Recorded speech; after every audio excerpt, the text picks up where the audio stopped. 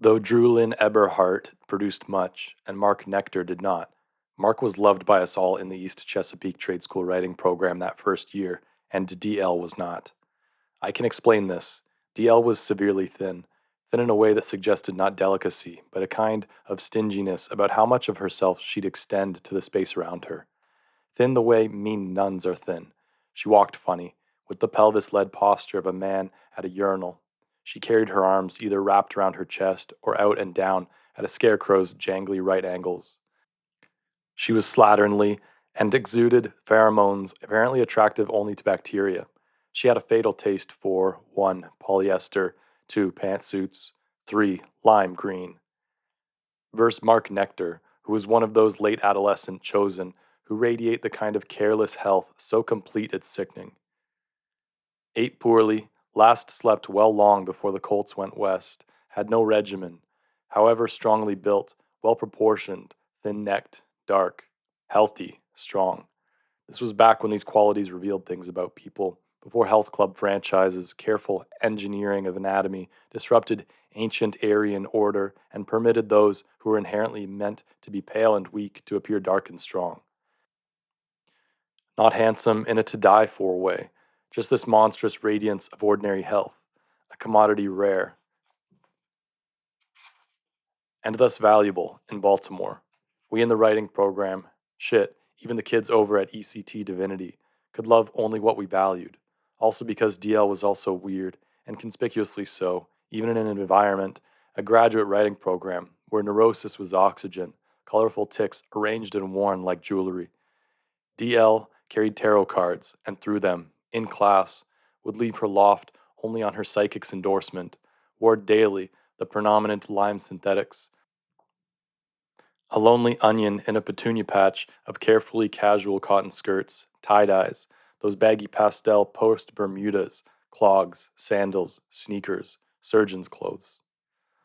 Also because she also seemed greedy and self-serving, and not near naive enough to get away with the way she seemed. She idolized Professor Ambrose with a passion, but in a greedy and self-serving way that probably turned Ambrose himself off right from the very first workshop, when she brought a conspicuously battered copy of Lost in the Funhouse for him to autograph. At East Chesapeake Trade, something one did not do. Was thus, for our interpretive purposes, right from day one, a sycophant, an ass-kisser. Also because she actually went around calling herself a postmodernist. No matter where you are, you don't do this. By convention, it's seen as pompous and dumb. She made a big deal of flouting convention, but there was little to love about her convention flouting. She honestly, it seemed to us, couldn't see far enough past her infatuation with her own crafted cleverness to separate posture from pose, desire from supplication. She wasn't the sort of free spirit you could love. She did what she wanted, but it was neither valuable nor free. We could all remember the opening line of the first story she turned in for the very first workshop. Nouns verbed by adverbially adjectival. Nuff said. Professor Ambrose summed it up well, though not without tact, when he told the workshop that Miss Eberhard's stories tended not to work for him because of what he called a certain look mom no hands quality that ran through her work. You don't want her facial reaction described. At least she produced, though. She was fiendishly, coldly fertile. True, certainly catty coffeehouse arguments were advanced concerning the preferability of constipation to diarrhea, but Mark Nectar never joined in. He spoke rarely, and certainly never about the kids he studied under Ambrose with, or the overall promise of their work, or their neuroses and tics, or their exchanges of bodily fluids. He kept his oar out of other people's fluids and minded his own healthy business. This was interpreted by the community as the sort of dignified reticence only the valued can afford, and so he was even more loved. It was actually kind of sickening. DL's fellow McDonald's alumnus Tom Sternberg, the diplopic ad actor, had Mark pegged as one of those painfully radiant types whose apparent blindness to their own radiance only makes the sting of the light meaner.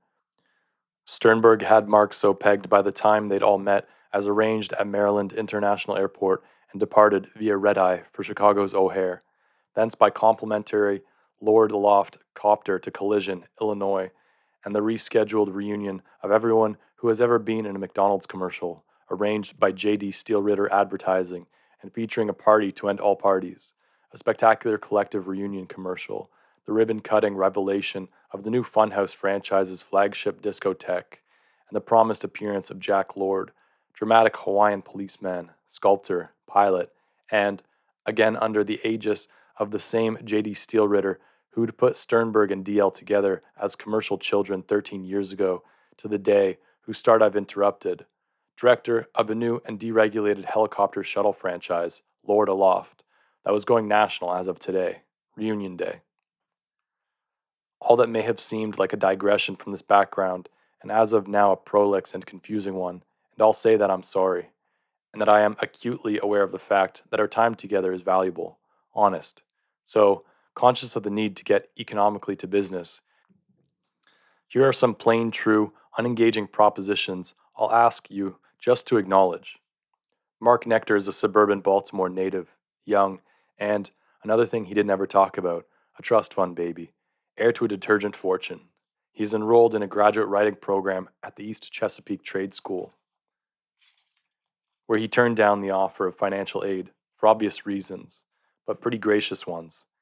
He's a fair competitive target archer, has been shooting competitively ever since he lost his technical virginity to a squat sweatshirted Trinitarian YWCA instructor who proselytized him on the virtues of 12-strand strings, fingerless leather gloves, blankly total concentration, dead release, and the advantages of arrows fletched by hand. Mark tends to walk almost tiptoed, something about exaggerated arches, has vaguely oriental eyes, radiates the aforementioned radiance, though he has glove-paled hands and a proclivity for necklace, rather effeminate surgeon shirts. Slight imperfections that enhanced the overall perfection of the etc. etc. How he was civilly married to Julian Eberhardt was, quickly, one fine day he witnessed the lime-clad postmodernist write something really pretty and vicious on the seminar room's green blackboard, right before the first bell rang for Dr. Ambrose's workshop. She saw him see her. Shit, he was sitting right there, the only one of the 11 other students in the room that early. But DL, seeing him see, still didn't erase the thing. Wouldn't. She was on her way out of the whole program by then.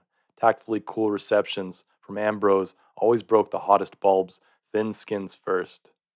She didn't care what the unproductive, big-necked object of the seminar's love saw. He could go on ahead and rat on her, tell Ambrose what he'd seen her write, or erase it, since you two are on such great good pedagogical terms.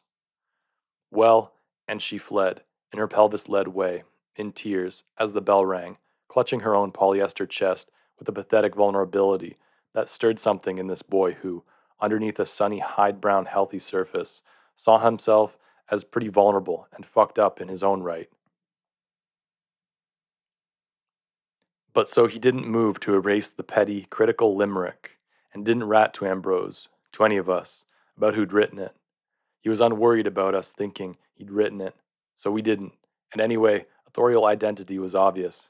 DL was the only student AWOL that day, and the thing had her dry, sour spite all over it, besides being self-conscious and bad. Hell hath no fury, like a coolly received postmodernist. And Professor Ambrose, though he said nothing, didn't even use the eraser at first, was nevertheless visibly hurt. He had the reputation of being a pretty sensitive guy, off the page. Actually, he was devastated, was what he wrote J.D. Steelritter, but he never told Mark Nectar that.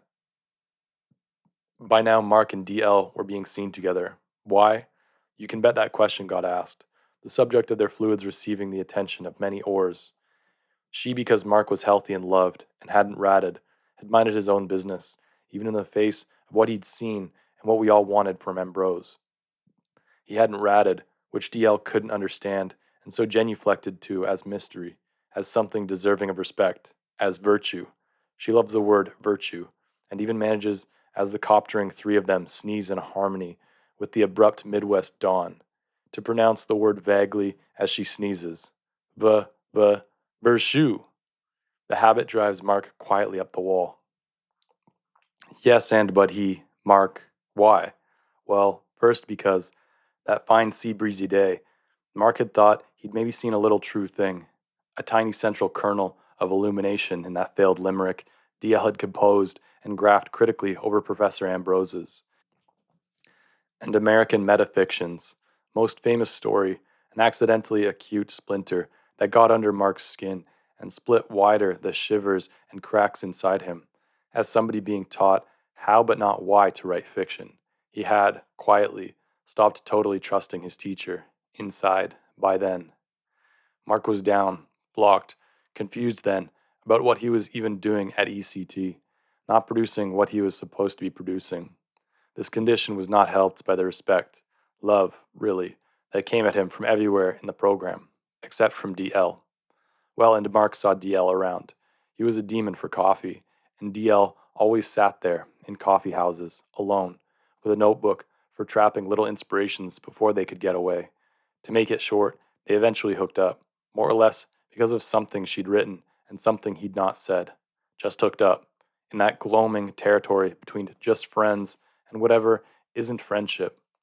They'd rap, do the beach, collect the odd shell. She'd tell him about the day's troubles. She watched him place third in the Atlantic Coast 30-yard championships. Young adult division. One rainy day, when the breeze off the bay didn't smell like anything at all, when she'd had word about something vague and parental and was just awfully down. She propositioned him.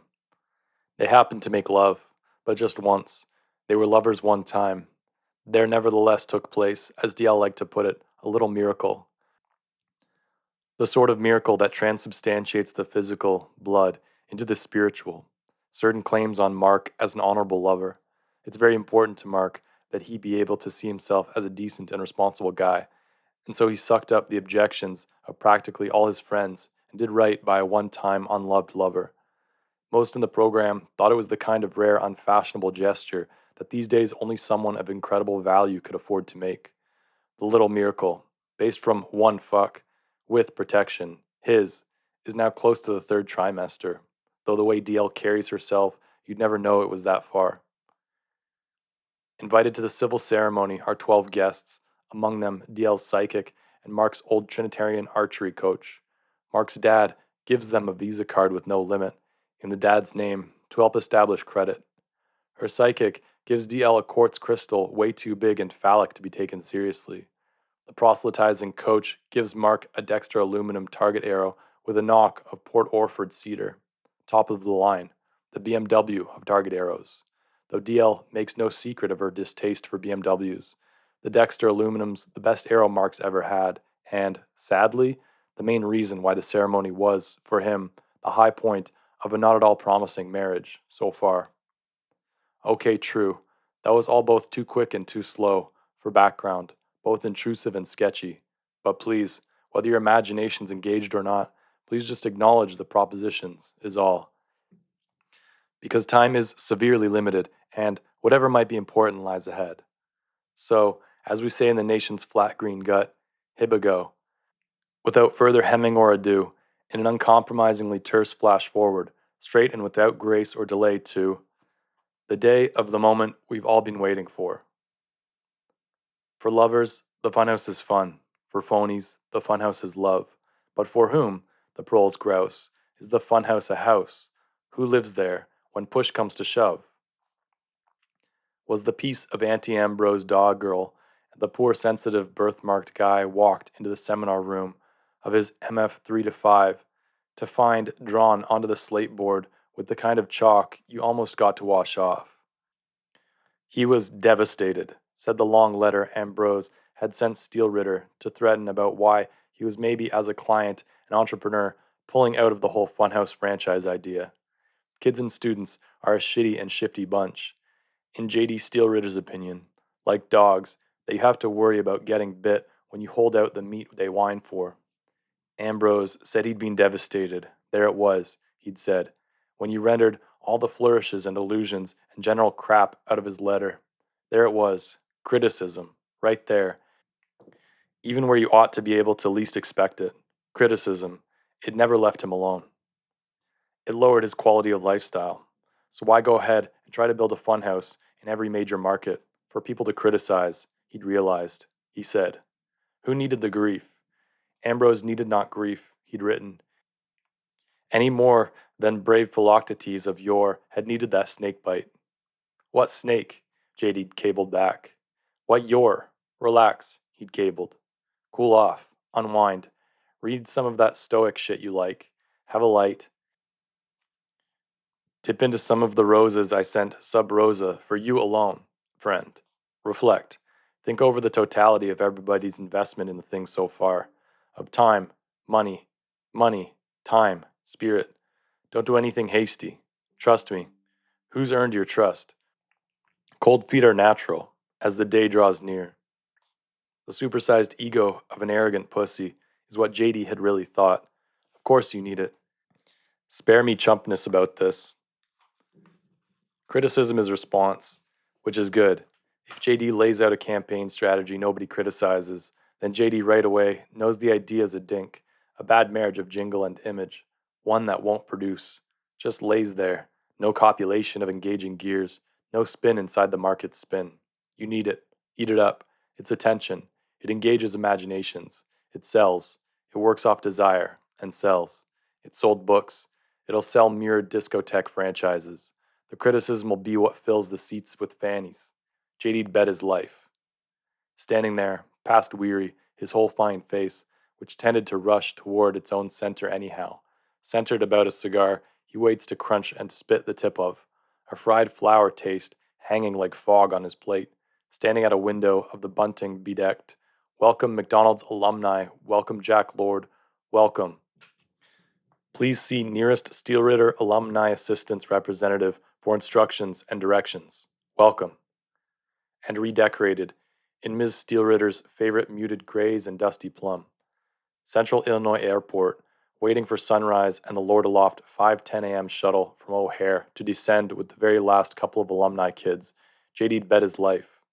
Ad men do this, bet their life on criticism, attention, desire, fear, love, marriage of concession and market, retention of image, loyalty to brand, empathy with client, sales, on life.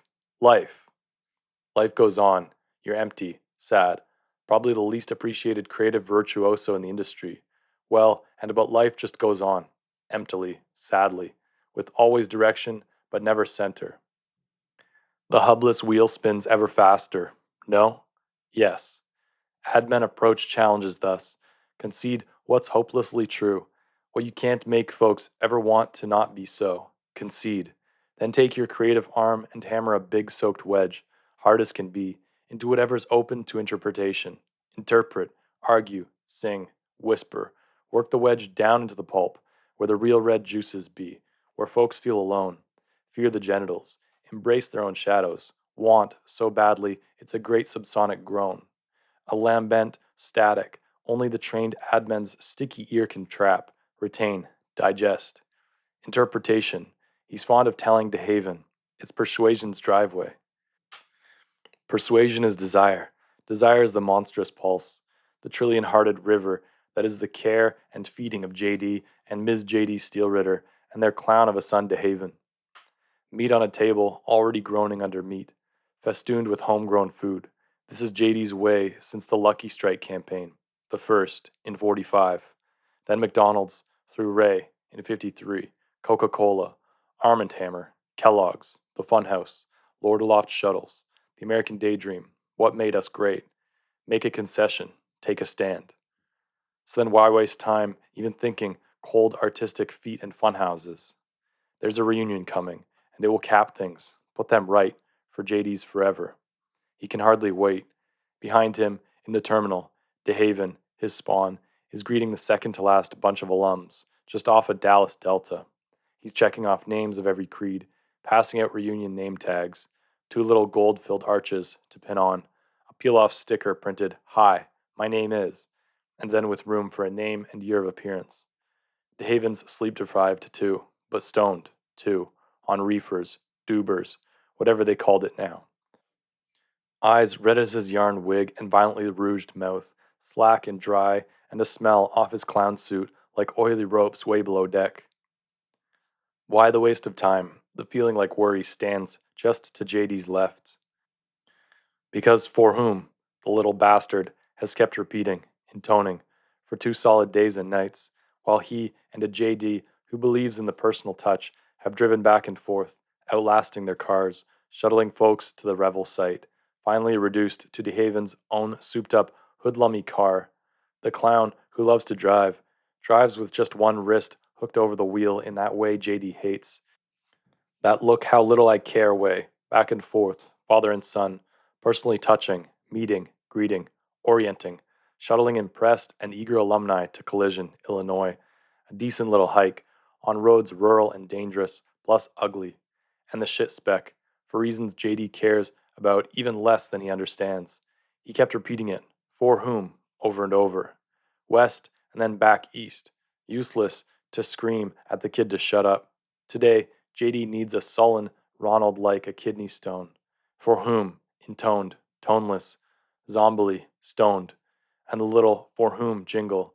JD Stillritter has an ear non-pari for jingles, has stuck and sunk through that sleep-deprived ear and is there, rattling, unfindable, penny and dryer like, in the head of J.D. Steelritter, a head that is fine, perfectly round, freckled of brow, scimitard of nose, generous and wet of lower lip, quick to center on anything oral.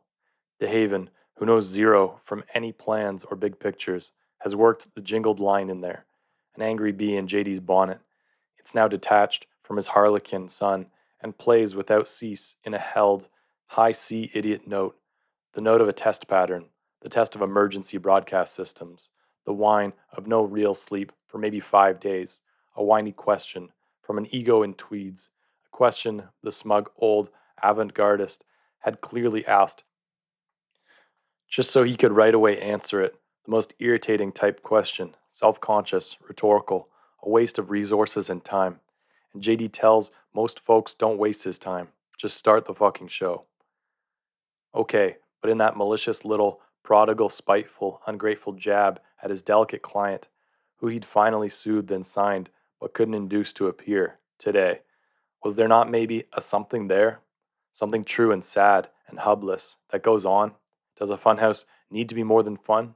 More than new and improved fun? Are actual house considerations at work in this campaign? Unseen? For whom is the funhouse an enclosure? Maybe. Does he, JD, live in anything like a funhouse? JD lives at the JD Steelritter Advertising Complex in Collision, Illinois. JD lives on and manages the few-acre rose farm his own itinerant father had stuck in the lapel of a corn-green state and then plowed himself into.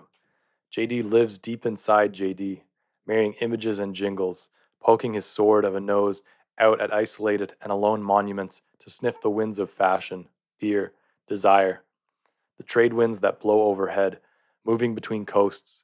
JD has built the second largest advertising agency in American history from the fringe that is the country's center, from a piss-poor little accidental town, smashed and stuck deep, corn-surrounded, in a flat blanket of soil so verdant and black it is one of only two things he truly fears. JD is of Central Illinois. Central Illinois is, by no imaginer stretch, a funhouse. But neither is it enclosed. Enclosed?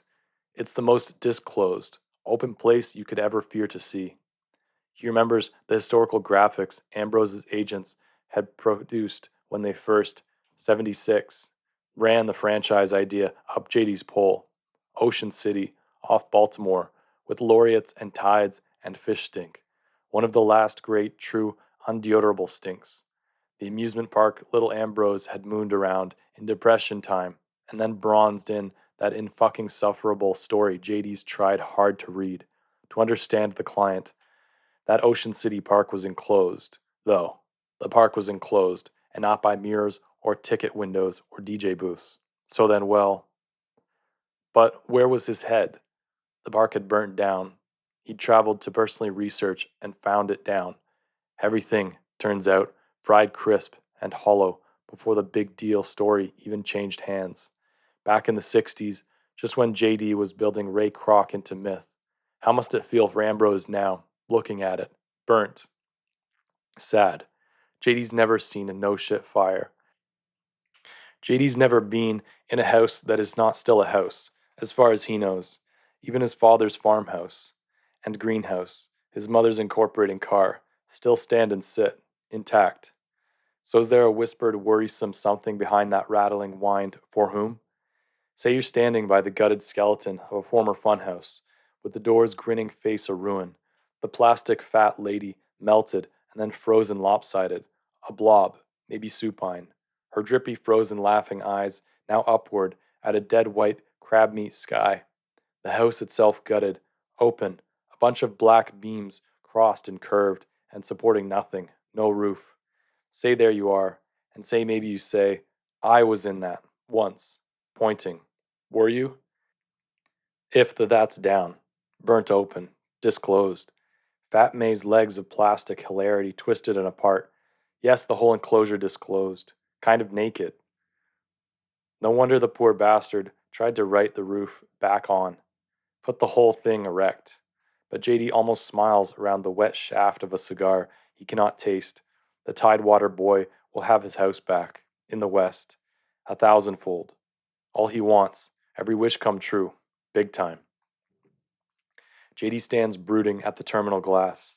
Jesus, Ocean City, in the past, gull sounds, ruddy kelp waving like a big head's just underwater. A drowned giant with sluggish hair, and the homes, wharf-colored, pale gray and off-white, rich dead salt smell, slow. Verse Illinois, in the present, in here and now, looking, black sky. Then licorice sky, maybe a crow's caw, dawn. Very little time wasted about dawn in Illinois. It's because it's always been so open. JD looks out the terminal window over the tarmac at the Lord Aloft landing pad. The underwater blue of landing lights in a circle under a by now licorice sky pricked with fading stars, trillions of them. The corn tallishly black and still, even the wind, and wet with precipitate dew. Facing eastward like this, it's almost hard to even look. Flat right to the earth's curve. East, never a hill, no western skyline of collision silos and arches and neon. The east from here is one broad sweep. There's nothing to hold your eye. You have to pan back and forth, like a big no. Your eyes so relaxed and without object, they almost roll. It can be scary. But this moment, now, he holds, stabs his cigar into an ashtray's fine sand. No for whom's for now, this one moment, this one instant, no more. Each eastern rise, there's a certain pre-dawn fire about everything. The distant commuter planes and refueling trucks, the stars fluttering to stay seen, the shuddering corn, the very oxygen of Illinois seems, in this one moment, to shiver as on the point of combustion. Just one daily moment, like that, the flat east drenched in deregulated gas and somehow waiting. And the fragile pre-ignition shimmer is gone, with nothing vertical between you and the horizon. The sun's just suddenly up. No rosy fingers, just an abrupt red palm. The reunion day's ignition is spasmically brief. The sun seems to get all of a sudden just sneezed up into the faded sky, the eastern horizon shuddering at what it's expelled. A helicopter appears, one of Jack Lord's slope-head pilots riding out of the instant sunrise. JD should turn his broad back to business. The kids are on that thing, they'd promised. The Lord Aloft 510 from O'Hare settles like a great gentle hand, a blur of bubble and blades, and its tornadic wind throws chaff and odd crap and shakes the corn, green, now, dusky, food for animals, and dew glitters, the corn one ocean. Check that JD one cornfield, one hand passed over, producing one wave, not sluggish and dead, but gentle and...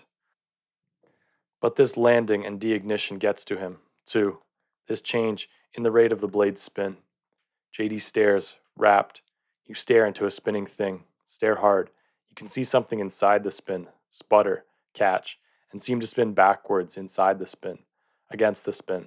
Sometimes maybe 4 different spins, each opposite its own outside. Watching what spins, it's a hobby, but JD knows it has to do with desire, so the time spent's not shot, even though he loves it.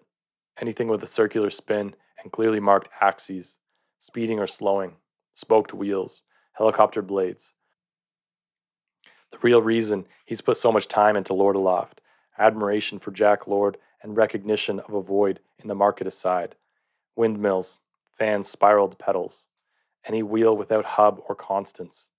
The best was a liveried carriage's right front wheel, once, a blur of delicately stretched spokes, then a perfect backward spin, inside the spin, as trot became canter and the thing clopped away on a London street, spinning.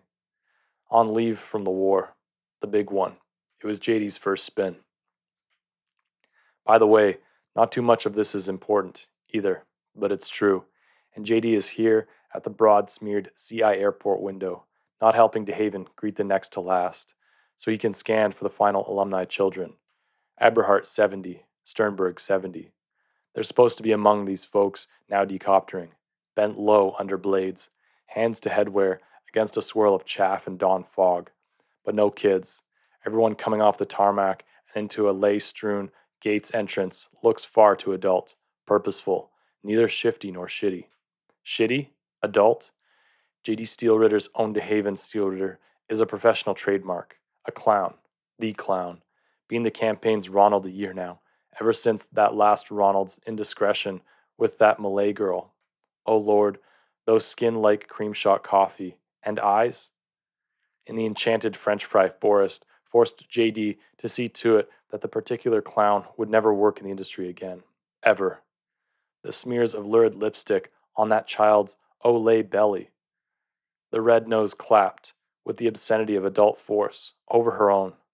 The goose bruises, though thank God no poke bruises, so no concessions needed. Whole thing explainable to Malay's stage mother as stage fright, as she led the little thing away. The girl's legs shaky like a new foal's. Sweet Jesus, never again one of those grizzled circus clowns. Any man you can get 12 of in a Honda Civic, you don't trust them. No? No. But so DeHaven Steelritter, adult, putative son, possible heir, usurper, who could love this DeHaven K. Steelritter? Age, needs a shave, height, slouches, with intent.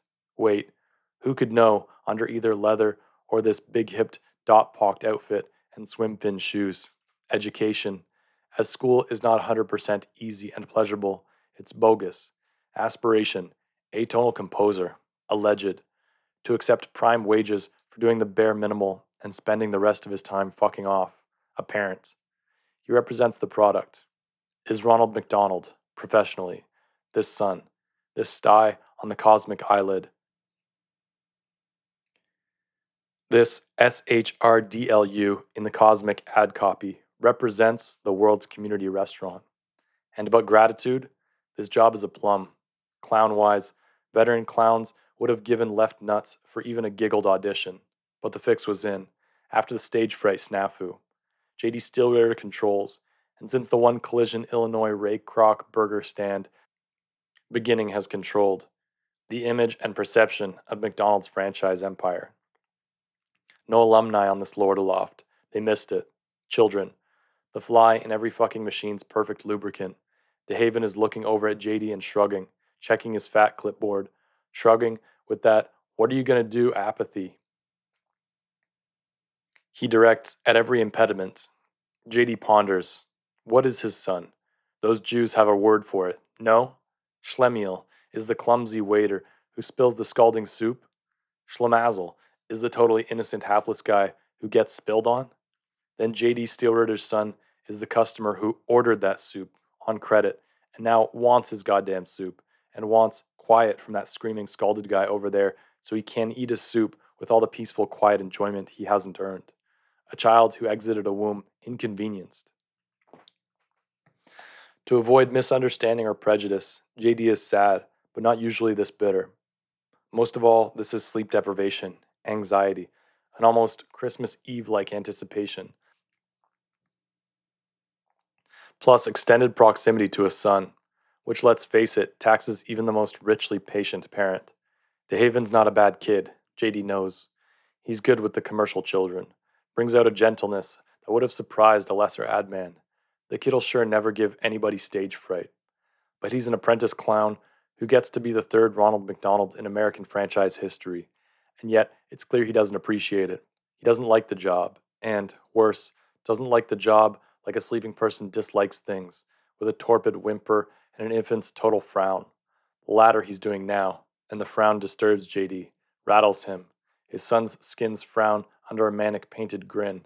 It looks grotesque, a kind of crude circle of lip and lipstick, so your impression that you should never get from a mouth that represents a restaurant is just of a hole, a blank dime, an empty entrance you'd only want to exit. Sternberg 70 and Eberhardt 70 are late. They missed the Lord Aloft 510. There's another at 710. JD's idea to have them run regular as trains. So wait and hope for the next Lord Aloft? Fuck around with O'Hare's Kafkan bureaucracy and have them look for and or maybe paged? But everyone else is here, on the way into Collision and Funhouse 1 and McDonald's 1 to await the high noon appearance of Lord Aloft 1, and the revels, until then, have been carefully structured.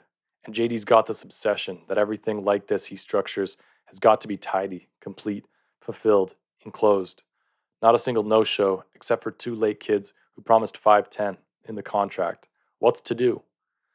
JD jumps a bit as DeHaven's voice appears next to his sensitive ear. Done, the big clown says, popping off the costume's red plastic, battery-lit nose with a kind of fuck you in Italian gesture he likes. Couple no-shows, though, Pop.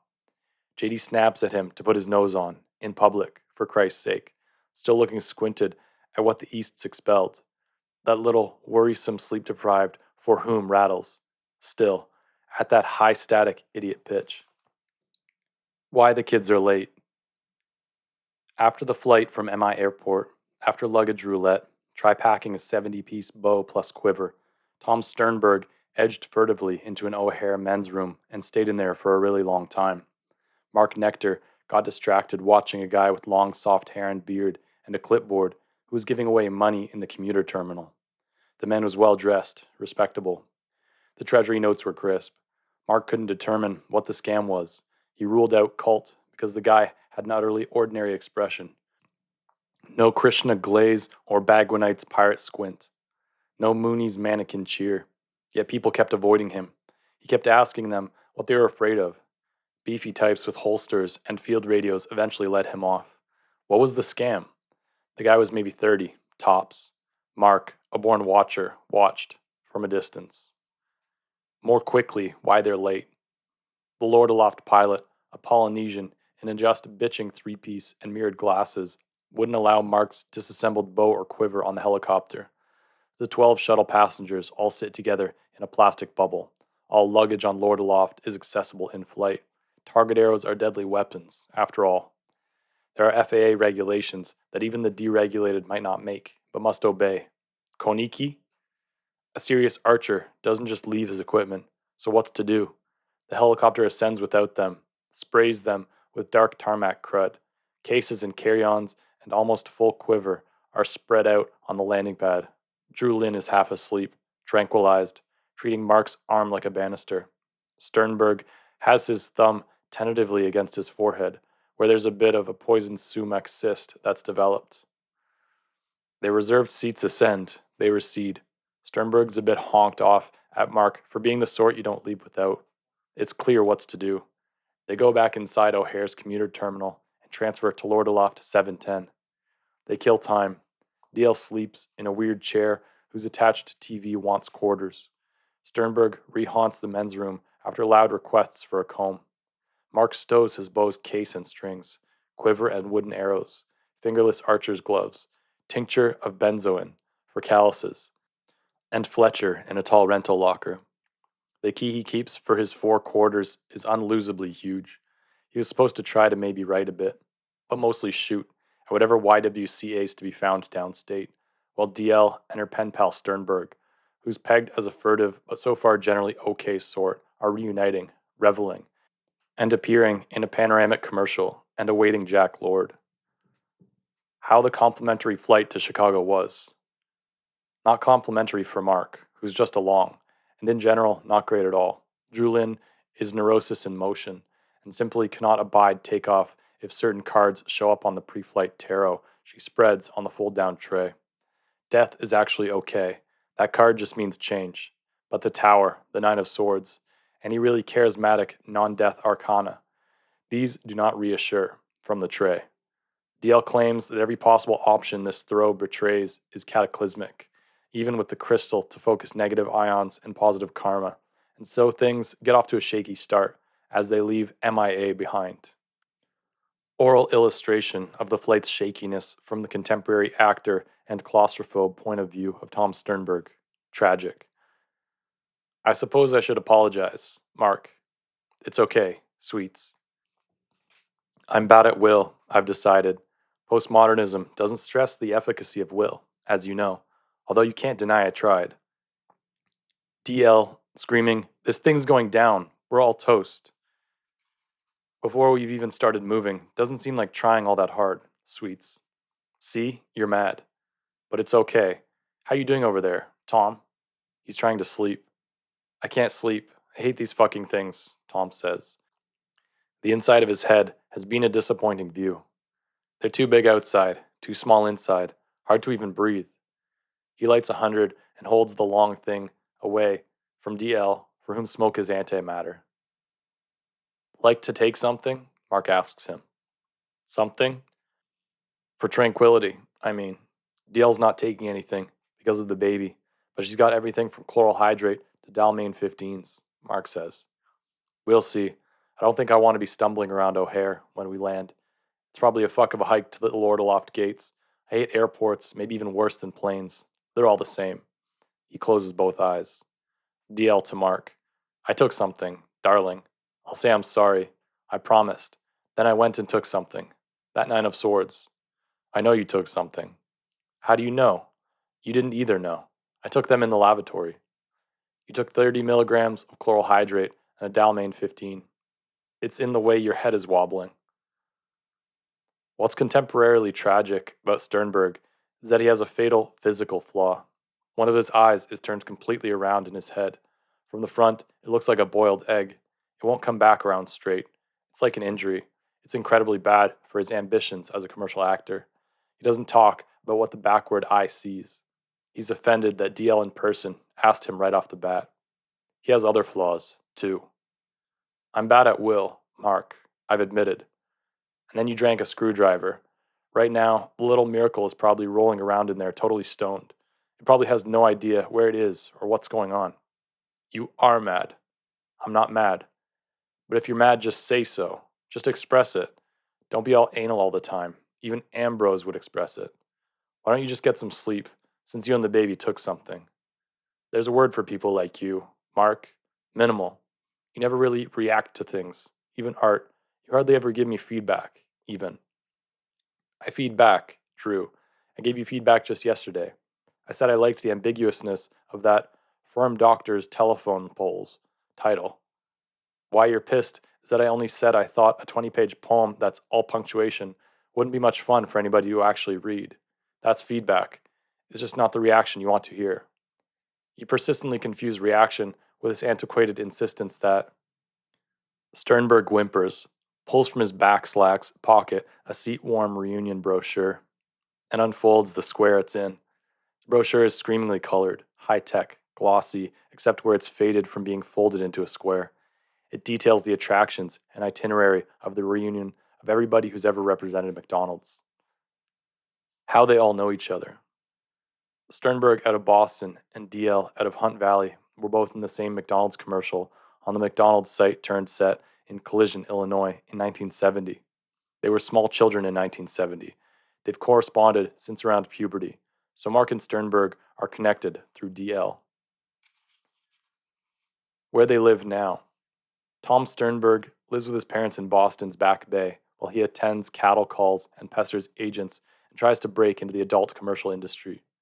Mark and DL live in an airy and utterly yupster Baltimore condo complex.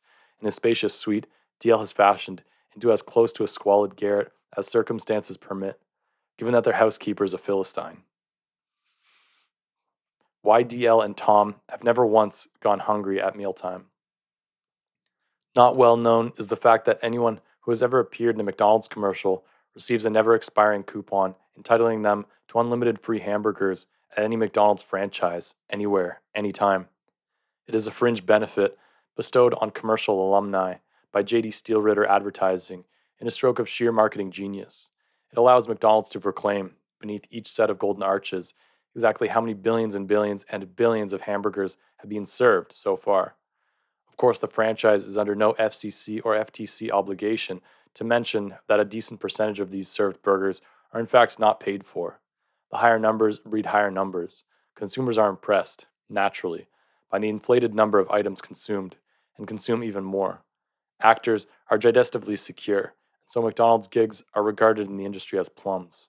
And the enormous, partly free volume of service actually conduces to what microeconomists call economies of scale.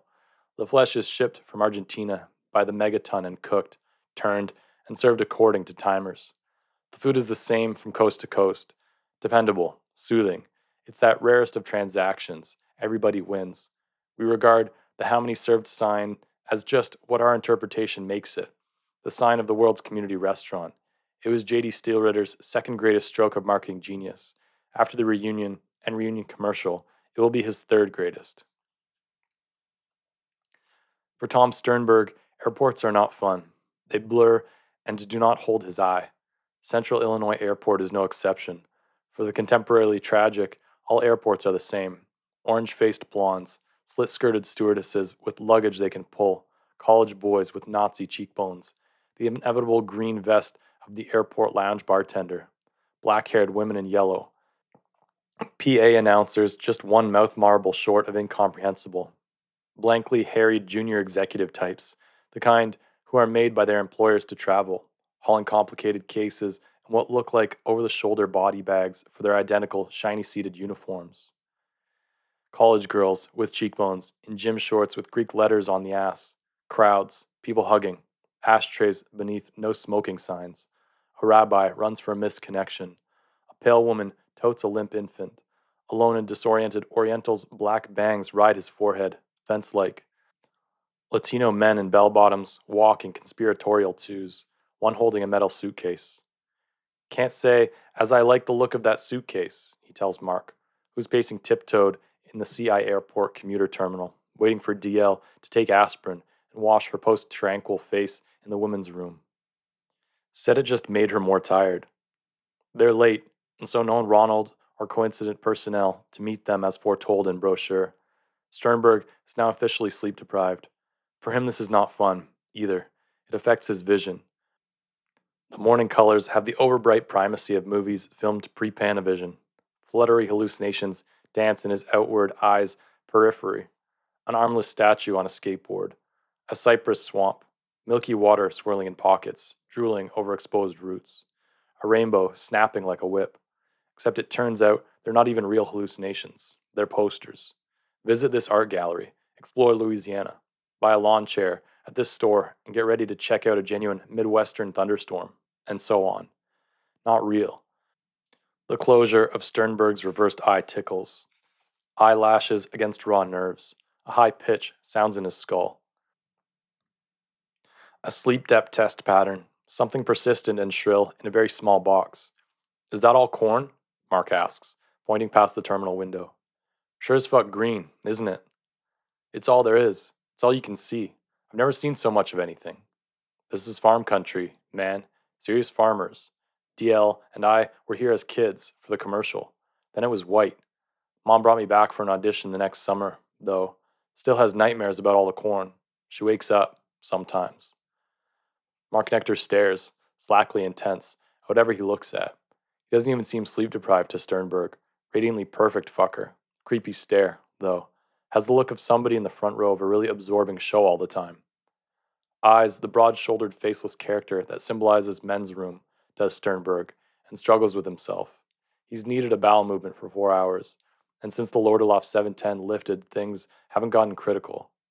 He tried, back at O'Hare, but he was unable to, because he was afraid that Mark, who has the look of someone who never just has to, might enter the restroom and see Sternberg's shoes under a stall door and know that he, Sternberg, was having a bowel movement in that stall, infer that Sternberg had bowels, and thus organs, and thus a body.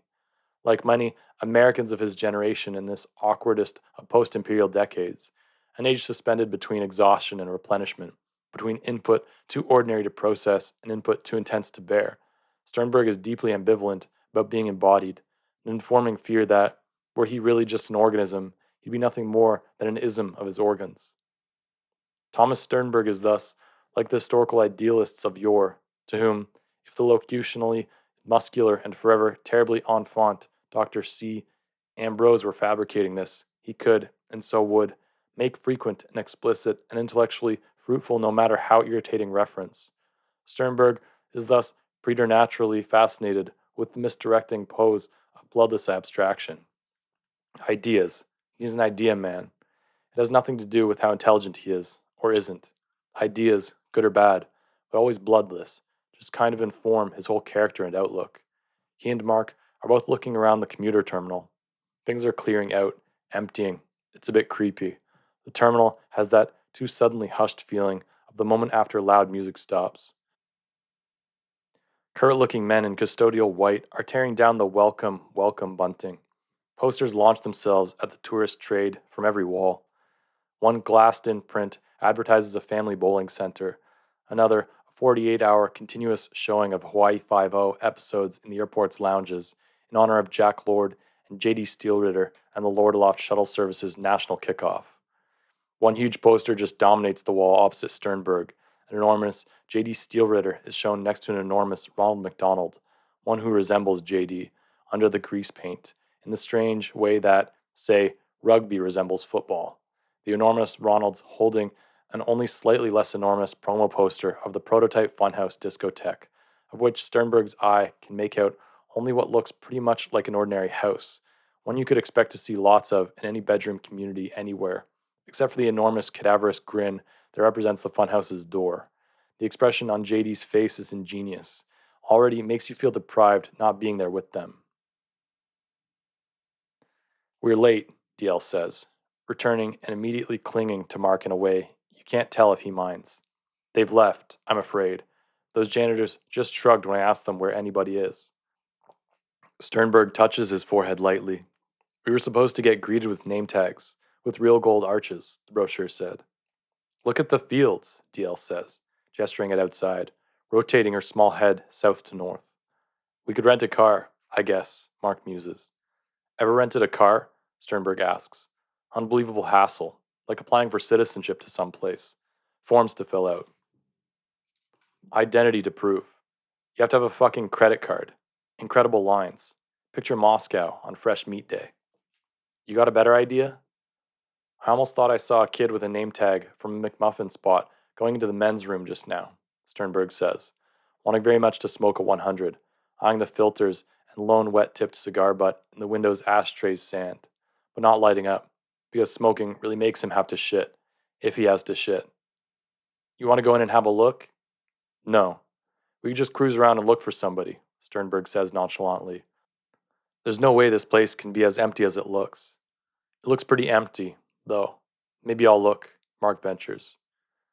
Dale loves to put her hands on windows. Can you even remember which way Collision is from here? She yawns. She can't see anything but land. The Lord Aloft's return to Chicago, a blurred and receding dot exiting the window's left border. If Collision was out there, close by, wouldn't we see it? There's certainly nothing in the way. Collision's west of here. That's east, out that window. So you don't see anybody to ask? Mark repeats quietly. Why are there like no windows facing west in here? Mark sighs, cracks pale knuckles, rubs his face. I do not know. We could try Hertz or something. We've got a credit card. Or we could just walk around and find somebody. Or we could eat. You hungry at all, Tom? No way Sternberg is going to eat anything right now. He rarely eats around people anyway, and adversely. Speaking about shit, Dr. Ambrose, whom we all admire with a fierceness reserved for the charismatic, could at this point profitably engage in some wordplay around and about the similarities, phronological and then etymological, between the words scatology and eschatology. Smooth allusions to Homeric horses pooping death-dealing Ithacans, Luther's excremental vision, Swift's incontinent yahoos. Neither D.L. nor Sternberg, nor J.D. and DeHaven, who are pulling up outside in the pay lot, arguing about something to do with DeHaven's car's ignition, have the equipment to react to opportunity in this particular manner. Mark now feels as though he distrusts wordplay. So basically, They're just standing round, as people will, their luggage a vivid jumble at their feet, kind of bogged down, tired, with that so near and yet type of tension, a sense of somewhere definite they must be at by a definite time, but no clear consensus on how to get there, since they're late. As Dr. Ambrose might venture to observe, they're figuratively unsure about where to go from here. How the central Illinois town of Collision came to be incorporated. Fact, all Illinois communities, from well built Chicago down to Little Egypt, have their origin and reason in the production of nourishment. The soul of Illinois is second only to the Nile Delta in terms of decayed matter percentage, fertility. Illinois has also always been known for its uncountable number of tiny, shittily maintained, shoulderless rural highways, against and alongside which corn grows quickly and thickly and tall. Tall, dense, and gorged corn obscures drivers' ability to see, at intersections of the little roads, whether anything's coming. And the funding necessary for caution signs just never has quite come through. And so, in the early Great Depression era, during which central Illinois' soil got not one bit dusty, the corn no less verdant, there was an unmarked, intersected collision between a wealthy Chicago woman on her way south in a big touring car and a farmer on a small tractor who was crossing the road east to west to get to his other field. The car won the day. The farmer was thrown ass over tea kettle into his field, where, hidden by corn, he expired. Loudly. The woman couldn't get to him because her car had knocked him so far into the green, and the humus-clotted soil made the woman's high-heeled shoes just impossible. The woman, who had a cut on her forehead and had killed somebody by knocking him way farther than any person was meant to fly, was traumatized beyond belief or reason.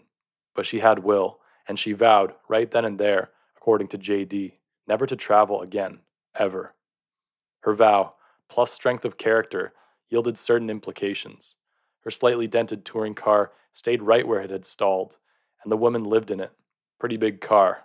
Farmer Croc's family, across the field, was rather honked off, at first, about the collision and death and disappearance, utter, of their breadwinner's body.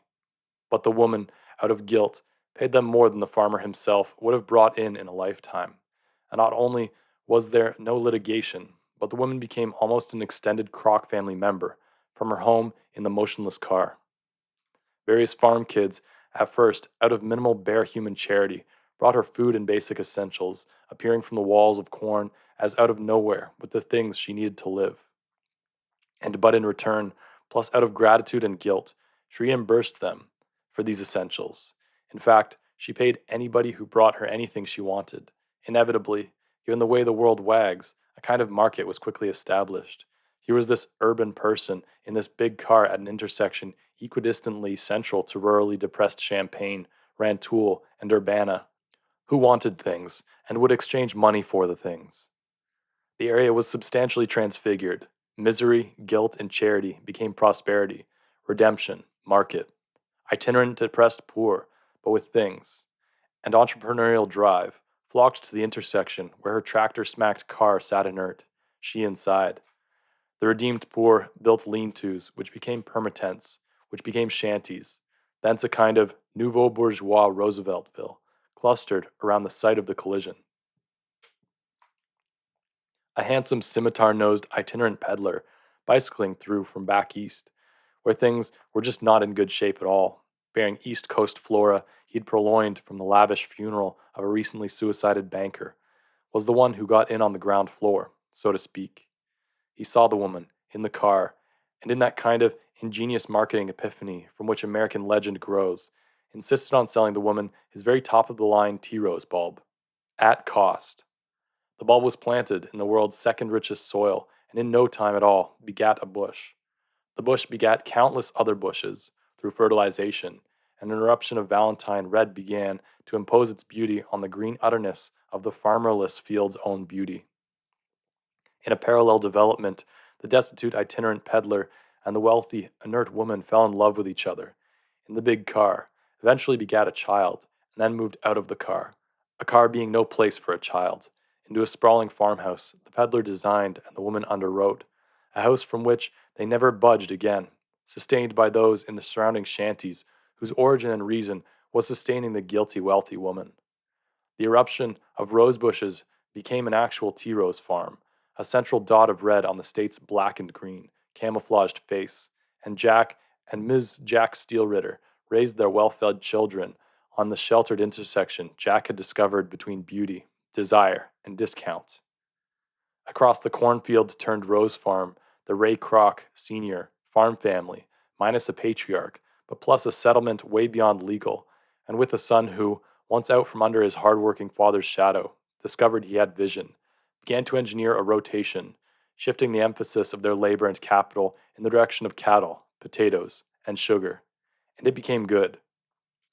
For whom is the funhouse a house? Maybe for liars, creative types, campaigners, tree surgeons having at the great Saxonic tree. For Tom Sternberg, the funhouse is less a place of fear and confusion than grimace, an idea. An ever-distant telos, his arrival at which will represent the revelated transformation of a present we stomach by looking beyond. A present comprised by fear of confusion. Okay, true. Funhouse 1, like all the foreseen and planned national chain of Funhouse franchises, is, in reality, just a discotheque. A watering hole and meat market and gathering place where the spotlights tell us where and how to swing to the beat. One big enclosed anarchic revel, a party, where we, via party rule, gather and pretend with grim Puritan fortitude that we're having just way more fun than anybody could really be having. Okay, now, but the funhouse also represents, to Sternberg, as hero, as Protagoras. The funhouse represents the future. As of right now, the prediction here is that Sternberg will arrive, through the inexorable internal logic of his choice and circumstance, at Collision's funhouse, as a tagged and registered part of the foretold and long-awaited reunion of everyone who's ever represented the product in a McDonald's commercial. We'll unite and interact with the crowd of actors there. We'll have numerous insights, revelations and epiphanies, and will, ultimately, at the end of the time, confront his future. An implication will be that Sternberg, as an emblem or synoptical appendage of his generation, will countenance in his future the future.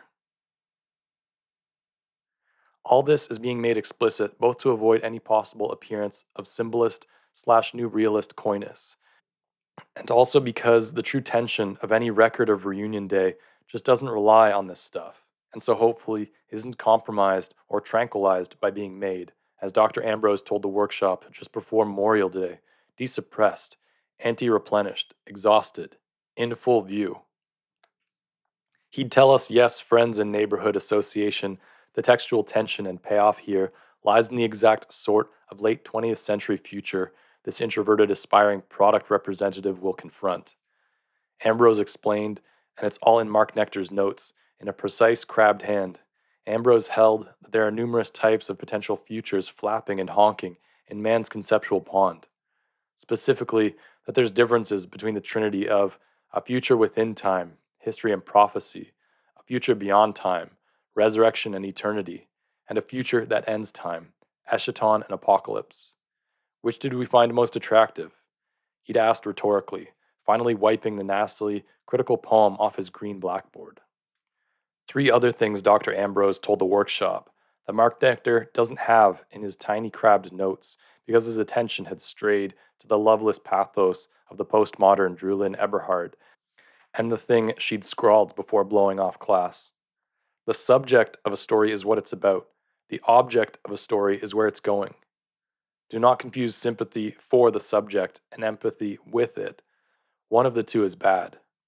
Yes, he, Ambrose, the author, is a character in and the object of the seminal Lost in the Funhouse, but he is not the main character, the hero or subject, since fictionists who tell the truth aren't able to use real names.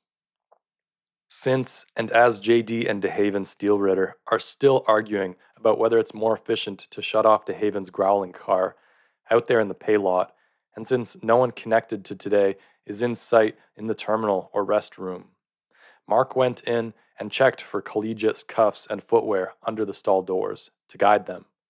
Still, the trio of Mark and D.L. and Sternberg are to be seen making their way toward the arrowed signs for ground transportation, their object being to rent a datson, Mark carrying both his light bag and DL's bag, a stabbing sensation in his thorax, which full hands prevent him from verifying as his special Dexter target arrow, which he's attached to, and hid from the Lord Aloft 710 pilot in his shirt, and is still carrying there. DL walking with arms crossed over a lime green jacket enclosed chest, whose dimensions remain, to Sternberg, disappointingly vague, her pelvis preceding her by at least a couple steps. Sternberg is lugging the bag his parents bought him, casting his castable eye this way and that for anyone with a gold parabolic name tag, an expectant expression, a clown's face. Eye casting over a Semitically modest set of cheekbones, but a rather snoutish, gentilic nose, a full if somewhat ill-defined mouth. His face itself, unfortunately one big chaos of poison sumac cysts, infection and scars, dimpled as a metal roof post-hailstorm. And of course, a pleasant blue forward-looking eye and an unnatural, dead white backward-looking eye. Ironically, a good part of his anti-corporeal stance, it was his idea to call having a body corporeal punishment, derives from his non-fatal flaw, the skin trouble. The skin trouble itself deriving from a weekend years past, just before a cattle call for a whisk spot he didn't get, a weekend of solo camping and getting into collar-soiled character, alone, with a tent, in the Berkshires, west of Boston, during which he'd contracted a mild spatter of poison sumac, and had purchased a discount generic brand of poison sumac medicine he curses now and forever. Like most terse-labeled generics, the product was untrustworthy. Turned out, in fact, to be medicine for the sumac, not the sufferer therefrom. But if the label says, medicine for poison sumac, what the fuck are you going to think, standing there? That had set his face, neck, chest, and back aflame, pulsing, cystic, volcanic, allergic, clotted, almost sacredly scarred. The sumac is so bad it hurts, which of course is a constant reminder that it's there, on his body, and won't go away. No sooner healed by brand name antitoxin than reinfected. The whole thing's just pretty loathsome, and you can bet Sternberg loathes it. He's unhappy, but in that comparatively neat and easy way of those who are at least pretty sure they know why they're unhappy, and what to curse, now and forever. They walk, with luggage, Mark bobbing slightly, DL loin-led and probably pregnant, Sternberg trailing and casting, onto the escalator's shaver-head steps, down. Here's that Oriental again, with the tattered black bangs, ascending at them. The Oriental's still alone. Sternberg ponders, how often do you see just one Oriental anyplace? They tend to move in packs. The sun is early to mid-morning. Lots of eastward windows glide diagonally up as they de-escalate. The sunlight is both glaring and impure. Dew-turned humidity rises as one slow body from the green sweep of corn, the mist breaking Swiss cheesily into patches as it heats and ascends to mess with the purity of the light. Mark could tell Sternberg how most Occidentals didn't realize that Orientals do often appear in transit alone, do often pronounce liquid consonants at least as well as your average airport PA announcer. That their eyes aren't any smaller or wickedly slanted than our own. They just have a type of uncircumcised eyelid that reveals slightly less total eye. The eyes in Mark's healthy face appear vaguely Oriental. They have that boxer in the late rounds puffiness, especially when he hasn't slept. But he's Occidental as they come. He's the third-generation German Baltimore wasp, though lately converted, DL wrote Sternberg, by an insidious pedagogical mesmer of an archery coach, from an ambivalent parental Catholicism to Trinitarianism, known also as Mathurianism or Redemptionism. DL, who is postmodern and so atheist, wrote bitterly to Sternberg during her then-just-friend's formal conversion. The whole thing was savage, medieval, cannibalistic, lust-ridden. This bread is my body, transformed into factitive verbs and epithetic nouns, a linguistic bewitchment, a leximantical fraud. How can three things be both one thing and three things? They just can't be, is all. But Sternberg thinks he gets the idea. If you can just want something bad enough, to want becomes factitive. Sternberg wants to heal himself, to act. He wants it more than anything. The opposing escalator carries the Oriental up at them. Mark declines to meet the man's uncut eye. DL actually walks down the downward glide of their conveyor, the sort of girl who treats escalators like stairs, behavior which has always frightened and confused Sternberg. Her ass is disproportionately wide, flat, ungentle. But so they're in motion, at least, notice, though the going is slow. It's undeniable that they don't even yet have transportation to the funhouse, and that it's awfully slow going here. Not one of them would deny this, and they're tired, and DL coming off meds, and Mark hungry and his bloodstream crying out for coffee, and Sternberg needs a B movement like nobody's business. But and so things are slow, and like you, they have this irritating suspicion that any real satisfaction is still way, way off, and it's frustrating. But like basically decent kids, they suck it up, bite the foil, because what's going on is just plain real. And no matter what we want, the world is pretty slow at present for kids our age. It probably gets less slow as you get older and more of the world is behind you and less ahead. But very few people of our generation are going to find this exchange attractive, I'll bet. Dr. Ambrose himself told Mark Nectar over beers and a blossom at the East Chesapeake Trade School Student Union Bar and Grill that the problem with young people, starting sometime in about the 1960s, is that they tend to live too intensively inside their own social movement, and thus tend to see all existence past age 30 or so as somehow postcoital. It's then that they'll relax, settle back, sad animals, to watch and learn, as Ambrose himself said he learned from hard artistic and academic experience, that life, instead of being rated a hard R or even a soft R, actually rarely even makes it into distribution, tends to be too slow. Meanwhile, oddly, here's another of these well dressed young guys in the lower terminal, near ground transportation, young and bearded and groomed, giving away money like it's going out of style, checking things off on a clipboard so full his slim hands strain to keep it together. Mark approaches him. He wants to verify the scam.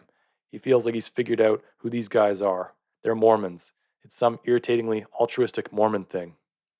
He wants to check it out before giving DL their Visa card, but DL is edgy, coming off Dalmain, a member of the Valium family. And a surprisingly sharp voiced argument ensues about schedules and reliability and lateness, and who's responsible for what, in terms of various fuck ups. It's the kind of public place argument between married people you don't listen to, if you're polite. A really blatant and intrusive interruption. As mentioned before, and if this were a piece of metafiction, which it's not, the exact number of typeset lines between this reference and the predominant referent would very probably be mentioned, which would be a princely pain in the ass, not to mention cocky, since it would assume that a straightforward and anti-embellished account of a slow and hot and sleep-deprived and basically clotted and frustrating day in the lives of three kids, none of whom are all that sympathetic, could actually get published, which these days, good luck.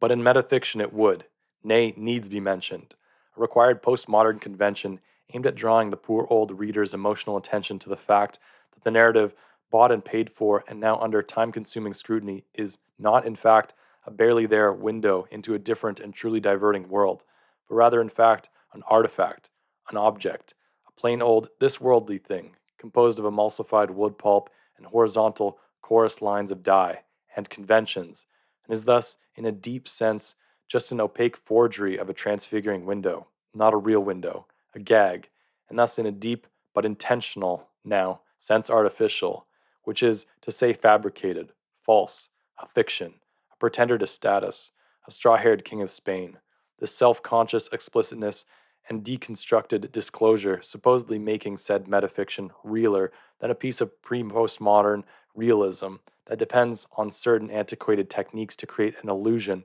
of a windowed access to a reality isomorphic with ours, but possessed of and yielding up higher truths to which all authentically human persons stand in the relation of applicand. All of which the resurrection of realism, the paint product of inglorious minimalist labor in countless obscure graduate writing workshops across the US of A, and called by Field Marshal Lish, who ought to know, the new realism, promises to show to be utterly baloney, this metafictional shit, plus naive baloney-laced shit, resting on just as many undisclosed assumptions as the realistic fiction metafiction would try to debunk. One imagines nudists tearing the poor emperor's clothes to shreds and then shrieking with laughter, as if they didn't go home to glass enclosed colonies either. And the new real guys would argue, more odious in the bargain, this metafiction, because it's a slap in the faces of history and history's not to be fucked with henchman induction. It opens the door to a fetid closet full of gratuitous cleverness, jazzing around, self indulgence, no handsism, which as Gardner or Conroy or Leroux or hell, even Ambrose himself will tell you are the ultimate odium for any would be passionate virtuoso. The closest we get to the forbidden, the taboo, the odium, the acer, and so the number of lines between won't be mentioned, though its ass pain would have been subordinate to and considerably more economical in terms of severely limited time than this particular consideration and refusal. There's to be, today, a reunion of everyone who has ever appeared in any of the 6,659 McDonald's commercials ever conceived and developed and produced and shot and distributed by the same J.D. Steelritter advertising that has sent myriad and high technically seductive invitations, information packets, travel vouchers, brochures, and carefully targeted inducements and duressments. No maps, though, oddly, to everyone who's ever appeared. And get this, the reunion's been so well conceived and promoted that everyone who's still alive has promised to show up. 100% positive response is JD knows no accident. This reunion's been in the works a long time. Besides things that spin, this gala's conception and arrangement have been JD Steelritter's central passion for years.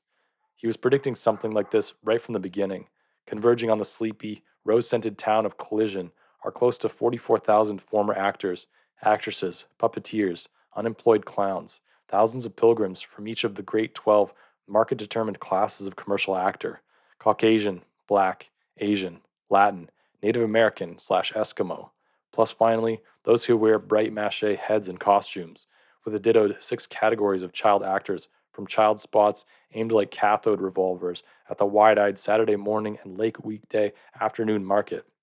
Free plane fare, complimentary Lord Aloft shuttle from O'Hare to Central Illinois Airport, clown car transportation to the reunion grounds for the punctual, gold name tags for keepsies, access to the flagship discotheque of a franchise that promises to thrive like carcinomi, to be the place to be seen in the millennium ahead, free food, natch, a chance to meet and pal around with J.D. Steelritter and Ronald's 1 and 3, to chuck baseballs at the targeted dunk tank over which will be suspended Ronald 2, to engage in general orgiastic Walpurgis revel that would have just shot Faust's rocks, and finally the appearance, at 12 sharp, directly overhead, of Jack Lord, star, with a bullhorn and plastic rifle.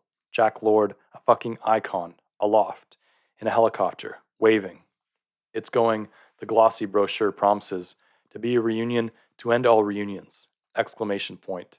And it's going to be made into the biggest McDonald's commercial of all time. And they're going to get paid all over again. Besides, new realism, being young and realistic, is pretty slow, too.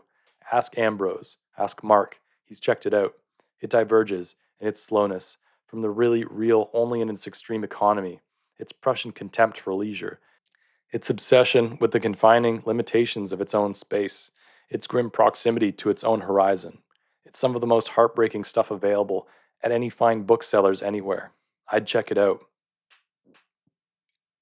At the point of a surprisingly patient parallel line at the CI Airport Avis counter, a very big farmer in overalls, so big he unconsciously treats the counter like a footstool, has his boot on the counter and his elbow on his knee, is trying to barter an entire 1,000-bushel crop of prime Illinois feed corn, plus his 81 Alice Chalmers thresher slash harvester, for just 3 weeks' rental of anything foreign. Anything foreign at all is what's sad. It's for his oldest kid, apparently. His kids and our kids watch the negotiations.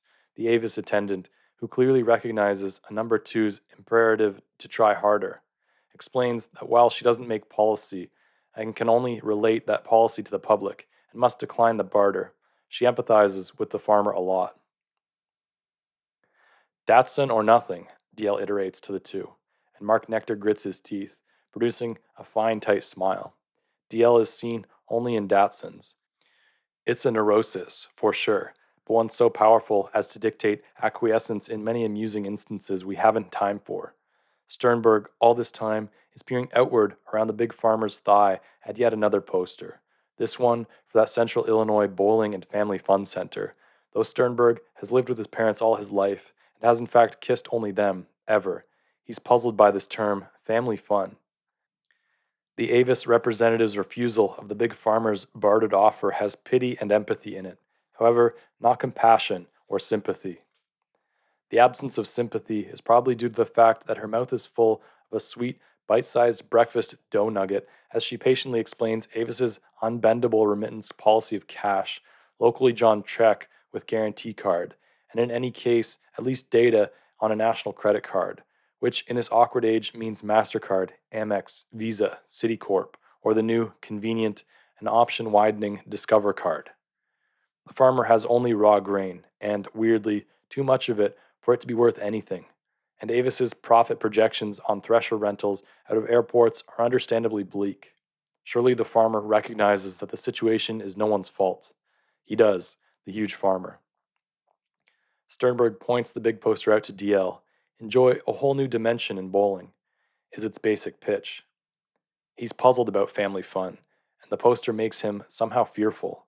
Bowling's pretty darn three-dimensional already, isn't it? Mark smiles. Four-dimensional bowling? DL laughs. Her laugh tends to sound like a cough, and obversely. Sternberg peers at the two-dimensional image, scanning the ad's family of models for flaws. Mark stands tiptoed, flexing his ankles, his arrow a little vertical wrinkle under his surgeon's shirt. And they're all of a sudden at the counter's long lines front, Sternberg sees. What's happened to the big old farmer who's unable to trade a whole season's sweat and effort in the tradition that made the USA, nay, the whole evolution from hunting, gathering, nomadism to cultivation and community, possible and great, for a lousy 3 weeks of flashy transport? Has he gathered his flat-faced brood around him, raised the bill of his seed company cap to rub his own tired brick-red face, and gone off to try even harder at car rental's #1 agency? Mark feels as though he ought to be depressed about it. The car was for the farmer's eldest son's potential wedding to a loan officer's daughter. But Sternberg can see neither farmers nor broods any place, and his evacuation imperative has now become a sick ache in his lower gut, and he draws out a fag, a 100, a type of cigarette he likes because it not only burns forever, but also emits its light at a comfortable distance from his body. Again, the preceding generation of cripplingly self-conscious writers obsessed with their own interpretation would mention at this point, just as we were possibly getting somewhere, that the story isn't getting anywhere, isn't progressing in the seamless Freytagian upsweep we should have scaled by this. MSS, page 35, time. They'd trust, though, a la their hierophant C, Ambrose, that this explicit internal acknowledgement of their failure to start the show would release them somehow from the obligation to start the show, or that it might, in some recursive and above all ingenious way, represent the very movement it professes to deny. Mark's fix on these grammarites is that they're basically a sincere lot, critics, really, instead of the priests they want to be, and that it's ironic that it's because of their very critical integrity that these guys get captured by the very pretend industry they're trying to regulate. Mark Nectar is unfashionably patient, in line. T. Sternberg embodies a different generational story. Gray clouds roll in slow pain against half his sight. As the nicotine becomes a bright blood tide crashing against sleep depth, ugly ideas descend on Sternberg and are recorded here without comment. Fucking pathetic farmer. Fucking pathetic Midwest Avis girl with anvil-shaped hair and a translucent wart on her brow and sugary shit at the corners of her mouth. The black girl hair on her arm, like, gleams. Fucking Mark with his hypnotized stare and sensitive lashes and stink of health and his lone aluminum arrow, attached to the phallic little guy or what. Terrific hiding job inside his necklace effeminate surgeon's shirt so the tip shows just under his throat. The clot can't even tell how he looks to other people. Fucking DL with her trim trimestered belly and limbo pelvis and too clever pout. Her failure to match memory. A dog-eared copy of something progressive held across her chest in lieu of the jiggle of any discernible tit. Fucking Tom varnished with a light oily sweat in the absence of one lousy visible flaw on the poster of these bowlers having family fun in a new dimension. We just want a ride, dude. Gratis. To the reunion. We just want to do the bare unavoidable minimum. Pay taxes. Die. Sternberg has resentment even he can't see. It's so deep inside. So an ugly mood and a desperate need to evacuate his body. It's loathsomely real, I'm afraid. But what's to be done? Avis girl with translucent wart and glazed dough nugget behind aluminum counter. How can we help you? Today. Across the lower terminal is the lower lounge, mostly empty. The plastic tables, round sprouts supported by single central stems, atomic clouds with tops shaved flat. The bartender, in his green vest, hanging washed glasses by their stems beneath the huge TV, raised to its tavern height in a corner on the side Sternberg can't see out of, though his other eye is marvelously keen, the eye of a marksman, really. I feel we should tell you right at the outset we'll be needing a datson, DL says, the counter at what ought to be breast level.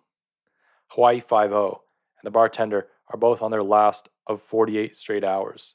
The bartender is grim, has to hear Dano being told to book somebody just one more time. But it's an episode Sternberg knows, moving his head to see. He just loves episodes he already knows. No more Datsons? Mark, she seems to be saying there are no more Datsons. Looking at Sternberg and the distant elevated TV. Datsons are Nissans now, sweets. Ask if they have Nissans. Mark's broken this news to DL before. It never sinks in. It's the first bit of violence here in this episode. Jack Lord's antagonists always get introduced through violence inflicted on the innocent in cameo. See these menacing Oriental men enter a beauty salon where an Occidental and male hairdresser is alone, putting receipts in order, soon to close. Menacingly, they draw the shades and flip the windows sign over so its open side faces Sternberg and the surprised hairdresser, who tries to explain that they don't do men in this particular shop. One Oriental drawing a flicked stiletto, Welch Schmerzian, and lust a glitter in eyes far smaller than good old familiar Occidental eyes, announcing, "We do." And the revelation dawns on victim and viewer alike as Hawaii 5-0 cuts to shots of an almost tidal-sized wave. A wave that conveys far better than realism the total disorder and dismemberment taking place in that Occidental Honolulu hair salon. As Mark, too, succumbs to the familiar enchantment of popular culture, leaves transportation negotiations to his bride, and drifts with Sternberg light flotsam toward the lounge and the syndicated television program Hawaii 5-0. Numerous references to popular culture pervade the art which all three of these sexually mature children consume and aspire one day to produce and represent. Popular culture is symbolic representation of what people already believe. But so they have a coccyx hostile chair at a table's wood-grained circle, the boys, in the lower lounge almost empty, as morning lounges ought, Sternberg ordering a jolt cola and fishing for fags in his shirt, Mark having to remove his arrow as he sits, since the tip's at his throat, and his throat wants coffee, and he can't believe the bartender's terse suggestion that he go up to the cafeteria if he wants something hot. Meanwhile, across the terminal, in view of Mark but not Tom, who's in reruns, stands Drew Linn, edgy as only a tranquilizer hangover can make you edgy, trying to negotiate the legal rental of a Nissan, as the line behind her grows too long to really even be observed. Mark withdraws from a surgeon's shirt of surprising storage complexity a thick Ziploc bag, 1/3 full of oily and darkly red things. Sternberg is witnessing Che, the 50ME, trace a kind of chalk ectoplasm around the tastefully unfocused cadaver of the hairdresser.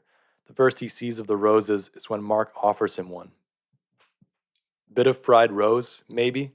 Reaching pale fingers in, bending as if to sniff coffee. Fried rose? Mark holds a petal so greasy it makes his fingers shine. It's like a delicacy. You behead them and fry them in oil and eat them.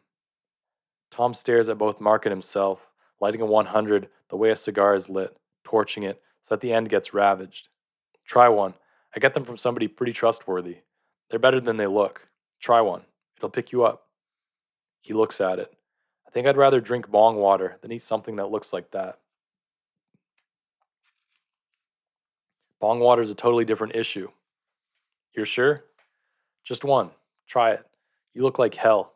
You can wash it down with Jolt. Won't even taste it. No inappropriate comestibles for DL, though. DL's psychic was dead set against fried roses. Hors d'oeuvres to a meal you don't even want to think about, she'd called them. It was she who told DL she might be seen only in Datsons, that the death card was basically an okay card, but to consult her before ever leaving home. To wear amber resin instead of perfume. It's good karma. Opens the third eye. Plus smells good, like distant orange cake. DL wears amber. Excuse me? I heard only donut. A Nissan, then. We will. No, not be driving it out of state. We'll be taking it only to Collision, just west of here. Is Collision just west of here? Steel Ritter. Yes. We're here for the reunion of everyone who has ever appeared in a McDonald's commercial. Caps her. The ultimate McDonald's commercial. A kind of logarithm of all other McDonald's commercials. A spot so huge the brochure. Here's the brochure. The brochure says new equipment will have to be designed even to try to countenance the union of all the third year's actors consuming, to attempt to capture a crowded and final transfiguration that will represent and so transmit a pan-global desire for meat, a collective erection of the world community's true and total restaurant. I know, Steel Ritter advertising tends to walk that way, and Mr. Steel Ritter wasn't here to meet us. We were late. My husband and friend, are both looking. My husband is in the lounge, just across, facing the window. You can just see him. Mark Nectar, spouse, with a CH and no vowel. He should go down first. Next, D.L. Eberhard, Introduction of the McDonald Land Outdoor Eating and Family Fun Areas, Winter, 1970. I, sliding down a compactly curved slide, my possibly bare little bottom shrieking frictionally against very, very cold metal. I innocently offering the hamburglar a burger he doesn't even chew, swallowing it whole as I recoil. The poor man was bulging out of his costume by the time Steel Ritter was satisfied with the shot. He was a perfectionist. He and the actors who wore costumes didn't get along well, was our impression. A Thomas Sternberg should go down, too, as a possible driver. He's from the introduction of the drive-through option, Winter, 1970.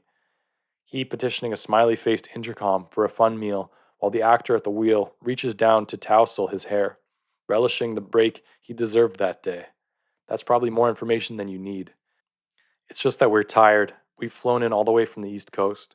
We haven't had quality sleep or been met, and we would so much just like to get there with minimal hassle.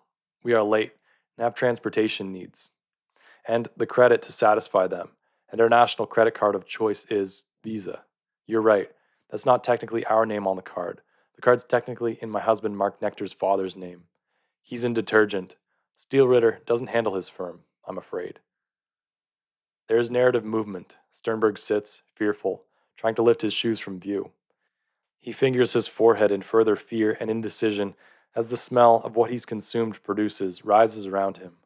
Elsewhere, red-toothed, Mark idly flips his arrow up and over and down and into the lounge's round table, where the razor-sharp Dexter target tip sticks. He's good at this. It's a lounge trick. Just hangs the knock and part of the cedar shaft over the table's edge. Give it a carefully casual slap from below, and the thing goes up, end over end, and comes down straight to stay.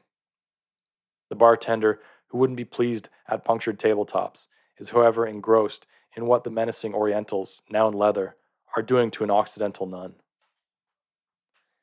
Is this because J.D. Steelritter, who probably owns this whole airport and everything in it, doesn't handle detergent? DL demands. Well, no, I'm trying to tell you it is our card. It's just in his father's name. Wedding present. We're practically newlywed. But why does it need to be in our name? I'm over 21. I'm 25, for Christ's sake. Look at the license. I'm pregnant. I have a spouse. No, Mark does not have a visa in his own name. He's just a graduate student. We're only just now establishing credit. Tom Sternberg, I know, doesn't have a credit card. He uses only money, not even a checking account. He pretends it's a political idea, but really he's afraid he'll get confused, overextended.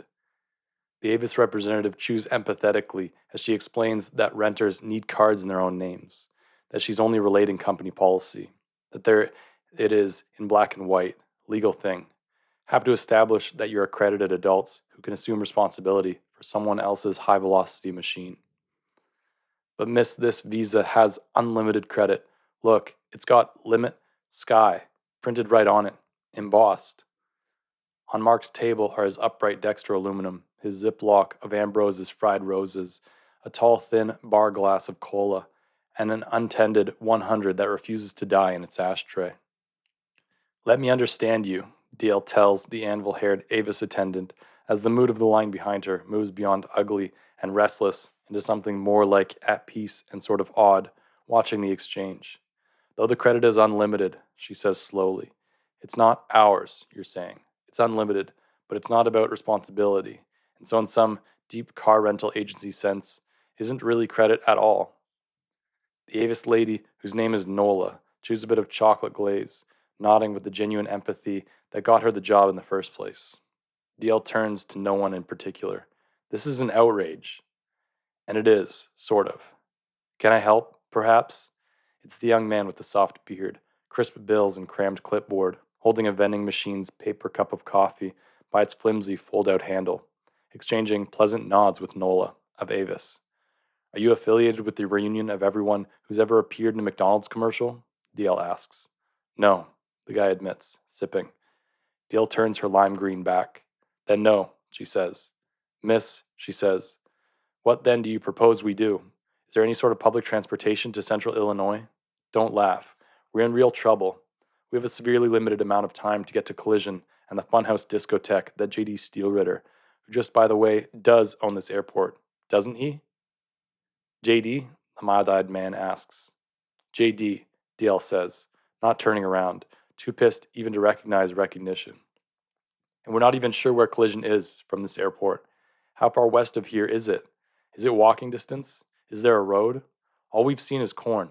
It's been disorienting, windblown, verdant, tall, total, menacingly fertile. This entire area is creepy. We have transportation needs. I'll bet the insects here are fierce. Is your state bird the mosquito? Is this snake country? Fears, the man with the money to offer is saying, idly working those near the line's front. Fears here? By the way, for whom would perpetual union with this person yammering bad news customer-like at NOLA be fun? I'll bet you're asking.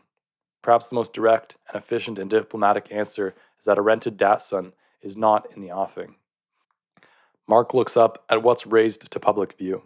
Jack Lord's helicopter slowly ascends, wheeling gracefully into Hawaii's electric blue. Lord at the helm, in a fine and no bullshit whatsoever business suit.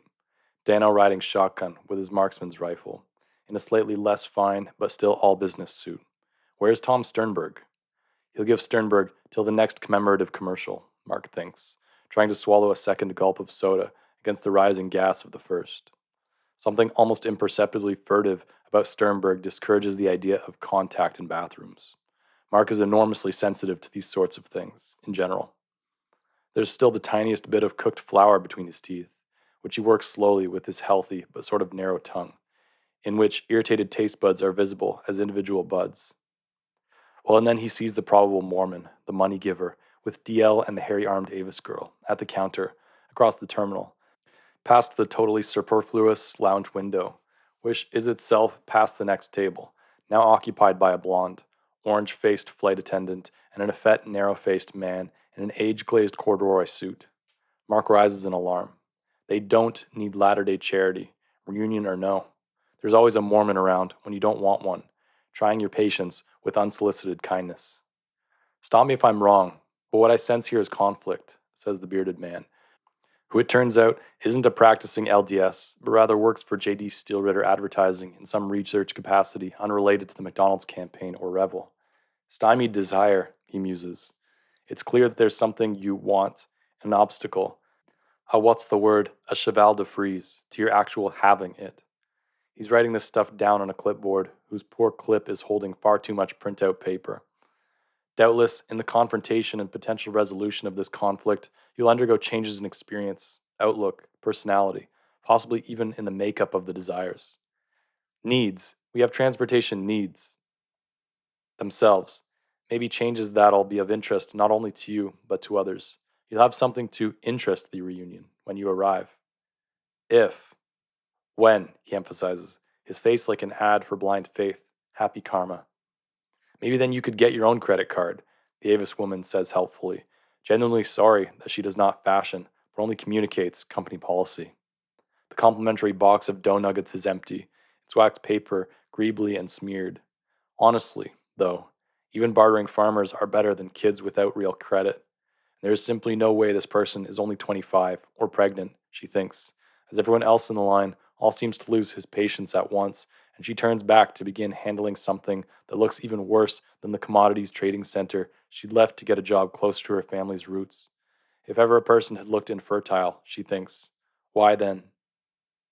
J.D. Steelritter and DeHaven Steelritter are still out in the airport lot, if you will, their initial argument about ignition having metastasized into a really killer row about DeHaven's less than fastidious records of just which alumni have arrived when.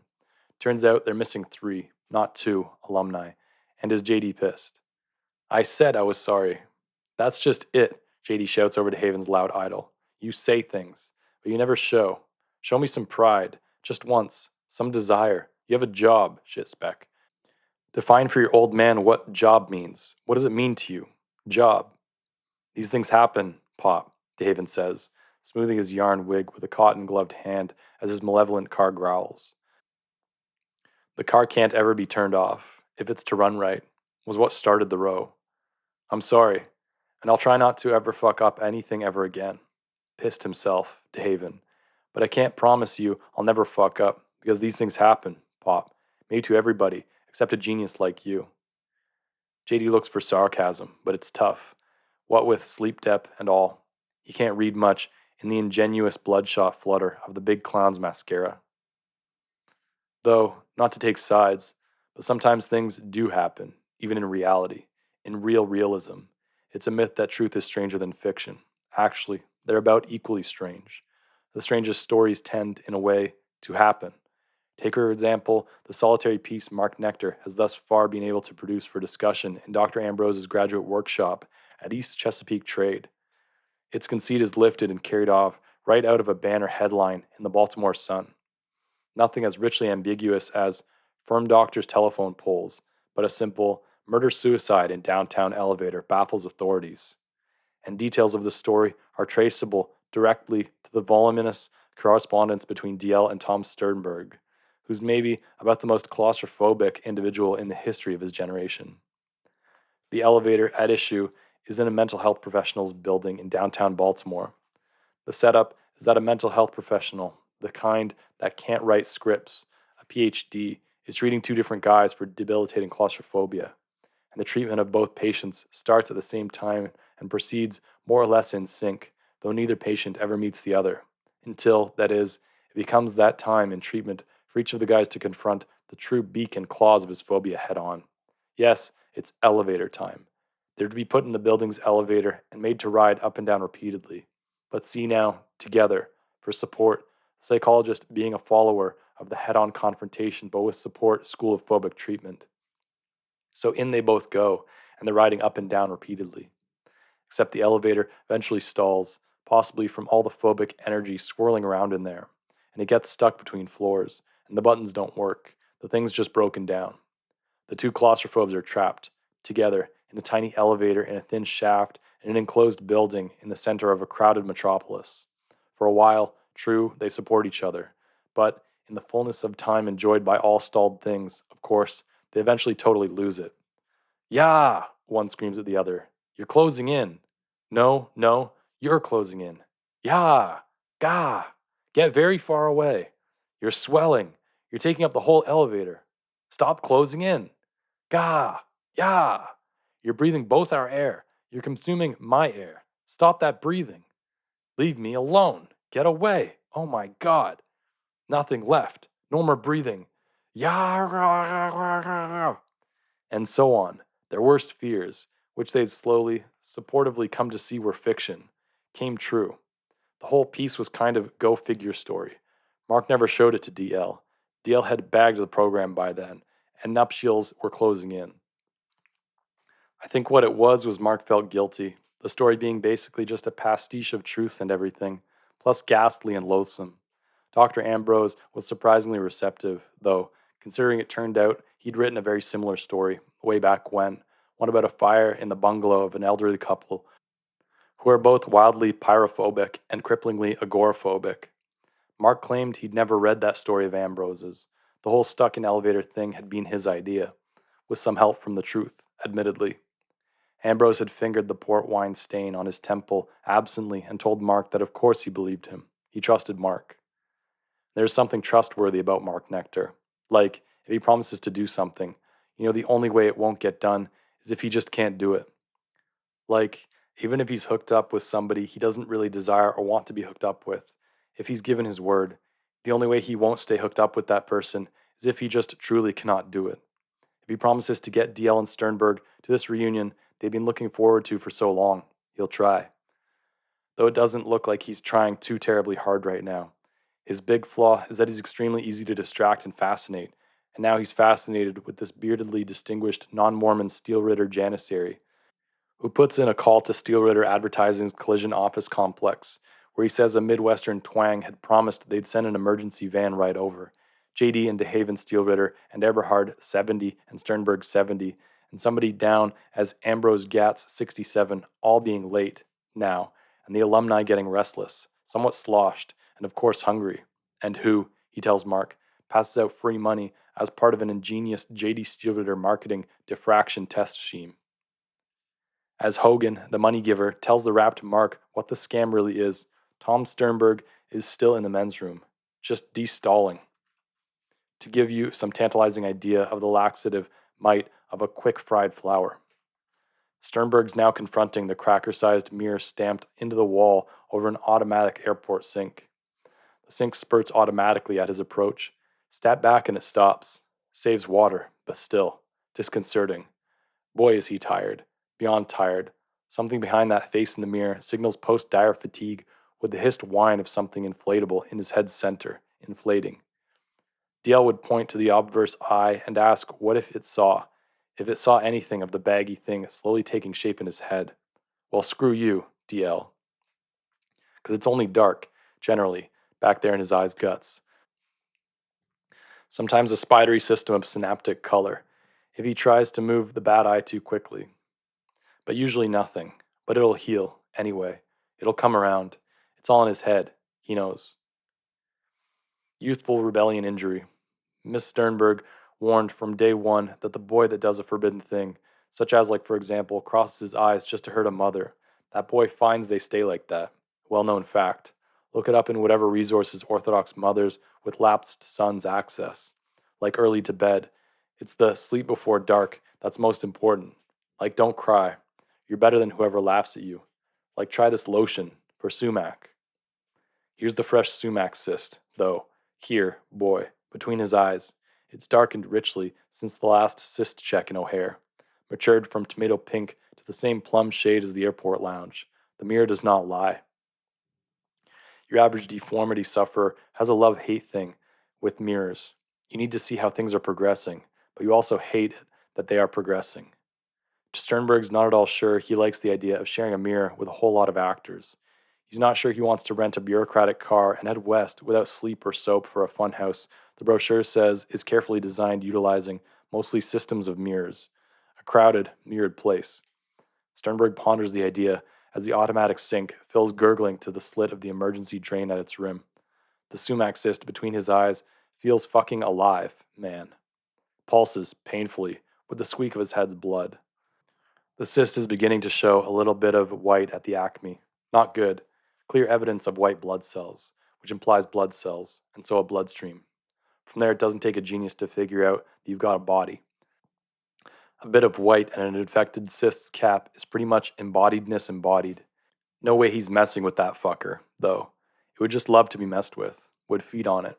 And the stage after plum is eggplant, big and dusky and curved, like a new organ in itself, to be an ism of.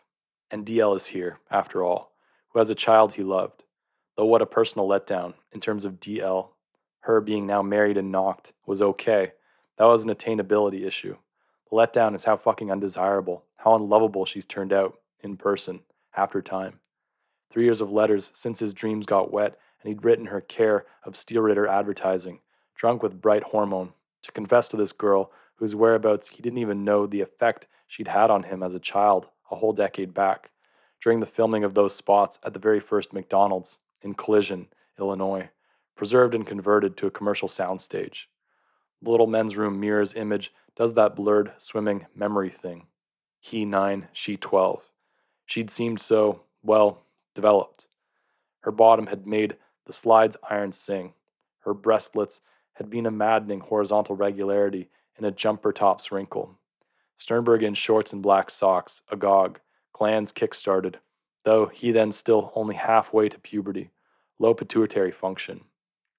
A winter afternoon in Illinois, the dead fields total snow like a well-ironed sheet, the sky blue as lit gas, shallow and broad as all outdoors, a saucer with ungentle black edges, the astringent classroom light of the elaborate McDonald's set, DL sharing something deep-fried with Tom under the aluminum counter as stage mothers twittered and children and clown and burglar were choreographed just so, for an indoor shot. A kind of Beatrice in saddle shoes. She'd given birth to some of Sternberg's first ideas. Her pubescent letters. She'd answered his letter, which was just plain nice, had started out so lilting, warm, putting the reader at ease. The poems and stories she later sent were less so. They seemed cold, coy for coyness' sake.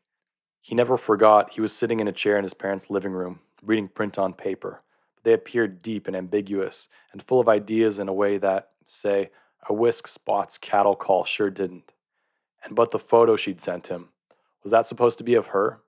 If so, something damned unsavory's happened in the time between the taking and looking. Now she seems so, well, underdeveloped, like a total reversal. It's frightening. And has she really smiled once, yet, the whole time, since they met at MI Airport? Has she even once really looked at him when he says something? Nectar looks at him, but that's almost even creepier. This smart guy looks at you with the kind of distance concentration you used to look at something you're eating. Sternberg washes his hot face without soap. Way too much time has gone by in here, without question. Maybe everybody's out there waiting, deducing the activity and so presence of bowels. He's got Nectar pegged. Nectar's that radiant, distant type that it's just impossible to tell if he's putting you on, usually. So what the hell is he doing with this unsavory girl who looks way worse than her photo and says she's currently working on a poem consisting entirely of punctuation? Who has a face like a long face? Who wears synthetic green?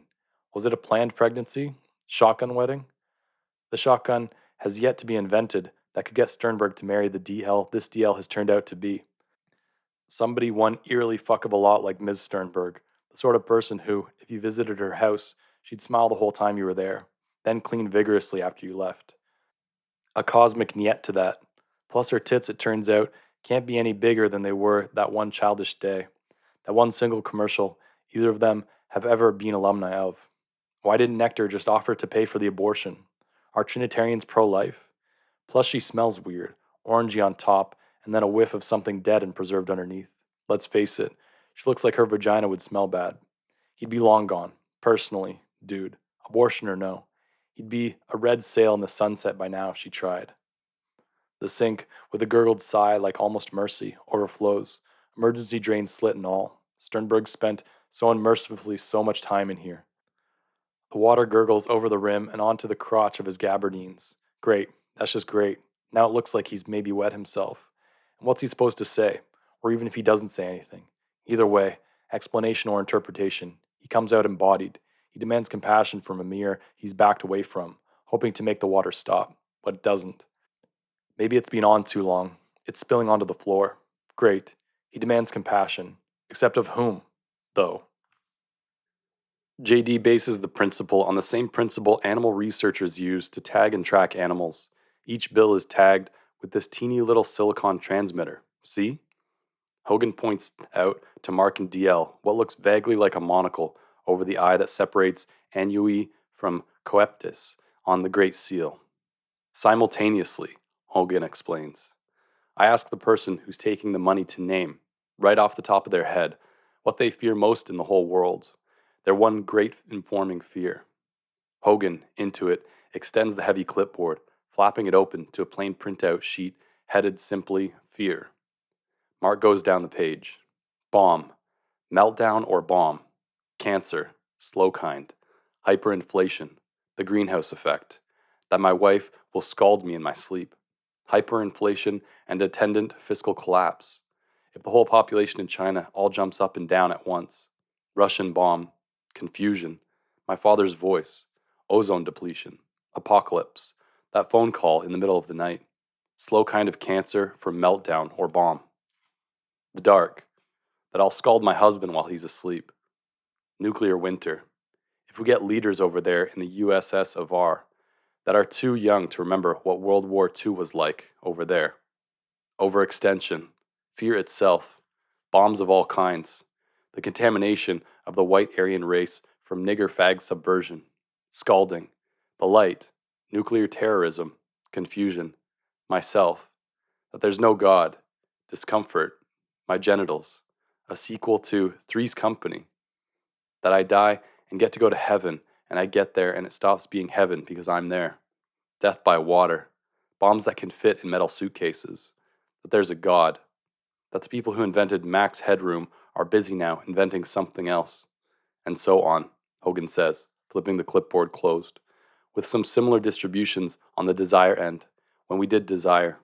JD figures this, that anybody who will take money from a stranger in an airport for free, with no idea who we are or what if any scam is at work, who will reveal his number one fear and desire to a clipboard for money, is a born consumer, a micro market all to himself, full of desire and fear and vice versa, the perfect target for the next wave of targeting campaigns, and we want some kind of targeting of his spending patterns.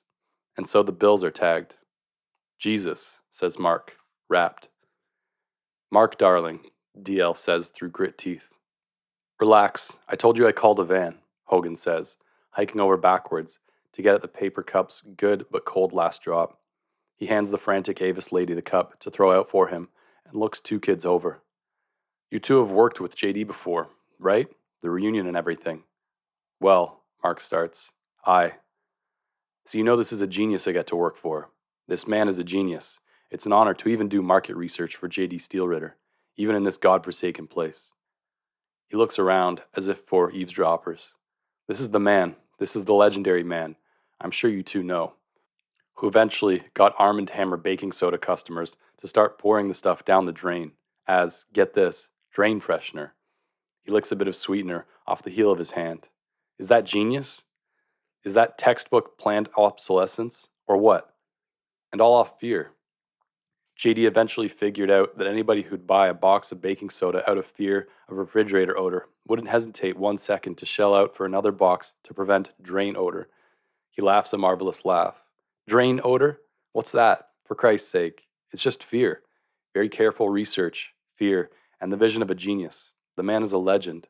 I even had a poster of him on my wall in ad school.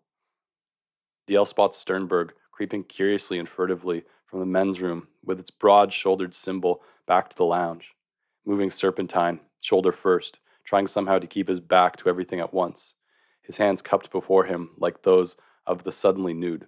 She raises her arm to him, to fill him in on potential transportation developments, but he doesn't even look their way. He eases gingerly back down at their round table and now low-level cola and still-going cigarette, just in time to hear Hawaii 5-0's last Jack Lord give Dano his last instructions, ever, to book certain people, murder one. The knock of Mark's Dexter aluminum arrow overhangs the round table's edge. The table's wood-grained surface is pocked with holes from Mark's lounge trick. These all seem like adult fears, Mark is saying to Hogan. Are any of those younger people's fears? Is there a different list for kids? Hogan's eyes go cold. He mashes down the clipboard's metal cover and latches it. Not at liberty, he says shortly. Why isn't fear just fear? Why does it matter whose fear? And by the way, Hogan indicates the crisp treasury note DL is snapping into her wallet. Can I get your fears, please? You want our fears?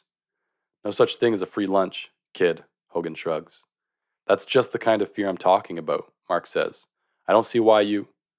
At this point, somebody like Dr. C. Ambrose would probably interrupt to observe that it seems as though a pretty long time has passed since his last interruption on the general textuality of what's going on, but it seems almost like too little of true import has been going on to irritatingly interrupt and reveal as conventional artifact. Except but now, some things really do start to go on. Two figures, one a long-awaited clown, rounded the broad carpeted curve of the lower terminal, passing the crowds at luggage roulette, bearing down.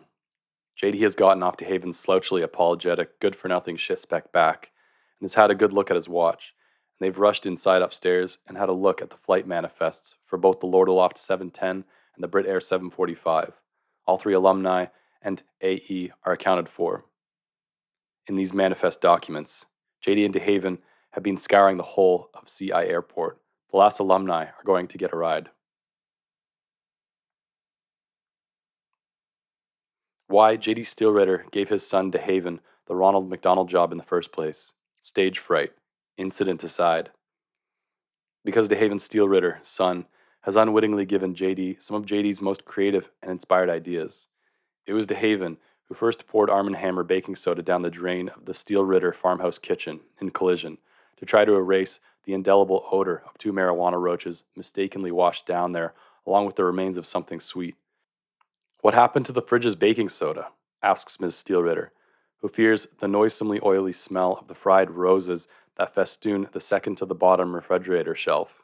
Where's my Arm & Hammer? She asks, as they sit down to a giant Midwest supper. DeHaven, who, like anybody who smokes dope under his parents' roof, is quick on his feet when it comes to explaining wild kitchen incongruities, delineates a deep concern for the impression the odor of the Steelritter drain could have made on the next house guest, who just might visit the kitchen and have occasion to get a whiff of a drain that, he declares, dry-mouthed, had smelled like death embodied. The rest is ad history. Another example of how some of J.D. Steelritter's most powerful and legendary public relations creations are really nothing more than a slight transfiguration of what really just goes on around his own Rose Farms farmhouse. One fine winter morning, years back, J.D. Steelritter was getting ready to go off to work at the J.D. Steelritter Advertising Complex just across the snowy, greenhouse-dotted fields and intersection from home. But anyway, he's heading for the door, and little DeHaven, home from 6th grade, his second shot at it, with one of those mysterious feverless colds that just cry out to be nipped in the bud. He tells JD, in complete innocence, the innocence of a child before a television, to have a nice day. The rest, as they say. How, even though J.D. Steelritter and Ronald McDonald are bearing down, fully intending simply to meet, greet, forgive all disruptions of schedule, and shuttle the awaited alumni westward, Tom Sternberg threatens, to the immeasurable chagrin of everyone involved, to delay even further an at-last departure from their airport arrival and a hopefully quick trip to Collision, Illinois, and the still-on impatient hold fulfillment of the promise of reunion and payoff. Sternberg sees brown natives paddling against the final episode's tide of closing credits, listing all who've ever appeared. He sees Mark in deep conversation with a guy who looks a hell of a lot like Sternberg's personal idea of what Jesus Christ in real life probably looked like, while DL stands on one foot and then the other, green and diffident and unsmiling. Sternberg's crotch is still very wet, and now warm, and just not comfortable at all. He sees Mark's bag of fried flowers on the tip-pocked table.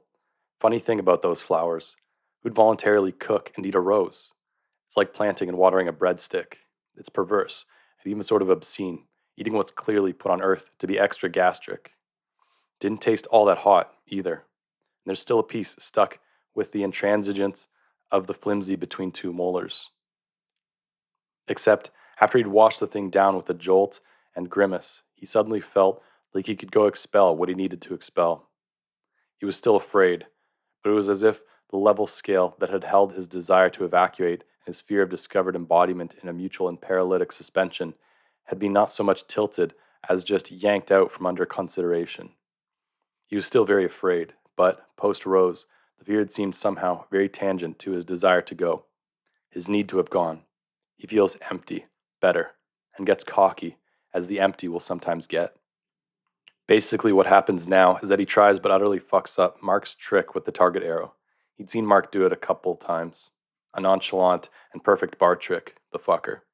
Sternberg, maybe barely even consciously, has always wanted to do a nonchalant bar trick, the kind involving spoons and eggs, glasses and pyramids, knives and spread hands, syringes and dip.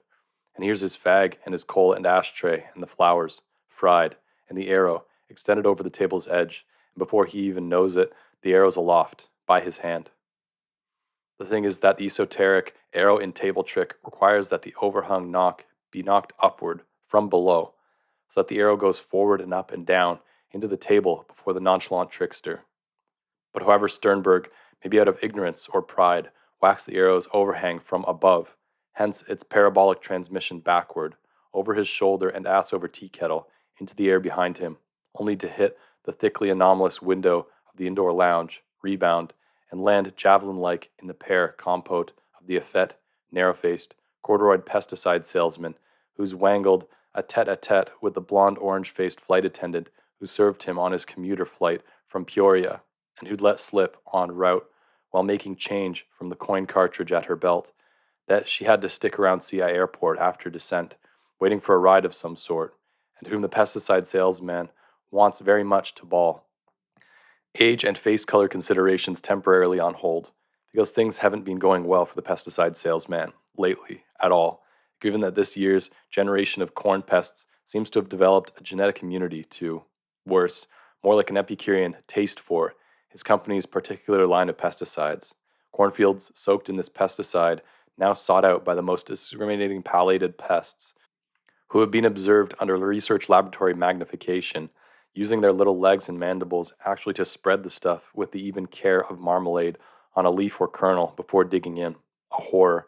The pesticide company's best hope for salvaging the fiscal year now being to take a suggestion from their marketer at J.D. Steelritter Advertising and pitch the stuff as a pest distractant, new brand name pesticide, to be sprayed on untilled or unfertile fields as a red pickled herring to divert and so prevent entomological inroads into the more verdant and condiment-free cornfields.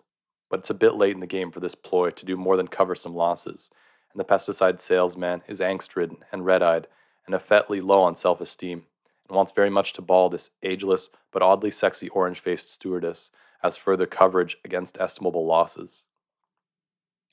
The stewardess is brittly blonde, her face orange, though stained port near the temple. She owns luggage that can be pulled instead of carried. Her name is Magda, with the G being silent and the A accordingly diphthongulated into something like the I in child or lie. And but so the narrow-faced pestador, poised over his compote, reacts to the sudden and quivering and doubtless low on his list of expected appearance of the big wicked Dexter target arrow, with a shocked spasm that sends Magda, the flight attendant's morning brandy, straight into her lap. "What the hell is that?" Sternberg hears the salesman cry behind him, and winces a why him wince. "Oh, gee," cries Magda, instantly up, trying, as the spilled upon try, somehow to back away from her own clothes. Sternberg, who like most people of his generation, tries to brush eye averted and shoulder first past whatever disorder he causes, and also not anxious to confront anybody right now, what with an anomalously dark gabardine crotch, and seeing, right that very minute, a polka-dotted and loose-limbed Ronald McDonald come galumphing up to deposit a butt in the Avis ashtray and a gold-arched name tag to both DL and Mark Nectar, the latter declining to be tagged and directing the attention of clown, Avis lady, guy who looks like Jesus, and holy shit, J.D. Steelritter himself toward the lounge, toward him, Tom Sternberg, tries to brush shoulder first past the little disorder Mark's arrow has caused. However, the understandably pissed-off pesticide man, compote punctured and love object brandy-stained, arrests Sternberg's flight with a wedding-banded hand and aims an isosceles system of nose pores at Tom's good eye. Sternberg tries the brusque variety of a sorry about that, moving shoulder first, hands cupped before him. "I'm afraid sorry won't quite do, here, young sir." "Young sir?" "Look at my skirt," Magda sighs. "You've stabbed my breakfast." Though brandy in the lap isn't a completely downer-type sensation, really, not on a par with cold water on the groin of the ambivalently embodied.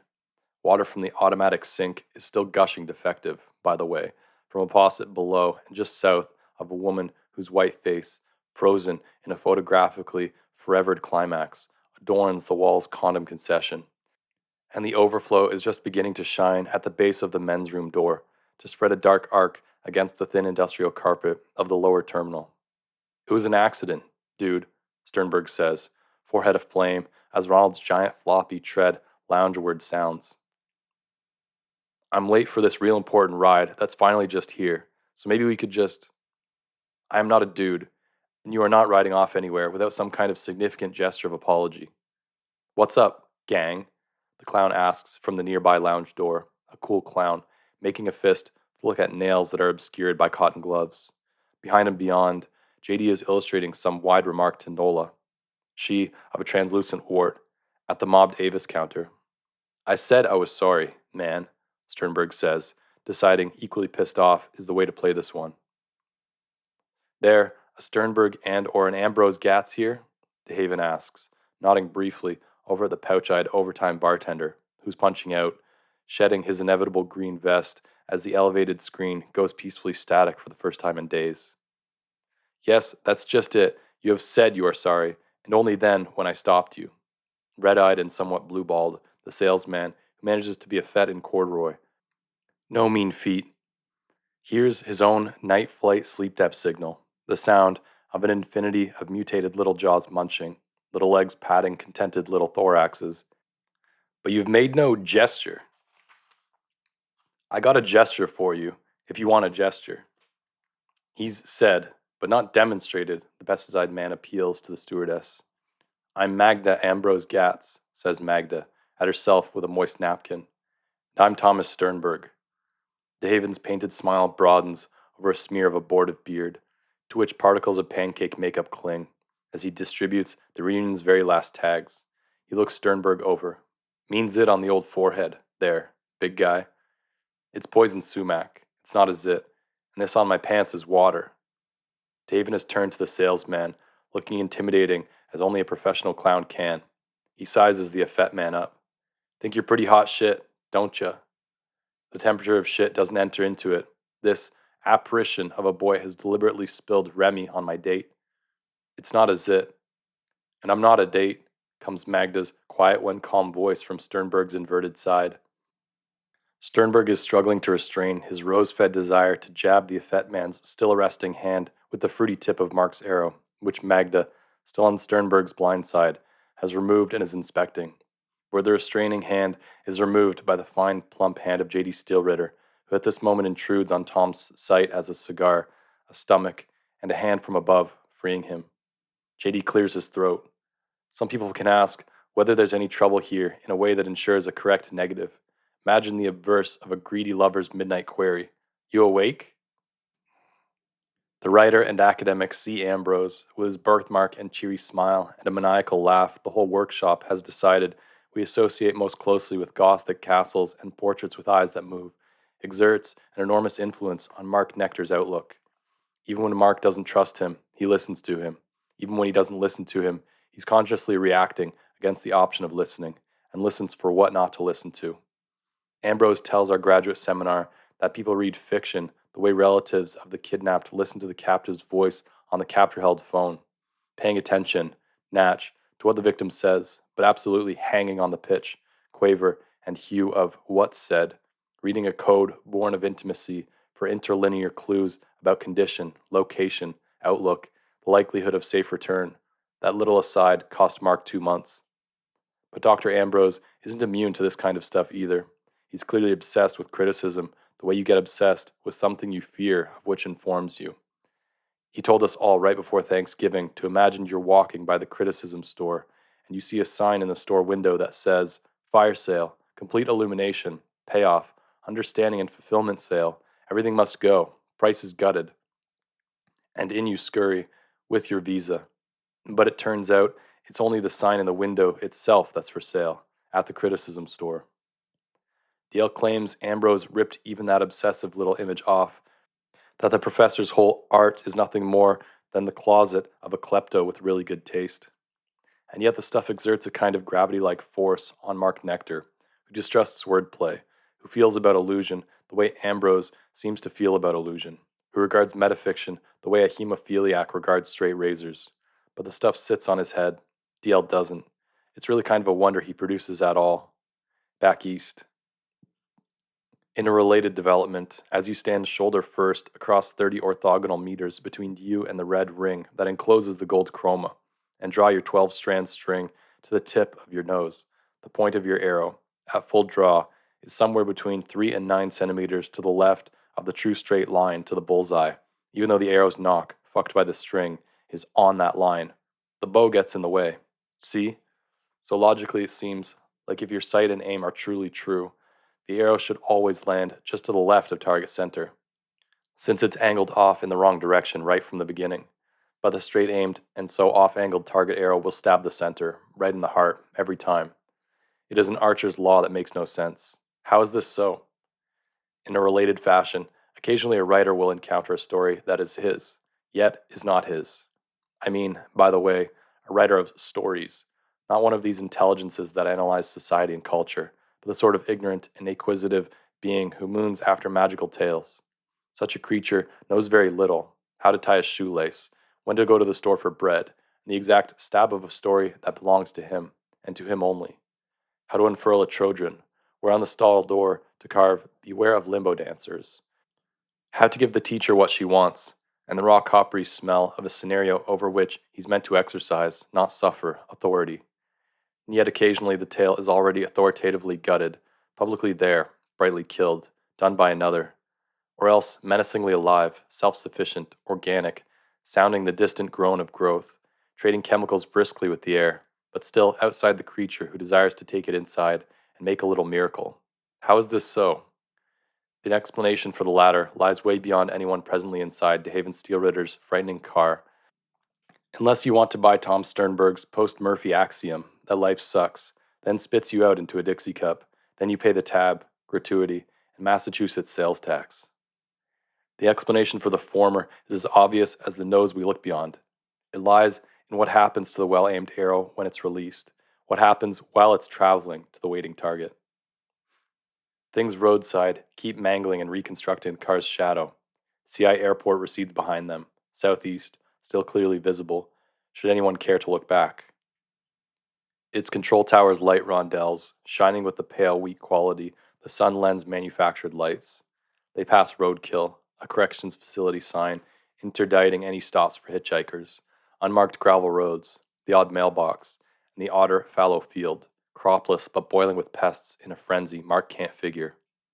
They do not pass so much as are entunneled by corn, two walls of green that loom right up flush against what Sternberg hopes is a straight, quick blacktop shot to collision and reunion. De Haven drives with just one wrist, his white glove tapping something brisk and martial on the top of the dash. He occasionally, and for no clear reason, exclaims, "Varoom!" DL humps it between the clown and J.D. Steelritter, who's on shotgun. Magda has the hump in back and is flanked by Sternberg and Mark Nectar, who's now so impatient with DL over the whole Datson thing that he's afraid someone might lose his temper here. They were just past the pay lot attendant's booth, JD flashing a voucher that raises any gate, when they got past screamingly on the right by two young men in a blur of beard in something low to the ground and exquisitely foreign that treated the lot's speed bumps like moguls. Mark comes to the sudden realization that he doesn't have his Dexter aluminum target arrow, the one that's been under his surgeon's shirt, stabbing. Sternberg has left it back in the lounge, in that sad-looking guy's compote. "What about the van?" Deal is shouting into De Haven's too-white ear. "What?" "Mr. Steelritter's money and fear man said he called for a van for us." "Huh?" "He lied," yells JD. "What?" "He lied. Close that fucking window, kid." De Haven complies. Sternberg whimpers softly as they're sealed in. "He lied," JD says. "Also doing field work and false reassurance, stratagems, and effects." "That guy who looked just like Christ lied?" Sternberg asks. "He looked like a Mormon," says Mark. DL turns. "Mormons don't wear beards, darling."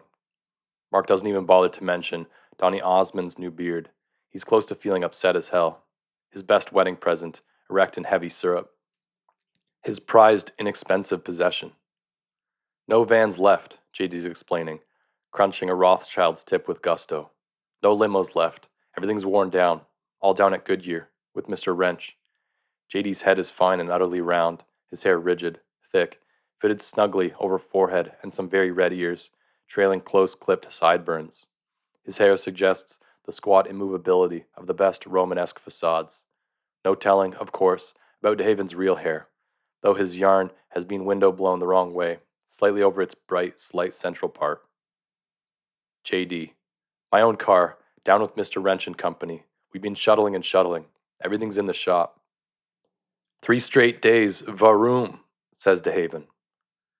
3 virtually non-stop days of supervising and shuttling, thousands of people, most of them personally, JD says. In enclosed spaces, his voice is much smaller than he, utterly without resonance, and seems to issue from a smaller person in his pharynx somewhere, a square root of steel ritter. You were late as hell, you two, he adds, producing a lighter with the tall flame. Problems with Lord aloft, DL sniffs. Hey, man, 3 miles, the clown says, squinting past the furry steering wheel's axis. 3 more miles, then the odometer rolls over to all zeros. That's 200,000 on this baby. That's a big varoom. When's the odom? Shut up, shit spec. Shit, pop. Voice of a whiny, sullen hood, Mark thinks. Hate this car, growls JD. He turns to those in back, his face a red planet impaled by a cigar, his eyes bloodshot. He's looking at Sternberg's bad eye. On behalf of McDonald's, I apologize for this car. This was our last car. Collision is not big on transportation. Plus, try to get an alum to part with his car, DeHaven says. It's not that bad a car, DL says, smiling at DeHaven, whose lipstick dooms him ever to appear to be smiling back. He lights a cigarette with a complex nonchalance that confirms what Mark suspected. The car sat idling in a forbidden zone as the 6 approached. Sternberg pulled Magda's luggage for her. DL, still groggy, was almost epileptically out of step with the other 5, half hanging on her husband as he looked curiously at Magda and her stained skirt. The car itself looked like a car for neither adults nor children. It was a huge, ageless, jacked-up, malevolent sports car, practically a car with fangs. Its crude paint job was the kind of gold with silverish glitter in it one associates with post-war Formica. The interior was red. The car was a pastiche, home-assembled from scrounged parts, complex, rhymed, much like the kind of cars assembled, maintained, and cruised in by Maryland hoods, who roll cigarette packs into their sleeves and beat up sensitive heirs to detergent fortunes just on general principles. Mark narrowed his eyes at DeHaven. There may have been a pack up there in the polka dot sleeve of that Ronald costume. One tough clown. The deposit of a trunk full of heavy luggage didn't change the car's jacked-up posture one bit, either. This isn't a datson, DL had stated flatly, crossing her arms and advancing a foot to tap. Mark's now being in the back seat, and she in front, is directly traceable to this remark. Sternberg, whose tongue tasted metal at even the thought of riding 6 in a car, had rolled his eye. This girl was too damn much. On the plus side, his slacks had dried in the white sun almost instantly, brandy being a tougher nut than automatic water. Magda's brown flight attendant's skirt was still stained, also tight and slit, and sexy. J.D. Steelritter's walk resembled the noiseless glide of her pulled luggage. I'm seen only in Datsons, DL said. This car's built from parts. Ronald McDonald slammed the loaded trunk hard, so that the dice suspended from the rear view did a jagged dance. I built this baby from scratch. It's not technically an anything. It's a me, if it's anything. Shut up, shit spec. I'm under instructions to avoid cars that aren't Datsons, DL said firmly. Jesus fucking Christ, Sternberg moaned. Mark now had his hands out before him, apart, palms opposed, his eyes cast upward. Magda looked over at him. Prayer? Mosquito, he clapped, looking at his red palms. Full, too. J.D. Steelritter was looking DL over speculatively. They were all perspiring in the humidity by now, though Sternberg led the field in gabardine slacks and a forehead full of tributaries. His sumac throbbed in the sun. Let me guess, Steelritter said, looking DL over speculatively, supporting a big lower lip with a finger and that finger's elbow with his other arm's crook. Artist, he speculated. Freeform sculptor. Writer, poet, postmodernist, regionally published. I'll take the hump, Magda Ambrose Gatz volunteered. She got prettily in the back of the growling car and slid over. Tell you what, Eberhard, J.D. Steelritter knows you have to know when to concede the easy concession. She'll get hers. We write Datsun in the shameful no-pride dust on the kid's rear window here, scrawling a big Nissan next to the Warshmi that was already there. He made a voila with his hands, one finger dark. Now it's a Datsun. Mark laughed, pretty resourceful. It both relieved Sternberg and gave him the creeps. An instant Datsun? After an interval of further interpretation and persuasion, a kind of undignified scramble for places ensues, resultant positions appearing above. DeHaven grinds gears. The gear shift in this car is up next to the steering wheel, where Mark has before seen only automatic shifts. DeHaven's manipulations of the idiosyncratic shift summon images of fencing. He guns the car, which, instead of shuddering or rattling the way home-assembled things are supposed to, seems rather to gather itself more densely into its wedged shape. He guns it. We seem to be minus a muffler. "Varoom!" shouts the clown, rolling down his window and laying quality rubber. "Hibigo!" shouts J.D. Steelritter, thinking how if the speck of shit says "for whom" one more time he's gonna. To the egress. To the funhouse. And as they drive more deeply into the central Illinois countryside, which encases them in a cartographic obelisk, walled at the sides and tapered to green points at the horizons front and back, Magda Ambrose Gatz, who, way back, newly divorced, just 21, way back, before recorded history as understood by the four young people here, had represented the very first housewife on the then embryonic McDonald's national campaign to realize and reveal through interpretive tap dance that, hey, she deserved a break from the vacuum and hot stove her equally tap-happy husband had remanded her to. A break, today. Magda starts up a conversation in back, that hard kind to carry on from the hump, flanked by boys, her head swiveling like a tennis spectator, in answer to Sternberg's odd remark that he'd no idea there was this much corn on the whole planet. She explains that the usually awfully generous U.S. government won't reimburse Illinois farmers for leaving their fields fallow. The soil's too rich here, and the macroeconomics of the nation's richest fields dictate maximum tillage, and but that, in the dark screw microecon, drives into the agricultural picture, that very fertility produced so much corn, so thick and tall that DeHaven must, as was in a way foretold, downshift and pump distressingly vague brakes at every rural intersection they pass, slow way down, scan for vehicles whose perpendicular approach the crop's sheer size would obscure. So much corn that it's literally worthless.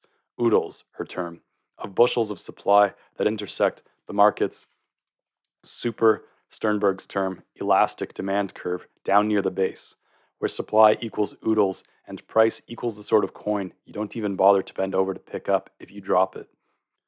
There's a granumetric bitterness in her voice, which resonates even at low volume, the result of breasts of high caliber, Sternberg figures, as she sketches with broadly historical strokes the unworkable marriage that sent her west from Tidewater regions post-war in time to marry a speculator in Illinois land.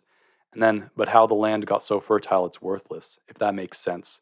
But how the speculator, presumably a Mr. Gatz, was married to the land and wouldn't leave, even after a foreclosure that forced them to live in his car, a car with tail fins, cervically pink, embellishment marks, so that soon she was having to do commercials in nearby Collision to supplement income, and then but commercial offers withered up as she aged, gracefully, and her face got sort of orange, inference marks, and the speculator's attachment to land and car got to be, well, she divorced the speculator, who now dabbles in pesticides, though not the unfortunate brand currently viewed by pests as incentive, and now she's a flight attendant, an aloft waitress, she terms it, for a commuter line, with turboprops and unpressurized cabins, though she still cameos in the occasional Steelritter Brit Air ad, though always from the rear, a rear which is shapely and not at all orange, inferences and embellishments flying like unspoken shrapnel all over the inside of the menacing car, and is touching, ever so lightly, Sternberg's own gabardine leg through Magda's brown skirt, though there's a good-sized gap of red vinyl seat between her other ham and the leg of Mark Nectar. And, in a way, there's a sort of colored gap between Mark Nectar and everybody else in DeHaven's homemade car. He has no historical connection to where they're going, has never appeared in a McDonald's commercial, has no connection to anything here except DL, through a mistaken miracle and the ethical depth to try to do what ought to be right by her, although shouldn't she be showing by the end of 6 months? And but nobody at the reunion will know him, or want anything from him, and he's left his equipment in an O'Hare locker and a dish of overpriced fruit. He feels unconnected, alone, sort of alienated, in transit, tightly enclosed, surrounded by a vast nothing that's alive. He asks Magda the obvious question about to whom the remark about the unworkable Maryland marriage had been a reference, given her hyphenated name, but the question is forfeit in a great high-velocity wind as J.D. torches another Rothschild, and his cracked window positively roars, and also admits a lot of odd little gnats.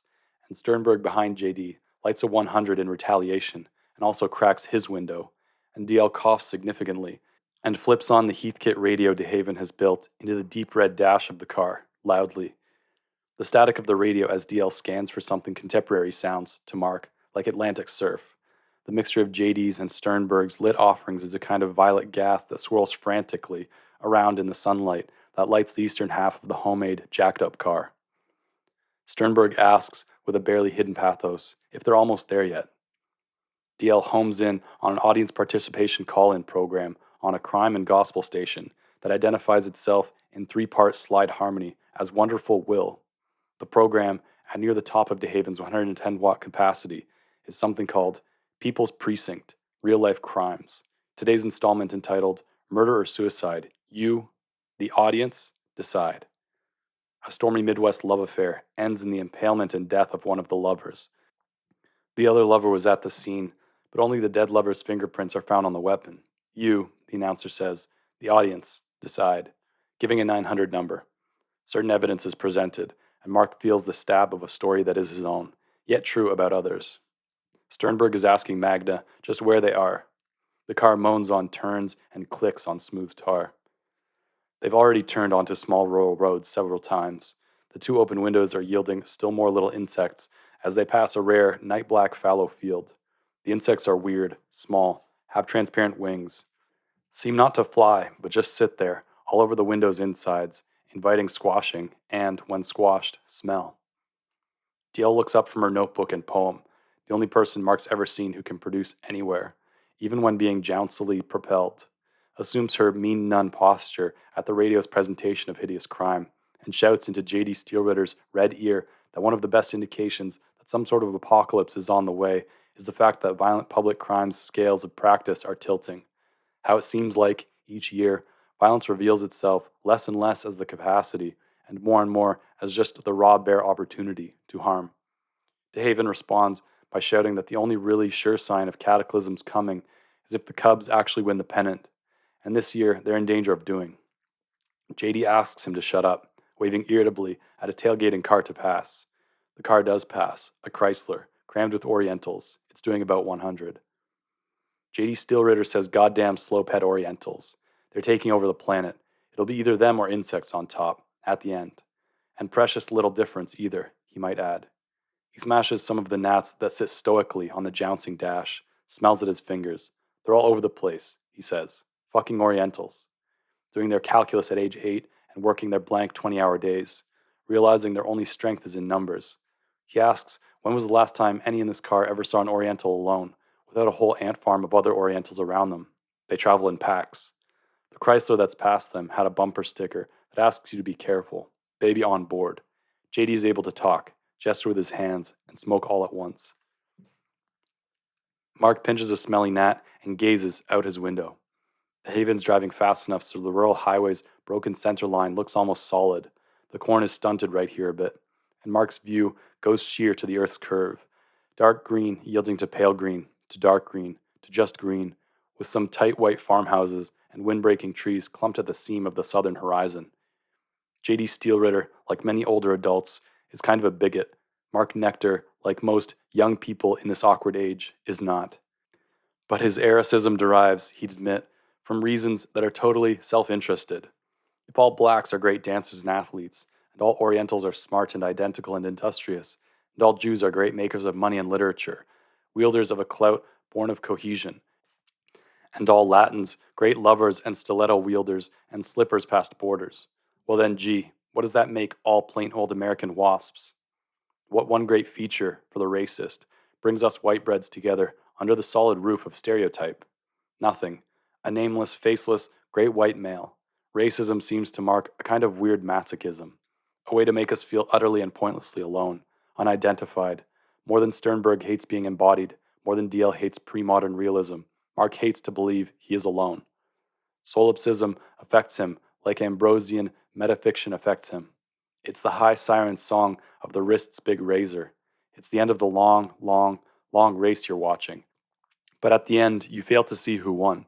So entranced are you with the exhausted beauty of the runners' faces as they cross the taped line to totter in agonized circles, hands on hips, bent. In a related development, Mark Nectar is now revealed by me to have professionally diagnosed emotional problems. He's actually been in and out of places, something that would astonish the kids at ECT who value and love him.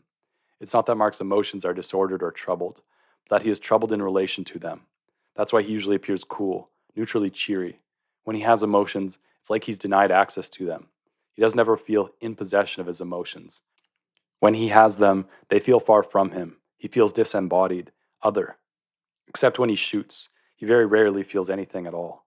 And when he is shooting, pulling slowly on his complicated bow, his statued hands in fingerless black archer's gloves, the 12 strands singing and wicked shaft whistling as it starts left of where it ends, he stands somewhere outside himself, eyewitness to his own joy.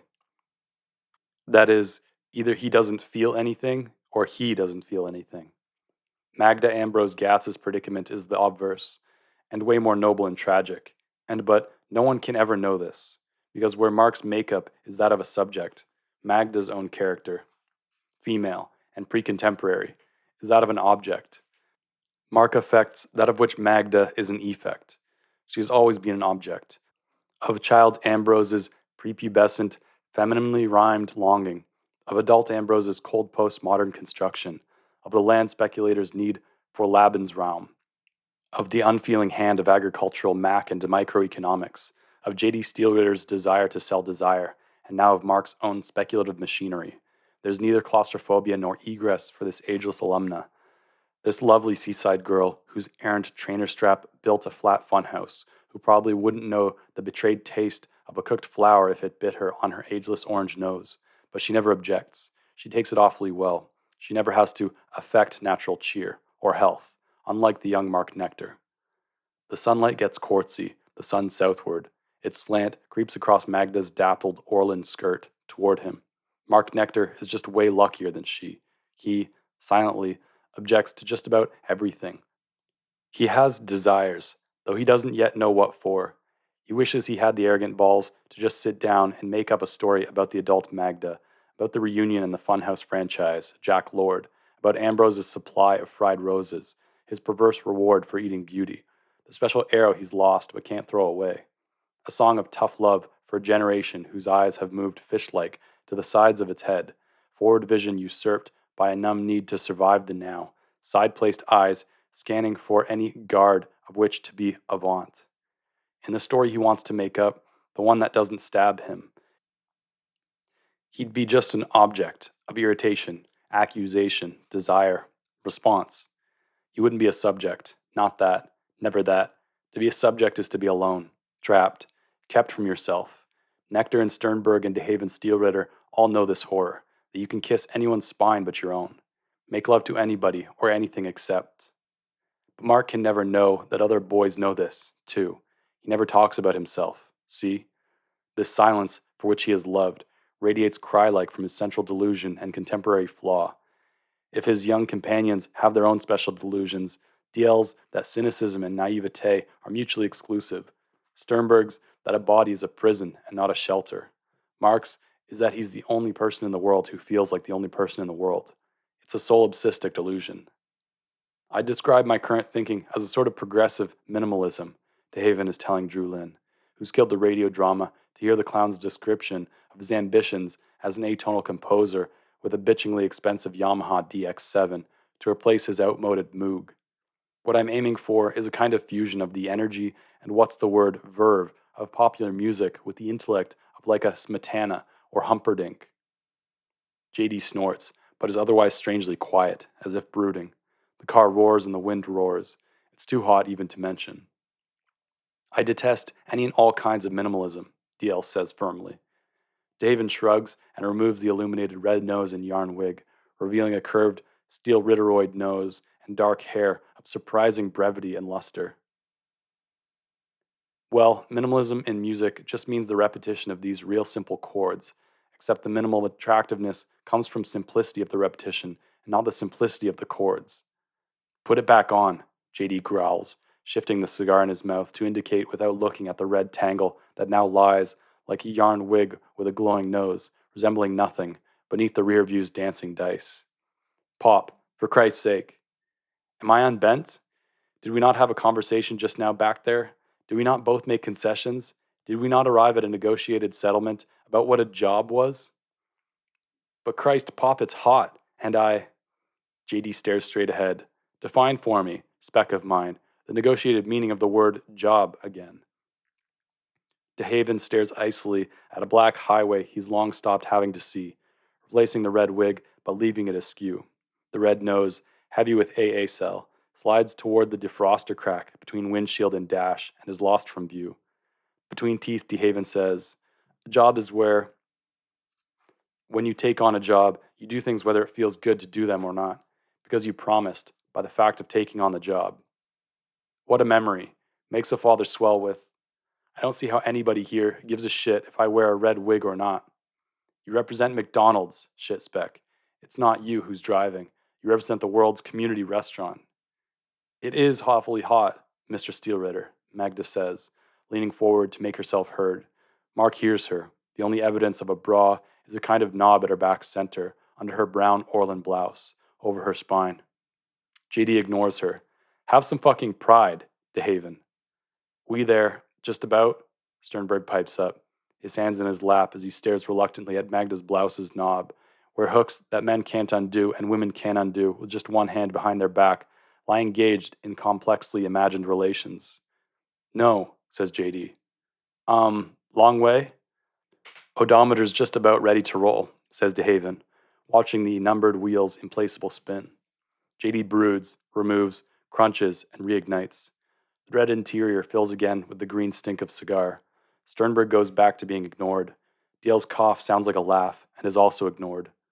A classy, no-nonsense scarecrow of black woven iron, more like a decoration than a real scarecrow, right up flush roadside, messes nastily for an instant with the car's shadow.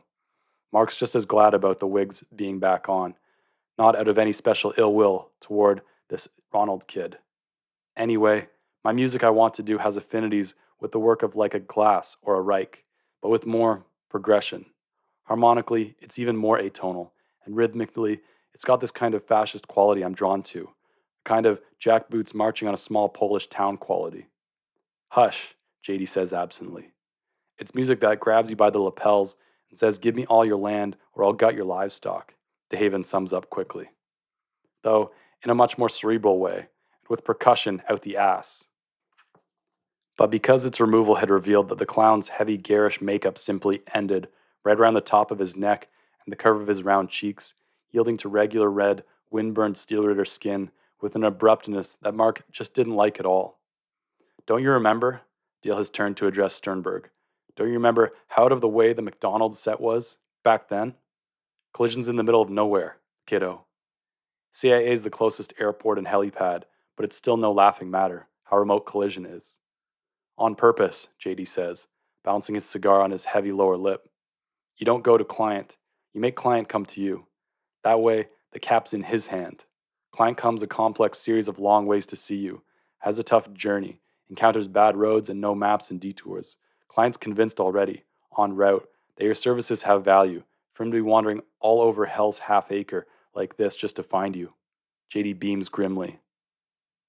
Mark notes that DeHaven can silently lip-sync his father's whole speech, plus his summation. A very wise guru at the top of a tough-to-climb mountain stratagem, JD says.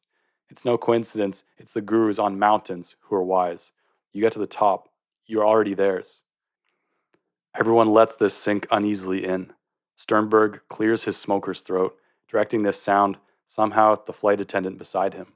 Sorry about your skirt, and stabbing your date's fruit. It's all right, Magda says, smoothing yellow hair back behind her ears. And he wasn't my date. Except what about my Dexter?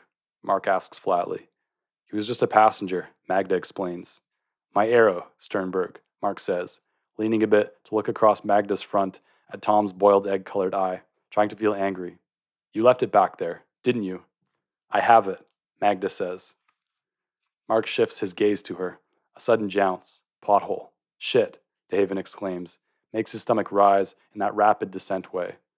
It's in my carry-on, she smiles. In the trunk. I'll give it back to you when we were there. Mark looks at her orange face. Thank you. It's kind of my favorite. It's the only one I can get through security. It's aluminum. He pauses. Thanks again. She laughs. It looked pretty obscene, just sticking out of that compote. I thought one of you'd want it. Well, thank you, Sternberg says. Yes, thanks. The thing cannot be lost.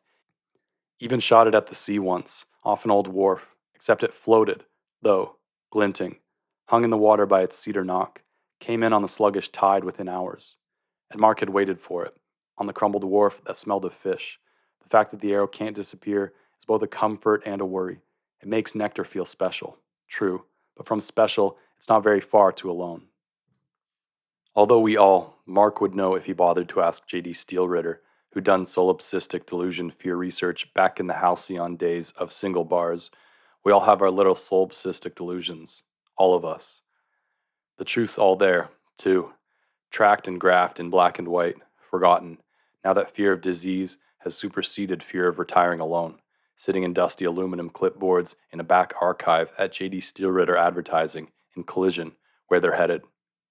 We all have our little solipsistic delusions, ghastly intuitions of utter singularity, that we are the only one in the house who ever fills the ice cube tray, who unloads the clean dishwasher, who occasionally pees in the shower, whose eyelid twitches on first dates, that only we take casualness terribly seriously, that only we fashion supplication into courtesy, that only we hear the whiny pathos in a dog's yawn, the timeless sigh in the opening of the hermetically sealed jar, the splattered laugh in the frying egg, the minor lament in the vacuum scream, that only we feel the panic at sunset the rookie kindergartner feels at his mother's retreat, that only we love the only we, that only we need the only we.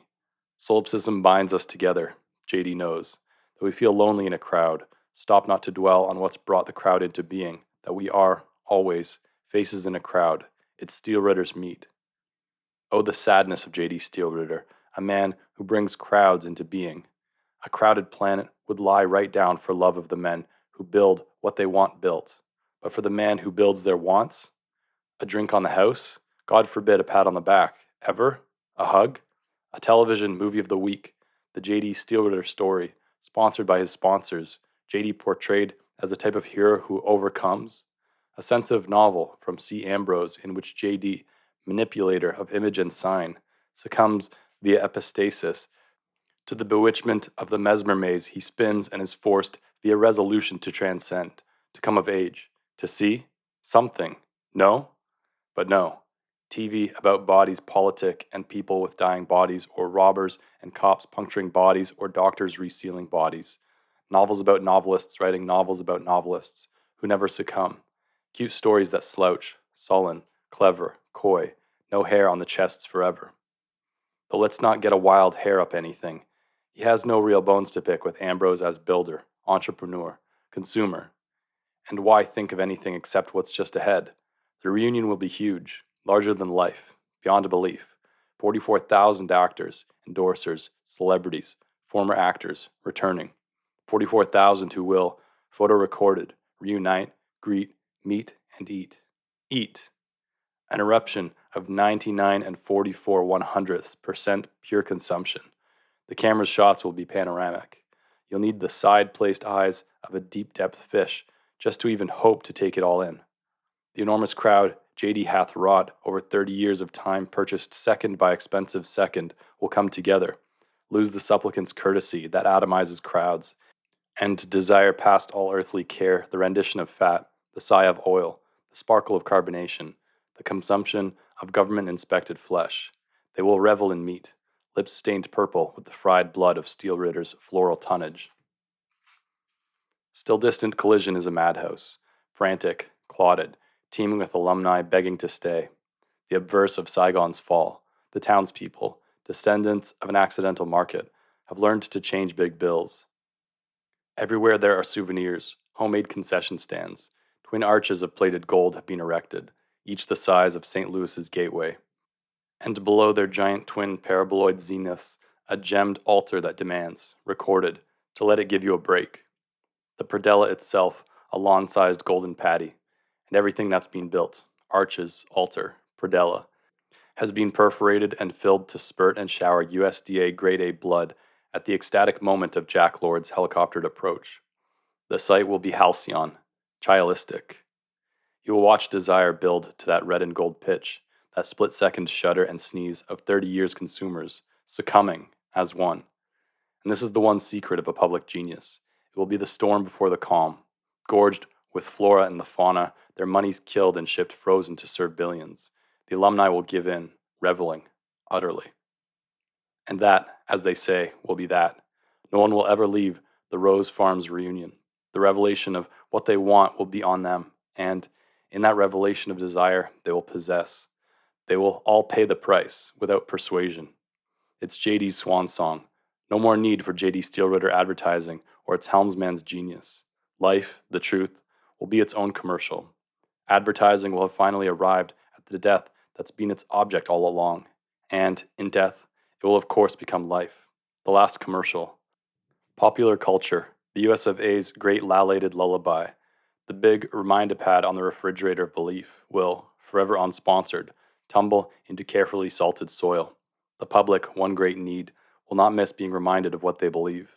They'll doubt what they fear, believe what they wish, and, united, as reunion, their wishes will make it so.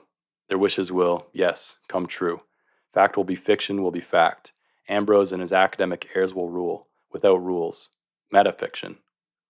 And Steelritter, in what he's foreseen, he'll retire to the intersection where everything started, at peace in the roaring crowd center, maybe have a long-needed nap, stretched out on the intersected road, each limb a direction, cigar a sundial. He'll relax and feel the great heavy earth spin beneath him stutter, flicker, oppose. He will be the object of appreciation. He will be not just needed, he will be loved, beloved, because he will represent the product. He broods, riding shotgun. He smoked his cigar down to the point where he feels the heat of the thing on his lips. The woven iron scarecrow recedes in no time. He pegs his butt out the window and, because he wants it so, ceases to brood, his great forehead smoothing like a partly snapped sheet. Soon, they'll make the last turn west. They're passed by a chicken truck in a tremendous hurry. Its sides are like the sides of a crate. Its passage is a spray of feed and feathers against De Haven's windshield. The action of the homemade wipers, furious, sends the clown's redly pulsing nose all the way inside the crack between glass and instrumentation. The nose falls completely out of anybody's notice, resting somewhere inside the dash. Our six, in turn, pass an enormous old farmer who's hitchhiking on the barely there shoulder of the country road. You can see his old harvester disabled and listing tiredly to starboard in the waving corn behind him. On the moving car's other side, the very tops of the two giant arches glint, just visible, inclined like a child's severe eyebrows just over the countertop line between land and the baby blue iris of a sky that looks down all day at food. JD is the first to make out the arch's tops. Give that man a cigar, he smiles, because the other five are all looking at the big farmer, hitching, motionless, a statue rushing toward them. He's huge. His thumb casts a shadow. The malevolent clown's car sprays him with gravel. Not enough room for a farmer that big in here, dude, DeHaven says. You don't usually see big old men, DL says speculatively. Big men seem to die young. Have you seen many big old men? It's rare. Usually they die. This is kind of thoughtless. Both Steelritters are pretty big. So is Mark Nectar. DeHaven uses maybe 2 fingers to turn the car left, his other white hand scanning the FM dial. The car moans on the turn. A bit more of the giant blonde arches appear, now dead ahead, still distant but revealing more of themselves, the Nordic eyebrows spreading, getting less severe as the jacked-up car moves toward them. The intersection's road sign had said 2000 W. All roads seem to be identified only by numbers and directions out here in the country. JD coughs richly.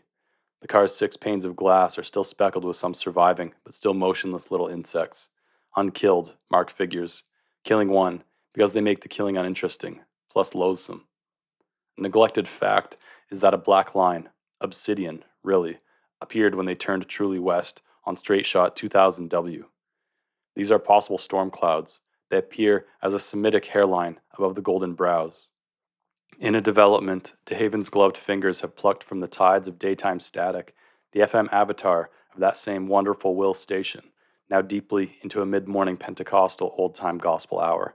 The preacher, you can tell he's a charismatic, a revivalist, because he can do to English what the Swiss can do to French. Every syllable gathers to itself a breathy suffix. The preacher addresses himself to the issues of eyes and motes and beams. alludes to the seasons that inform rural spirituality, makes reference to tight cycles of life, passage, life. He holds a monotonic high C idiot note throughout, repeating one or two very simple themes. The high steady whine and breath ring wincingly against the sleep-deprived tuning forks of everybody in the car except Magda, who nightly sleeps, unmedicated, the sleep of the dead. The only variation at all is in the preacher's audience response. He repeats each epithet 3 times. His tone is almost frantically laconic, if that makes sense. Mark cops an image of Camus on speed. J.D. Steelritter, whose own spirits now vary inversely with the car's distance from the still distant, but at least now visible and spreading arches, from the idea of the revel beneath them, tries absently to recall where and how he hired these particular troublesome, late-to-arrive kids, as children. Eberhard he remembers spotting as he'd toured, with a guide, the gutted ruins of Ambrose's Ocean City Park. She'd been with her father, a really solid, sturdy-looking man, a Volvo of a man, in a crew cut, muscular, under a black satin jacket whose back showed a blue Southeast Asia encircled by a red Caculian serpent, sucking at its own sharp tail, with the white legend, "I died there," below. It was the way she touched the melted, lurid shell of the ruined funhouse's fat May, palm to its big sagged forehead, a tiny mother with a giant fevered child, that had excited J.D. Here was a kid at her gentlest with the luridly disclosed. The father had proffered his amputee's hook as J.D. introduced himself. Eberhard had been a well-developed, attractive kid. The Sternberg kid, he couldn't remember just where he picked that kid up, or why, though he remembers all too well the metal twitter of his mother's voice, the way she kept fucking with the kid's hair and clothes, smoothing him into something seamless and false after J.D.'s time and care had gone into fashioning him as the kind of sad, rumpled kid who orders from intercoms and then eats while he plays. "I see arches," DL sings out. The odometer gets extremely close to rolling all the way over. "Varoom," says DeHaven, watching the dash's numbers. Then he sees something else. The arches to mess with maddening slowness, and above the golden rainbows the west's black line has grown into a broad smear, possibility of rain. DeHaven's being passed again, this time by a cylindrical fuel truck, positively flying toward collision. Its big silver tube of a rig veers and falls in ahead, wobbling from side to side, red signs on its ass advocating flammable caution and telling exactly how many feet long the thing is. It recedes. One reason it recedes so quickly is because DeHaven has slowed a bit, because the dashboard's oil light's little red eye is now on. This is a pretty dreadful development. DL sees the red, too. JD doesn't, but DL doesn't say anything about it to anyone in the car. Why not? Why not? Maybe she likes DeHaven Steelritter, since he's told her about his atonal ambition. You'd have thought ambition like that would sound absurd, exiting the red mouth of a clown, but it didn't, somehow. DeHaven and DL now share a bit of a sidelong look that Magda Ambrose Gatz sees, using the rear view from the rear. The car seems to roar even more at this new, slightly lower speed. JD, even from shotgun, can see the solid line of the rural highway's broken line break up a bit, now. "Thump it, kid. We're late. What are you doing? We're aiming for noon at the very outside," I said. "Here, I know. Take 'em in from the north. We'll shave 10 minutes. But thump it. Pedal. Metal. Go." He runs both hands through his hair, which is unaffected by hands. DeHaven turns abruptly right onto something dismally tiny and shoulderless, something called 2000N that looks to Mark almost freshly invented, new tar and mint white gravel that clatters maniacally on their big sticky tires and hot wells. The big twinned arches reestablish themselves after a clump of wind-breaking trees out Mark's own window. He sees them, not surprisingly, as an initial. Sternberg's voice, shrill and barely controlled. "We're going north?" "Pop's going to bring you guys in from the northeast, to save time," DeHaven says, eyeing the red oil light. "Whole south part of Collision's fucking mobbed. Traffic beyond belief. Fuel trucks, chicken trucks, coke trucks, tourists, concessions, meat trucks, blood trucks, you name it." The car seems to roar louder the slower it goes. Sternberg thinks the roar plus the clatter of gravel might drive him mad. DL sniffs. "This car is louder than any Datsun." "What is this with you and Datsons?" DeHaven says, shooting his father a sidelong look and again removing his sweaty wig. Mark looks to JD, but Steelritter seems to have something on his mind. "Datsons are all hype," DeHaven continues, looking, once again, different and abrupt. "Chicken shit engines, plastic and alloys, no steel, no soul. You have to take the whole engine apart to get at anything to fix it if it breaks down, which it does. They're cars for what do you call them? Yuffies. I think you mean yuppies, Mark says. I mean yuffies, man. Young urban foppish farts is what we call them out here. Yuppies without the taste for quality that's maybe a yuppie's one redeeming quality. We've heard about yuppies and yuffies. Illinois isn't another planet, man. And for the first time, Mark can hear a Midwestern twang in DeHaven's sullen voice. Not to mention even credit cards, in terms of young fartness, JD says. You all, none of you, have one lousy credit card? That's what Nola said, over at Avis.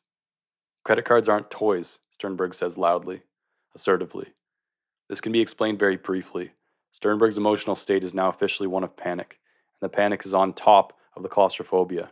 Source of panic, the car's jouncing, and the almost prosthetically firm push of Magda's right breast.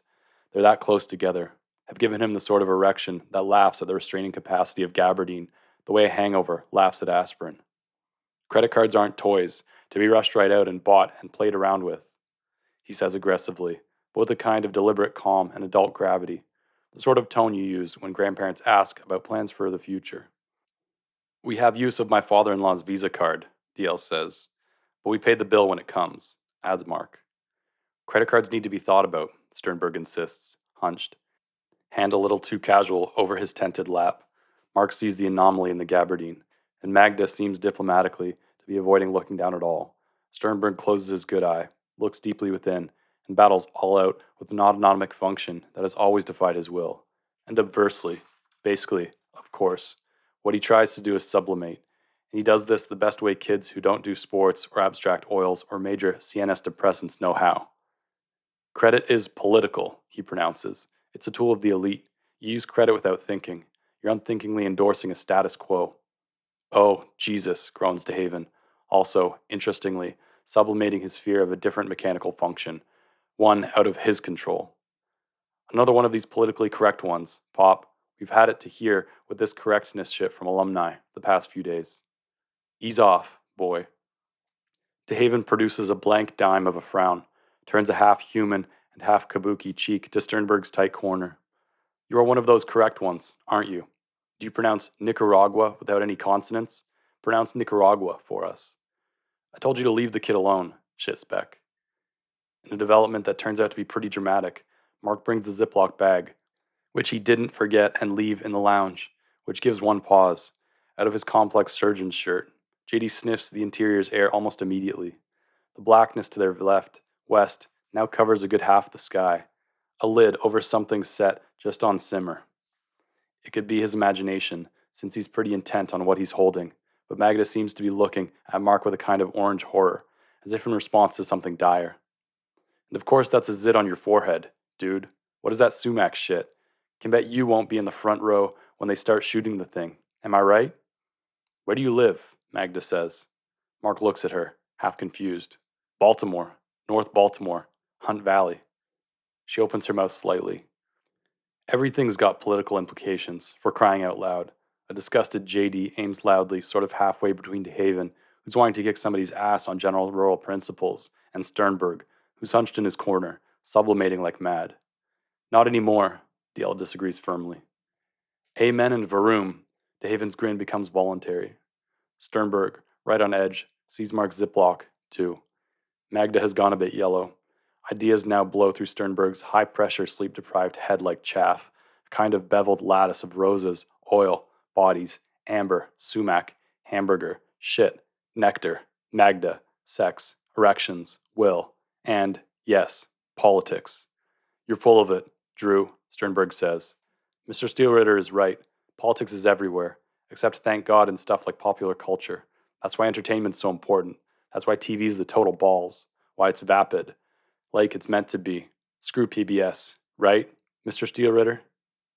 It's pretty much the only escape, Mark agrees quietly. There are nods from everyone but JD and Magda. DeHaven has slowed the malevolent car a bit further. JD turns, smoking, shaking his fine head, disgusted. I don't know who of you's more full of what, kid. TV's not political? What about Hawaii 5-0? Nola said you two were watching all slack-jawed.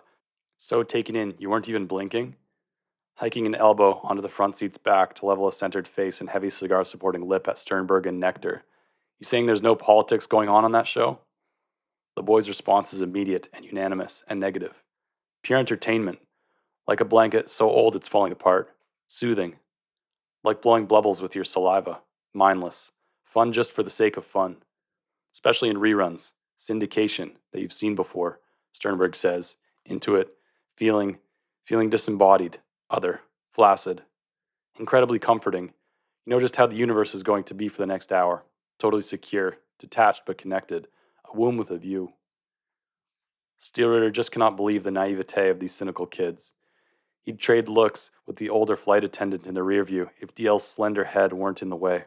DL and DeHaven are watching the odometer finally roll all the way over. It's exciting and gorgeous. There's a slot machine feel about it, which they share, together, and know they share it. The oil light has settled into a kind of stuttered flicker, which is even more dreadful if you know your oil. I cannot believe these kids today, says JD. Y50 is not political? We're talking about the same show? The show that ran from 65 to 73? That had helicopter imagery in every episode? Helicopters full of wooden-faced, purposeful white guys in the kinds of business suits capitalism's all about? White guys flying around in helicopters restoring to this oriental island that can't seem to govern itself, that's overrun with violent and bad and indigenous orientals? The cop show where all the head guys are white and all the lieutenants are good orientals in suits? And they all cooperate and co-prosper, shooting at the bad orientals out of helicopters, with this constant reference all the time to a mainland that seems close to the island and in peril from the island's disorder, and in need of immunization, but which calls Jack Lord's every shot and justifies all the shooting of natives out of helicopters? Are you trying to draw a Vietnam parallel? Mark asks. Disgust and disbelief wrestle for control of JD's big face. Christ, you poor shitspeck. That show is the most blatant piece of politics ever, he says, imagining just how the reunion will be, pegging his thick Rothschild, feeling at a crinkling pocket, trying to decide between a pedal and a slim Dutch master. You might have an idea there, says Sternberg to Nectar, like those Clint Eastwood westerns, with the man with the gun called back from the wilderness to save the same threatened community that out of fear chased him into the wilderness in the first place. The deliverer hero, with a weapon, on a horse, says Mark. The tough guy but loving tutor who tempers him like fine blue steel, the Bush, Kenobi, Yoda. DL is utterly silent through this exchange, watching the odometer begin slowly to lose its magic. There is a reason for her silence that is in a way parallel to the historical U.S. conflict in Vietnam. For her, Vietnam does not exist except as complicatedly canceled letters and hissingly connected phone calls, a completely flat-eyed father whom she first met on a tarmac at 9, who had a hook, who dropped at automobile backfires. Datsons never backfire, too little power. Who gazed dully and accepting at the mosquito feeding at his one big bicep, who's long gone, now, who left a note. Lance Corporal Linn Paul Eberhardt's note, that he left. Dear Void, the chances of living in the present seem good today. Yours. From DL, Mark Nectar knows only that Lieutenant Colonel Eberhard is long gone to unknown locales. Never pressed her for details that clearly pained her. Actually, DL had started to tell her first and only lover all about it, that night, that time they'd gone, protected, to bed.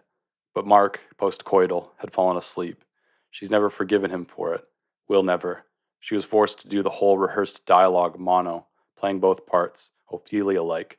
The only time in her life she's laughed so hard, she had to bite her arm to stop. My daddy's long gone. He's whacked, looned, zoned, where all rooms are white and all shoes noiseless. My father has left the planet.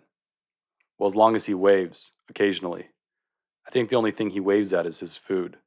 Well, as long as it doesn't wave back. I don't think that's why he waves in the first place. Took her exclusively to ruined amusements, like boarded windows and walks chalked with crabgrass. Read her Moby Dick at 10. One sitting, whale trivia and all. Told her to call him Linn. Bought her a forest green classic 70s fashion outfit she's had altered and cleaned so often it's lime. Told her she was loved. Would sit only with his back to walls. He's never once asked for painful personal details, Mark. He'll take what you give him and just nod. He sees and won't cross uninvited this unbroken center line between your business and his. Keeps his own counsel. Never ever presses. It's one reason he's so universally loved. Plus it's why, within a year after the time when the little miracle should appear but won't. She's going to scald him in his sleep. Bad business. But assault or defense, you decide. This has, yes, been a digression. But if it's irrelevant, then ours is that part of town you want to make sure you drive through quick. Windows sealed and doors locked tight. Oil thoroughly checked, and nothing fishy in the dash. Great lover, though, Mark. Healthy fucker. Energy right out the bazoo. Can fuck her into a sleep only the dalmanated usually know. Tireless. Hard or flaccid at will. Comes only when he wants. Like a cat. Dale thinks she knows. It's the fried roses the tactful old klepto gives the pupils he's decided to gather to his arbitrary wing. The hors d'oeuvres her psychic pukes at the thought of. Healthily evil. Marries desire and fear into a kind of privately passionate virtuosity. Mark has kind of a problem with the roses now, she thinks. She sees him getting dependent. They don't talk about it. Mark keeps his own counsel. But the problem with the flowers, she thinks, is what, ironically, keeps him from producing the way he wants. Dale simply refuses to eat beauty. It's defilement, a kind of blasphemy for atheists. Aesthetic murder won. Dale's got some desires, but says no thanks to eating what stands outside you, red and eternal, shouting that it's not food. She won't do it, not even to be a better postmodernist. This makes her kind of heroic, in a tight-assed grad school way, old-fashioned, ironically. She does like the word virtue. Honor is even a noun to her, sometimes. I thought you knew Jack Lord personally, she says, seeing through DeHaven's windshield what looks like imperfect tint. They are thunderheads.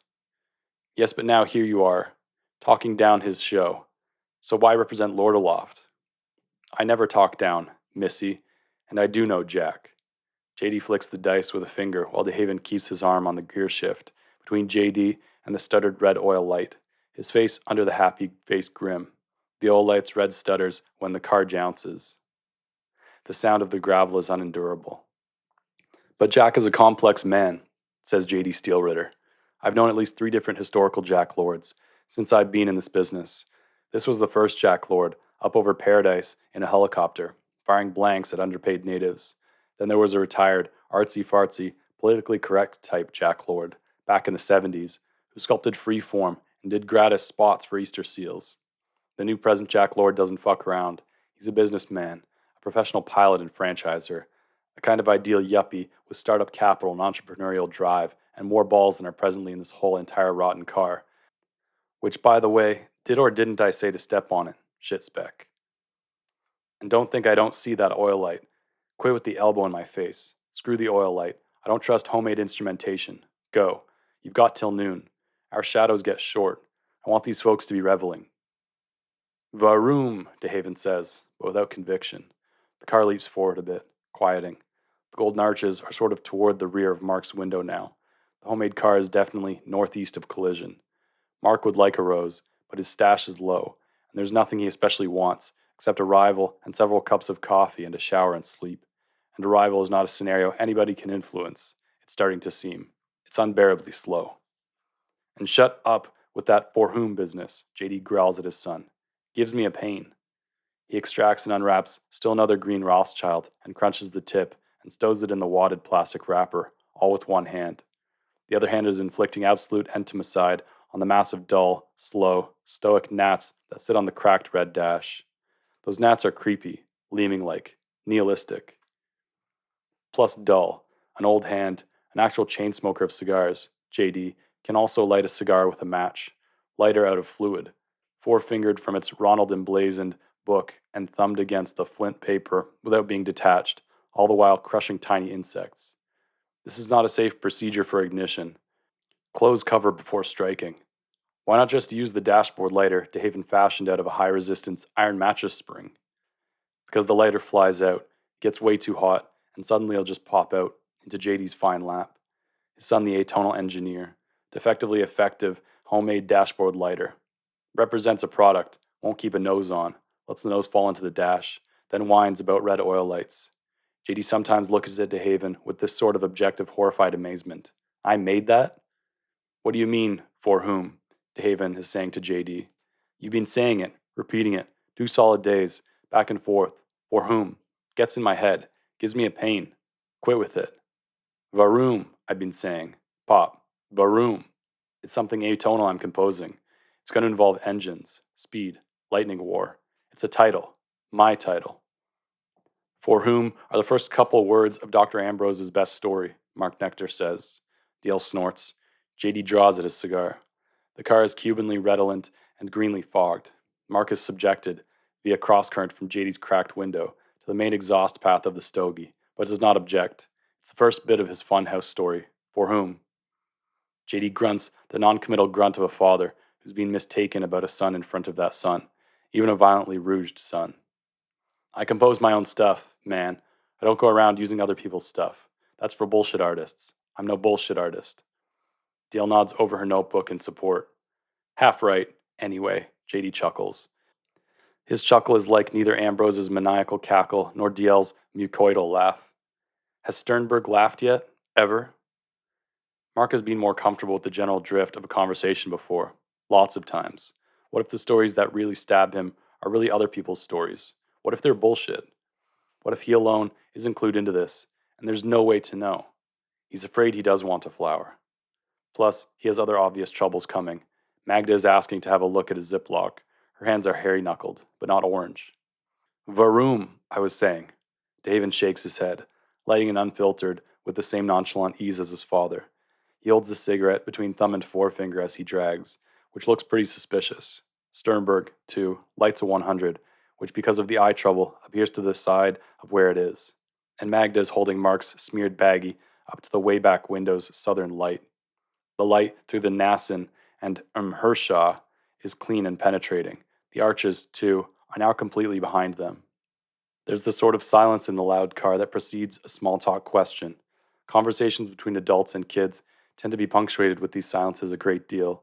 Then adults ask about present or future plans.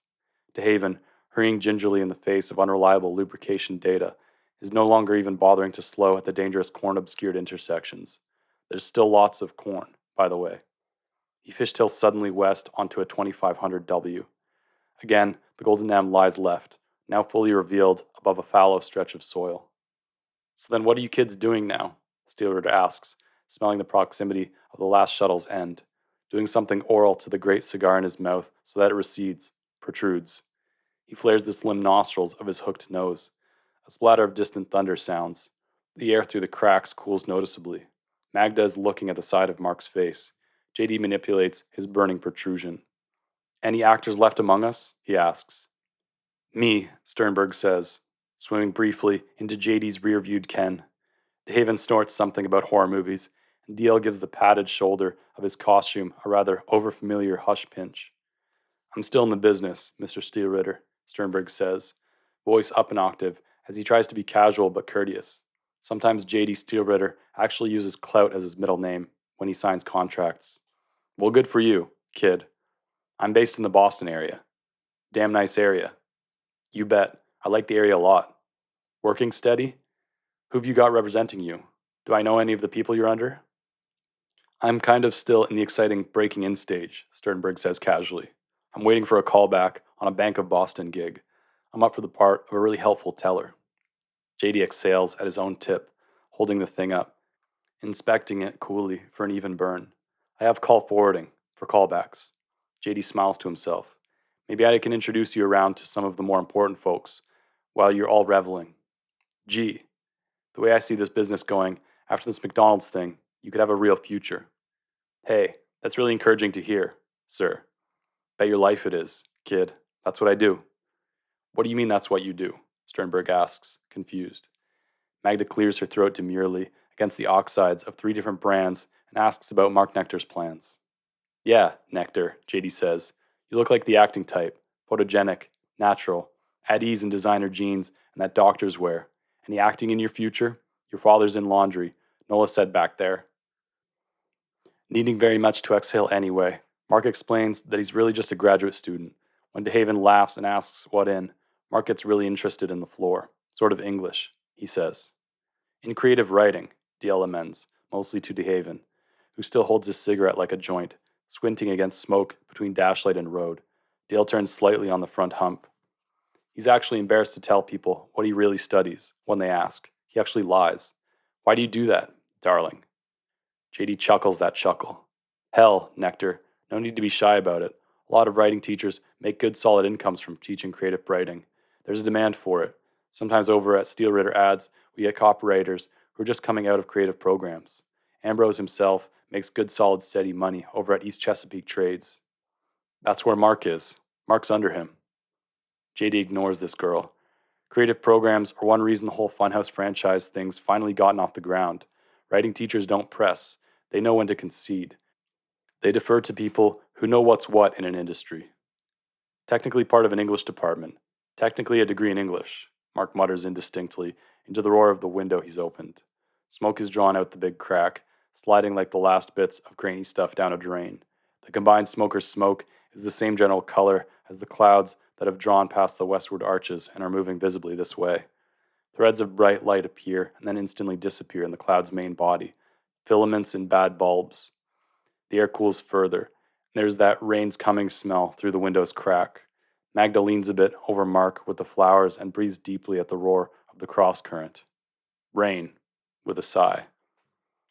And they pass a sudden and alone farmhouse, right up next to 2500W, with its trees and little skyline of silos and tire swing and rusted machinery at angles in the dense grass of its limitless yard.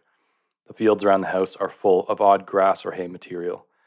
A big-armed woman in a lawn chair waves from the gray porch, a wet scythe and styrofoam cooler at her feet. The house's mailbox has a name on it, and it's yawning open, waiting for mail. The woman waves at the growling, jacked-up reunion car. Her wave is deliberate and even, like a windshield wiper. She's a storm watcher, a spectator sport in rural Illinois, obscure elsewhere. But storms move like the very wind out here, no fucking around, building and delivering very quickly, often with violence, sometimes hail, damage, tornadoes. Then they move off with the calm, even pace of something that knows it's kicked your ass. They move away, still tall, bound for points east, behind you. It's a spectacle. Mark would normally be more interested in the implications of the lawn chair and wave. He'd kind of like them to stop at the house and try to get some definite directions. Surely they can't be lost. The Steel Ritters live around here, and if they've been shuttling for 3 solid days and nights, as JD says, the precise way to go should be a deep, autonomic wrinkle into Haven's brain by now. But they're circling. They are not, by any means, creating for themselves the shortest distance between CI Airport and Collision, Illinois. Mark does know about straight lines and shortest distances. Maybe JD and DeHaven are the kind of people who can't navigate and talk at the same time. Mark feels in his designer hip pocket the giant key of the O'Hare rental locker. Except he never writes anything, DL says. He doesn't produce. He's blocked. He's thinking of leaving the program. Aren't you, Mark? JD directs his scimitar and ember at Mark with real interest. You're paying to go to school and write, and you don't write anything? Varoom, says DeHaven. I'm not terribly prolific, Mark says, wishing he could wish harm to the back of DL's tightly knotted head. He only produced one thing all year, she tells the Steel Ritters. It was so bad, he wouldn't even show it to me. Now he's blocked. These things happen in programs. That's why I've decided I detest all. You're blocked? Sternberg asks Mark. Mark decides on maybe just one pedal to tide him over against a rival. Probably a standards problem, JD says, nodding as at the familiar. I get a creative type under me who's blocked. It always in the end turns out to be just a problem of unrealistic standards, usually. DL and DeHaven snort together at the use of the word realistic as yet another foil-bright fuel truck banshees past in the left lane, a spigot in back, next to its signs, dribbling amber fluid. So what do? I call them in on the carpet and bitch them out about how all they've got to do is adjust their standards, JD says, his cigar now just protruding, staying there, saliva dusky, balanced on his lower lip, so that it moves with the nonchalant grace of his speech on that lip. Adjust themselves downward and forward, he growls. Adjust their creative conceptualization of, what's the word, attainable felicity. DL's head snaps up at this. That art school crap's bogus, man, David muses. Only bullshit artists move in packs. Silence and speed, shit spec, says JD, hiking an elbow again to look back at Mark Nectar, the unconnected kid, for whom JD shows a strange but genuine fondness. He gestures paralytically, if you will. Adjust this paralyzing desire they have to create the perfect and totally new ad is what I tell them, he says. I ask them, and remember this, kid, it's free advice. I ask them, do they think it's any accident that perfectionism and paralysis rhyme? DeHaven rolls his mascara-circled eyes. Gravel clatters. A number of blank looks are exchanged. DL begins. But, But they're goddamn close enough, is what I tell them. JD laughs, the laugh of a small enclosed person, his forehead again snapping clear. DeHaven's lips sync to this whole thing. JD's laughter sends his cigar pointing in directions. There's a perilous tilted mountain of ash. His laughter becomes a meaty coughing fit. Mark, too, laughs, liking this man, in spite of his tough son. Sternberg deposits his smoked filter in the back of the front seat ashtray you do not want described and clears his own throat. Nectar, could we maybe discuss the possibility of some of those flowers, you think, for a sec? Gesturing with his forehead's extra organ at the ziplock, Mark and Magda somehow both hold below JD's headrest limited view. Stewart's whole face lights up. The arches are now extremely near. He's starved. You're a flower man, kid? What kind? Violets? Roses, maybe? I manage a little rosebush farm of my own, back home. We get there, which we will. You alumni are going to see a greenhouse to end all. Magda quietly interrupts, trying to point out that they haven't heard about Julian's present or future yet. And then DL interrupts her, telling DeHaven and JD and Magda that she, DL, is no longer a graduate student, but now a real struggling artist, a postmodernist. A postmodernist? DeHaven grins. Yeah, well, we handle Kellogg's, Steeler says gruffly. I say get out of here with your post products. Specializing in language poetry and the apocalyptically cryptic literature of last things, and exhaustion in general, and metafiction. Puzzled, DeHaven scratches his scalp with the furiousness of the recently de-wigged. Who do you meet? Mark is embarrassed for Linn. Figure someone has to be. In fact, I rather wish Dr. Ambrose were coming for his discotheque's opening today, too, although I must admit I no longer believe in him as a true artist, but I used to believe in him, and I'd like to see him cut his own ribbon, DL says, yawning groggily.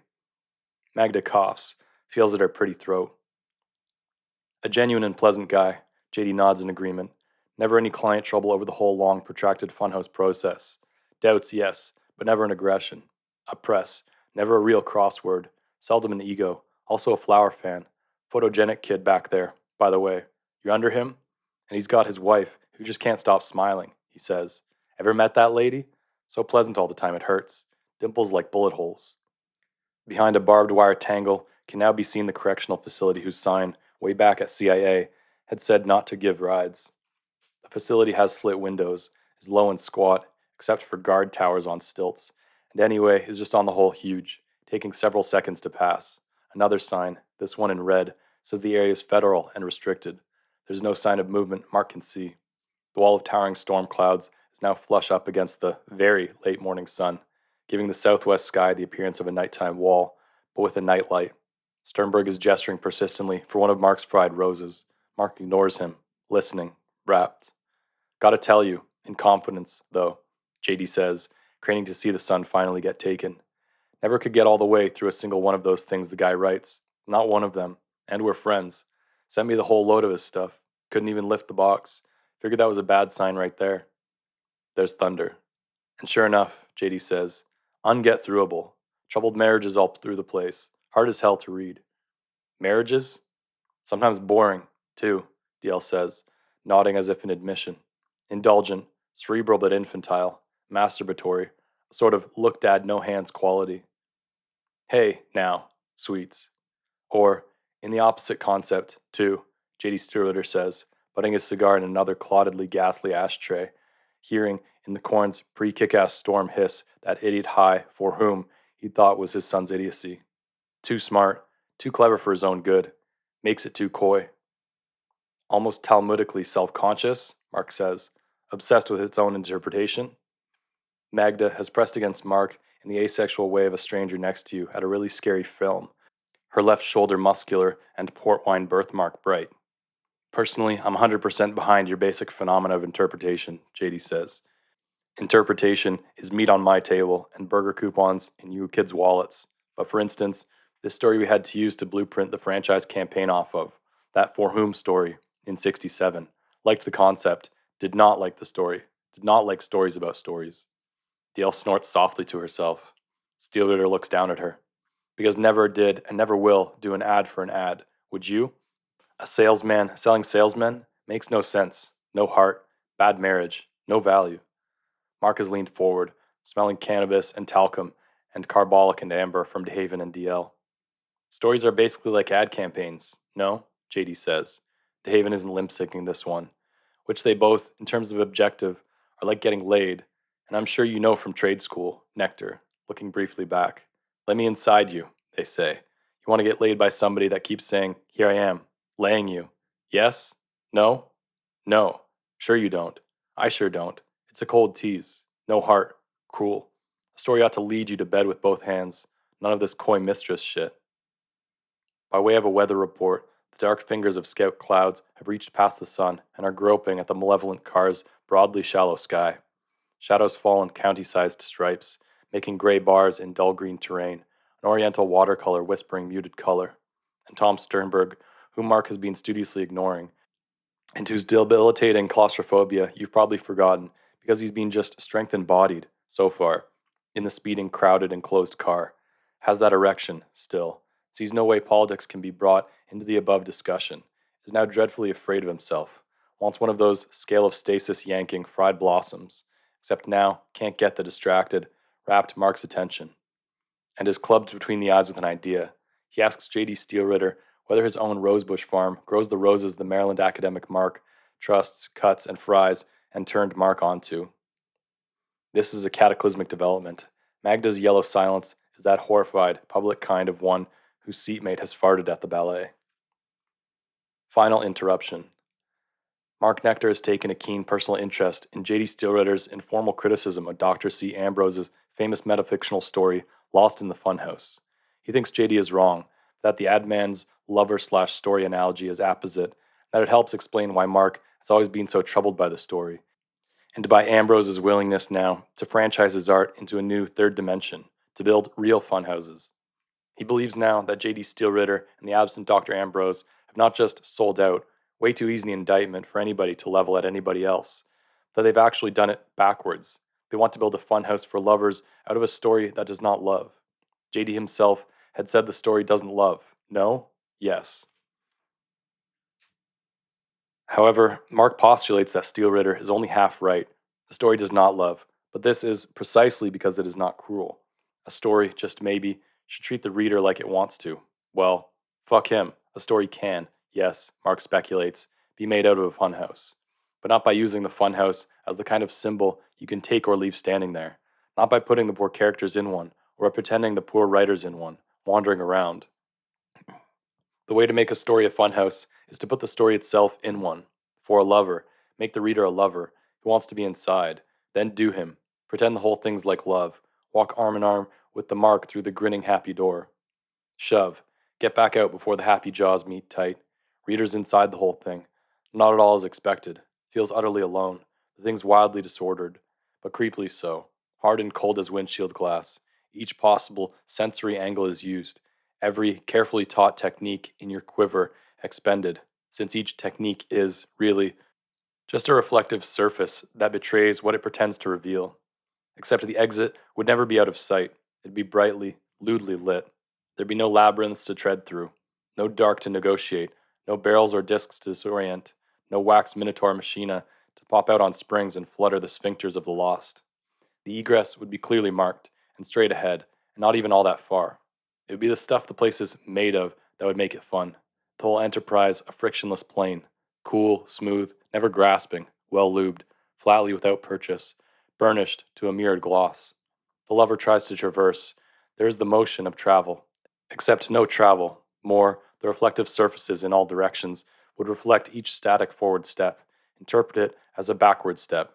There'd be the illusion, of both the dreamer's unmoving sprint and the disco moonwalker's backward glide, the exit and egress and end into full view the whole time. But boy, it would take one cold son of a bitch to write such a place erect, a whole different breed from the basically benign and cheery metafictionist Mark trusts. It would take an architect who could hate enough to feel enough, to love enough, to perpetrate the kind of special cruelty only real lovers can inflict. The story would barely even be able to be voluntary, as fiction, the same mix of bottomless dread and phylogenic lust Mark feels when he bends to the pan's sizzle to see what. Except Mark feels in his flat young gut, though, that such a story would not be metafiction, because metafiction is untrue, as a lover. It cannot betray, it can only reveal. Itself is its only object. It's the act of a lonely solipsist self-love, a nightlight on the black fifth wall being a subject, a face in a crowd. It's lovers not being lovers, kissing their own spine, fucking themselves. True, there are some gifted old contortionists out there. Ambrose and Robe Grillet and McElroy and Barthelme can fuck themselves awfully well. Mark's checked their whole orgy out. The poor lucky reader's not that scene's target, though he hears the keen whistle and feels the razored breeze and knows that there but for the grace of the pater of us all lies someone, impaled red as the circle's center, prone and arranged, each limb a direction, on land so borderless there's nothing to hold your eye except food and sky and the shadow of one slow clock. Please don't tell anybody, but Mark Nectar desires, some distant hard-earned day, to write something that stabs you in the heart, that pierces you, makes you think you're going to die. Maybe it's called meta-life, or metafiction, or realism, or Giffrey T2. He doesn't know. He wonders who the hell really cares. Maybe it's not called anything. Maybe it's just the involved revelation of betrayal, of the fact that selling out is fundamentally redundant. The stuff would probably use metafiction as a bright smiling disguise, a harmless floppy-shoed costume, because metafiction is safe to read, familiar as syndication, and no victim is as delicious as the one who smiles in relief at your familiar approach, who sees the sharp aluminum arrow aimed just enough to one side of him to bare himself, open. But here's a development. Recall that the regulation competitive arrow, at full draw, is aimed a bit left of center because of the dimensions of the bow, the object that does the shooting, which gets in the way, but which, in the way, resists, is touched, moved, irritated by the shaft's stubborn rightward push. Because irritated, it resists. Quite simple pre-modern laws come into play. The uncentered arrow, launched leftward by the resisting bow, resists that leftward resistance with an equal and opposite rightward shudder and spasm. Aluminum's especially good for the spasm part.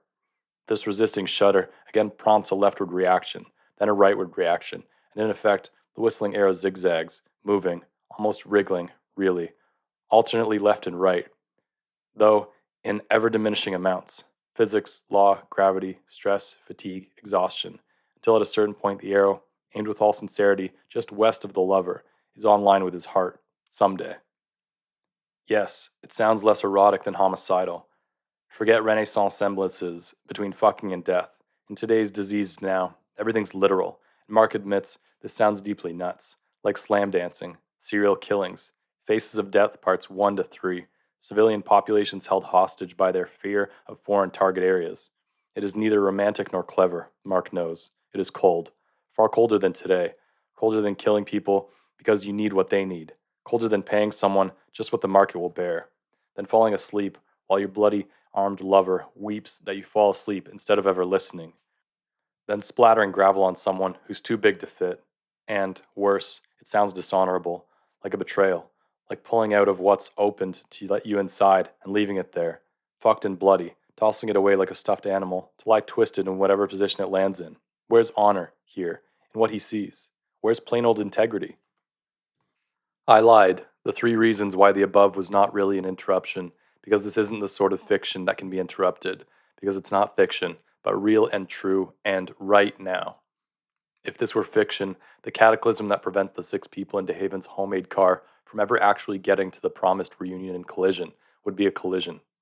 DeHaven, out of a sullenly distracting attraction to the terse, minimal girl beside him, or out of some timelessly Greek hostility toward his father riding shotgun with his big wet cigar, would close his eyes and put the accelerator to the floor at the very most verdant and obscure rural Illinois intersection, say 2000N and 2000W, and collide 3-way with the Oriental crammed Chrysler and the foreign flashy car full of the big old farmer's corn-fed children.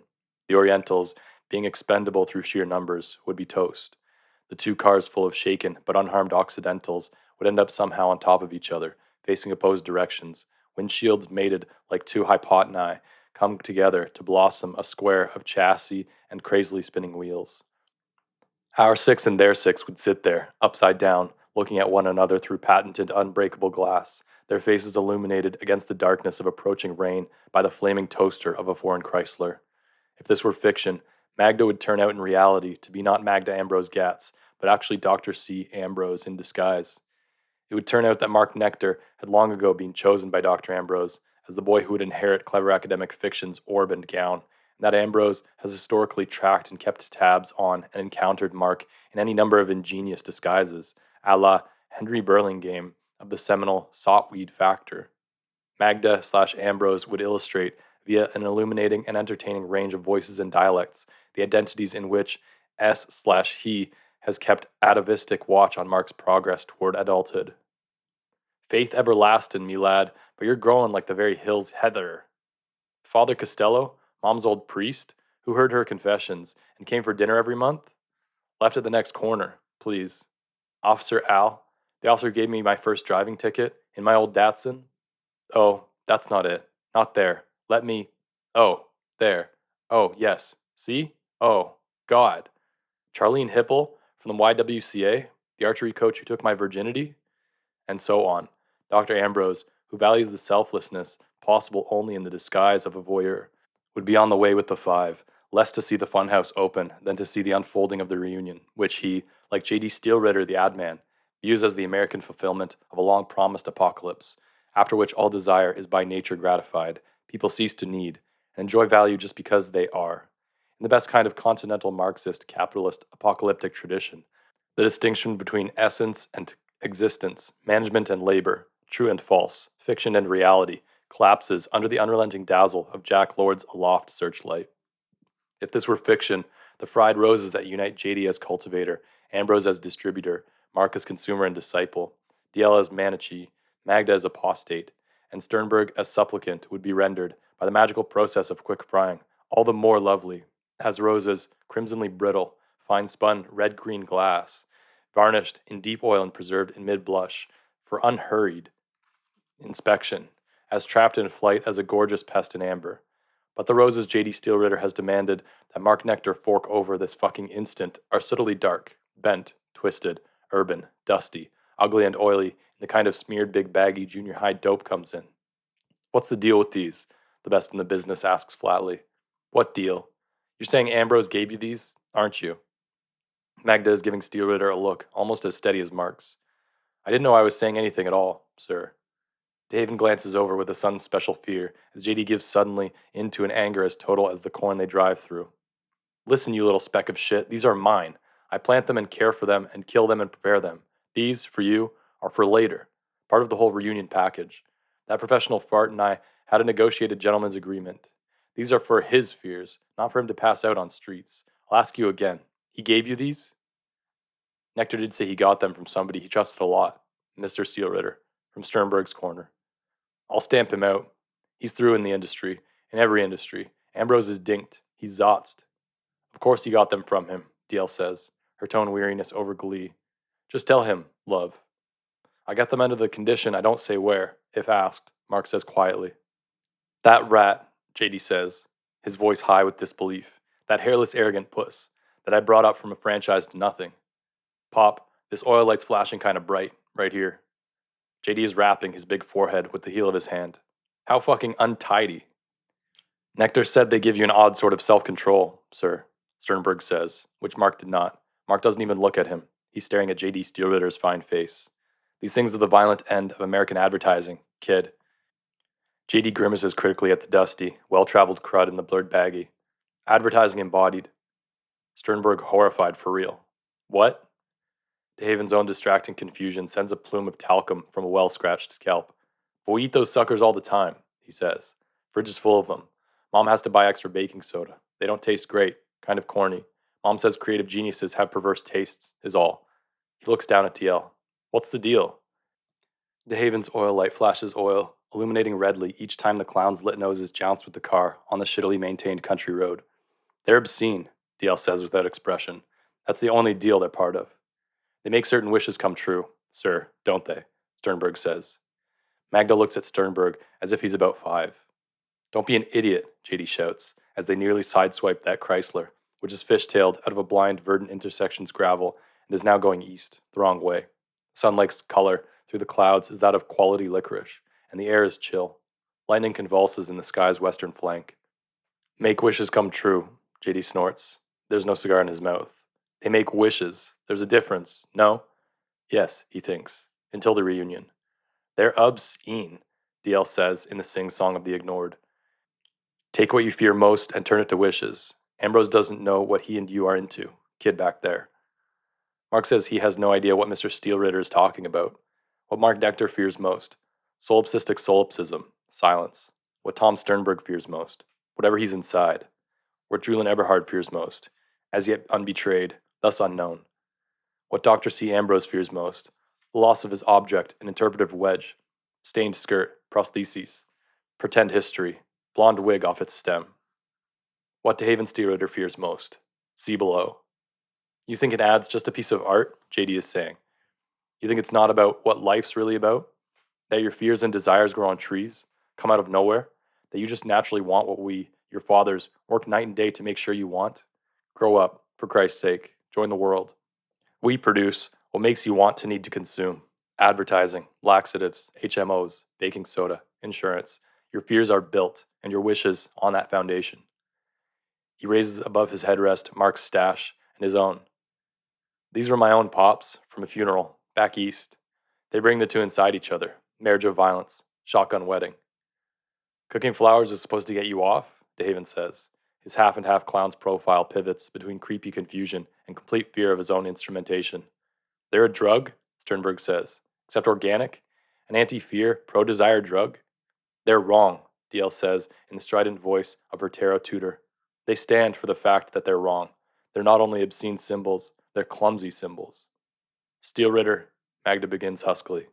JD waves the rear view image of her orange face and askew wig aside, now so into what he's bet his life on that he's almost sublimated his utter dread about rain diluting the reunion. Fucking Midwest weather, he says. The post-product Missy's right on this one. They're just symbols. They're about as subtle as a brick, for Christ's sake. Eating symbols?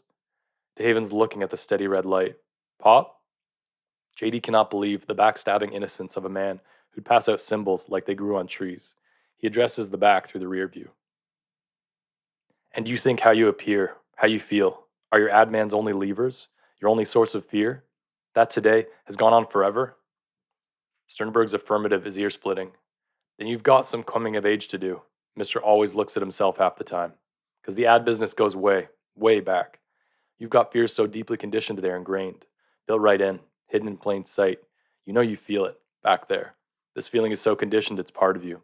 As in there's certain things that, no matter what, one doesn't do those things. You don't kill your father. You don't betray your lover. You don't lie, except when absolutely necessary. You don't aim a loaded weapon, except in self-defense. You don't disappear, DL says tonelessly. You don't scald people in their sleep. I'd go ahead and put those up there, too, JD nods seriously, grim. And another one, see? You don't put what's beautiful inside you as fuel, when the whole reason it's beautiful is that it's outside you. Supposedly certain things are in the world, to see, not to chew up and swallow and expel. DeHaven's point of view on all this is diffracted. He's thinking of the probably several tons of roses he's consumed at the farmhouse over his childhood and experiencing a growing affinity with D.L. Eberhard, who's looking, as she hears the confirmation of her psychic's sagest advice, more and more like a cat hissing at the big shadow of some nameless and total threat, and has pretty well-developed canine teeth to begin with, and he's getting more and more afraid that a sleep-deprived J.D.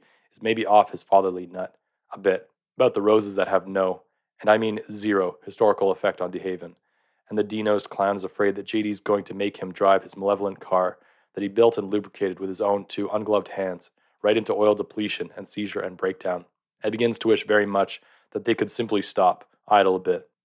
Let JD calm down about what are only after all snacks and commercials. Let DeHaven have a look at his own dipstick, that they could simply stop to check how things are, under the glittered hood, that they could suffer a brief interruption that would maybe probably ultimately save time. Wishes they pop. Those deep in your bones feelings are conditioning, too, JD says. You know what the first real ingenious timeless ad campaign even was? He sees in the rear view two blank stares flashing two closed eyes. Jesus, he shakes his head in disgust. But the boredom, at least. Even you kids know how you feel, the boredom in your gut, right along with the fear. Do not do what is not right. Tired image, hackneyed jingle, no marriage anymore, obsolete. Conditioning has obsolescence built right in. Like the Jew, what's his name, and his bells and dogs that drool. Dog hears the ching of that fucking bell over and over, plus his pups. Generations of dogs, ching, ching, till the sound is like the sound of the dog's own blood in their heads. They can't hear it anymore. Don't listen.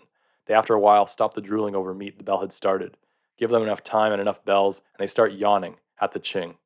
Over at Steel Ritter adds, we've done conditioning research up to here, holding one hand like a blade to his fine head's top, gently squeezing the flowers with the other, in the bag.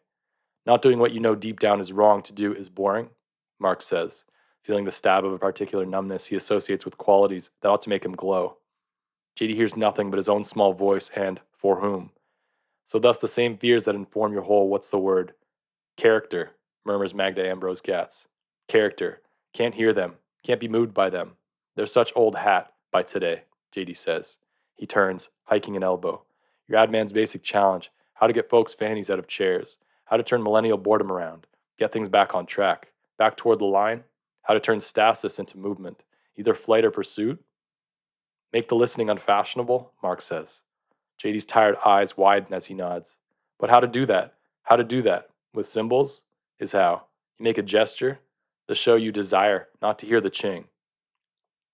You behead an unstable image of what beauty is and fry it in lard and consume and digest and excrete it. Turn your biggest fear into your one real desire? Sounds pretty damn political, Sternberg suggests. Except, what's everybody's biggest fear? That Mormon researcher had whole lists of them. Pop. No, no, no. JD shakes his head impatiently, gesturing with a cigar he does not hold. The one big one. The one everybody has. The one that binds us up as a crowd. Death? Dishonor? I'd go with death, darling. My vote still goes to having a body, dudes. Pop. You gesture, JD says. You sell out the squeak of your own head's blood.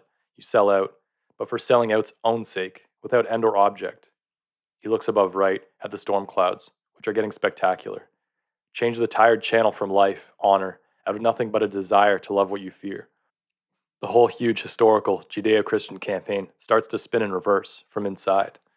A campaign spins. We're bored animals, JD makes a summing up gesture. Even the naive ones know that. Bored numb with the sound of bells, the taste of meat. But ring meat, he says. You can bet your life you eat a bell, and like it. The unmuffled engine dies, the jacked up car coasting in a sudden roaring absence of homemade sound and halting in the shoulderless space between the royal blacktop and bare fallow field, by the field's ditch, in dirt, maybe a quarter mile from where the road they're on takes its last curve left, west, dead into northeast collision. All that's there to hold your eye up ahead are three tiny rural shacks, shanties, up by the big broad leftward curve. The shanties keep you from seeing exactly where the curved road goes. The complete silence in the quiet car, as it rolls through a country stop in the dirt, is like whole minutes of that second, right after loud music stops. Like it, ricochets around in the red interior as the malevolent car gives up the ghost in the roadside dirt, coming to rest perpendicular to a barbed fence between a lush, verdant, healthy cornfield and a rich, black fallow field, boiling with confused pests lured by a taste for quality. Varoom, the clown says to himself weakly, squashing a placid gnat. JD is suddenly very calm. He has a wristwatch. Jack Lord is scheduled to arrive over collision soon. He's afraid. Sadness and anger and disgust at Ambrose's not worth it betrayal are scattered like the dust the car's halt has made, all before the great cold wind of a genius's fear. JD's two great sheet-wrecking nightmares are missing his own reunion and being stalled in some place sweeping and panoramic and unenclosed and ever-growing. There's a great ripping fart of thunder.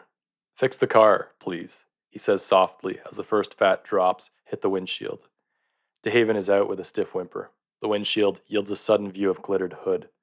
Could we just talk? Asks DL. Not getting out of the car, JD says calmly. Still 2 total miles or more. Rain. My suit will run. I can't preside wet. We'll stay here. The kids got away with machines. Streaks of DeHaven's real face can be seen through the trademark face as the clown slams the hood shut in the spattered rain. The dice under the rear view jump at the slam, and the oil light pulses. Filter's a gem, he says, re-entering. My dipstick's clean as a whistle. I'll let that pass, JD says coolly. The lubrication seems totally okay. The clown sounds up in a voice that makes you think he wishes it weren't. So start the car, JD says, managing at once both to clap his hands and look at his watch. Hibba go. Let's go. Couple more miles. It'll be tit. David shakes his head miserably. His lipstick reined into something sad. The trash can clatter of more thunder is now indistinguishable from echoes of that thunder. Big Midwest drops start hitting the car's roof in that rhythmless, tentative, pre-serious way. Start the car, Sternberg screams, so that Magda jumps on the hump. Mark closes his eyes, silent, lost in his own counsel. Taven looks a begrimed wrist over the fuzzy wheel and lights an unfiltered with maddening deliberation. He shakes his head. This car doesn't just stop and start. The engine's Detroit and the ignition's foreign. It's an admittedly ad hoc combination. You'd call it a bad marriage, Pop. But those were the parts I could get deals on. So I have to just keep it running all the time. Can't let it stop. Motherfucker on gas. You wouldn't let me park it by the greenhouses, Pop. Remember? Because of the exhaust? It doesn't even need a key. See? Pointing a grease-tipped glove finger at the empty slant of an ignition receptacle where a key should be. Because if it stops, when you try to start it, the engine goes like out of control. He exhales smoke with force. Plus it was the oil light made it stall, Pop, indicating the little plastic window that covers his costume's nose. I'm sure we've got internal problems somewhere. I'll fuck up the belts. Try it, please. I'll make the timing belt jump if I do. We'll jump time. We'll fuse cylinders. Give it a try, please, son, JD whispers as roof rain sounds. The empty ignition screams to life, and, true to the clown's word, the car's idle is now wild, tortured. The engine revs crazily, way too high, so that ancient needles flap spastically in the dash. The malevolent car stalls the second the clown reaches up by the furry wheel to put it in a forward gear. It shudders. Great, Sternberg yells, having cadged the ziplock JD's left on the front seat's backrest. Great. Fix the car, you shit-speck rotten clown. He feels too enclosed to bear. The ad man is looking through the shield's angled rivulets at the 3 wharf-gray shanties up where the last road takes its final westward curve. The ancient askew shacks are interconnected by a system of corrugated plumbing pipe. JD breathes deeply and counts the 3 shanties out loud, willing the reunion to remain temporarily on hold. They'll wait for him, Jack, aloft with his bullhorn, above a sea of red smiles, the camera's sweeping panoramic, looking for what to latch onto. The rain can be worked in somehow. Could enhance the whole conceit. Funhouse 1 will be opened and used, then dozered. JD Steelritter gets stabbed in the back by a client exactly once. No Funhouse franchise. No erection of memory for Herr Professor C. Ambrose. Rat. No angled systems of mirrors Windex nightly by anally compulsive teams in white. No barrels and discs on the dance floor. No happy fellatory door.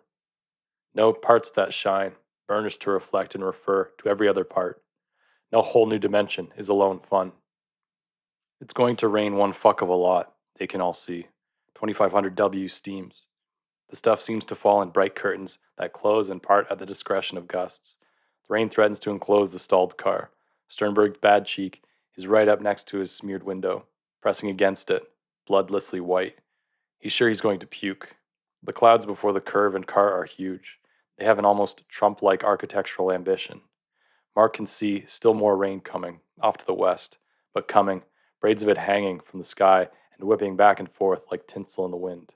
The real meat of the thunderstorm now probably over collision, and the now obscured giant arches and the sheltering tight-roofed funhouse club, where all the adults and former kids are in out of the elements, waiting, raising flashcards emblazoned with the word glass, drinking the symbolic health of the very idea of toasting itself. He's sure now they've got it all backwards. Look, kid, 3 shanties up there, JD points. He squeezes his son's pastel shoulder pad.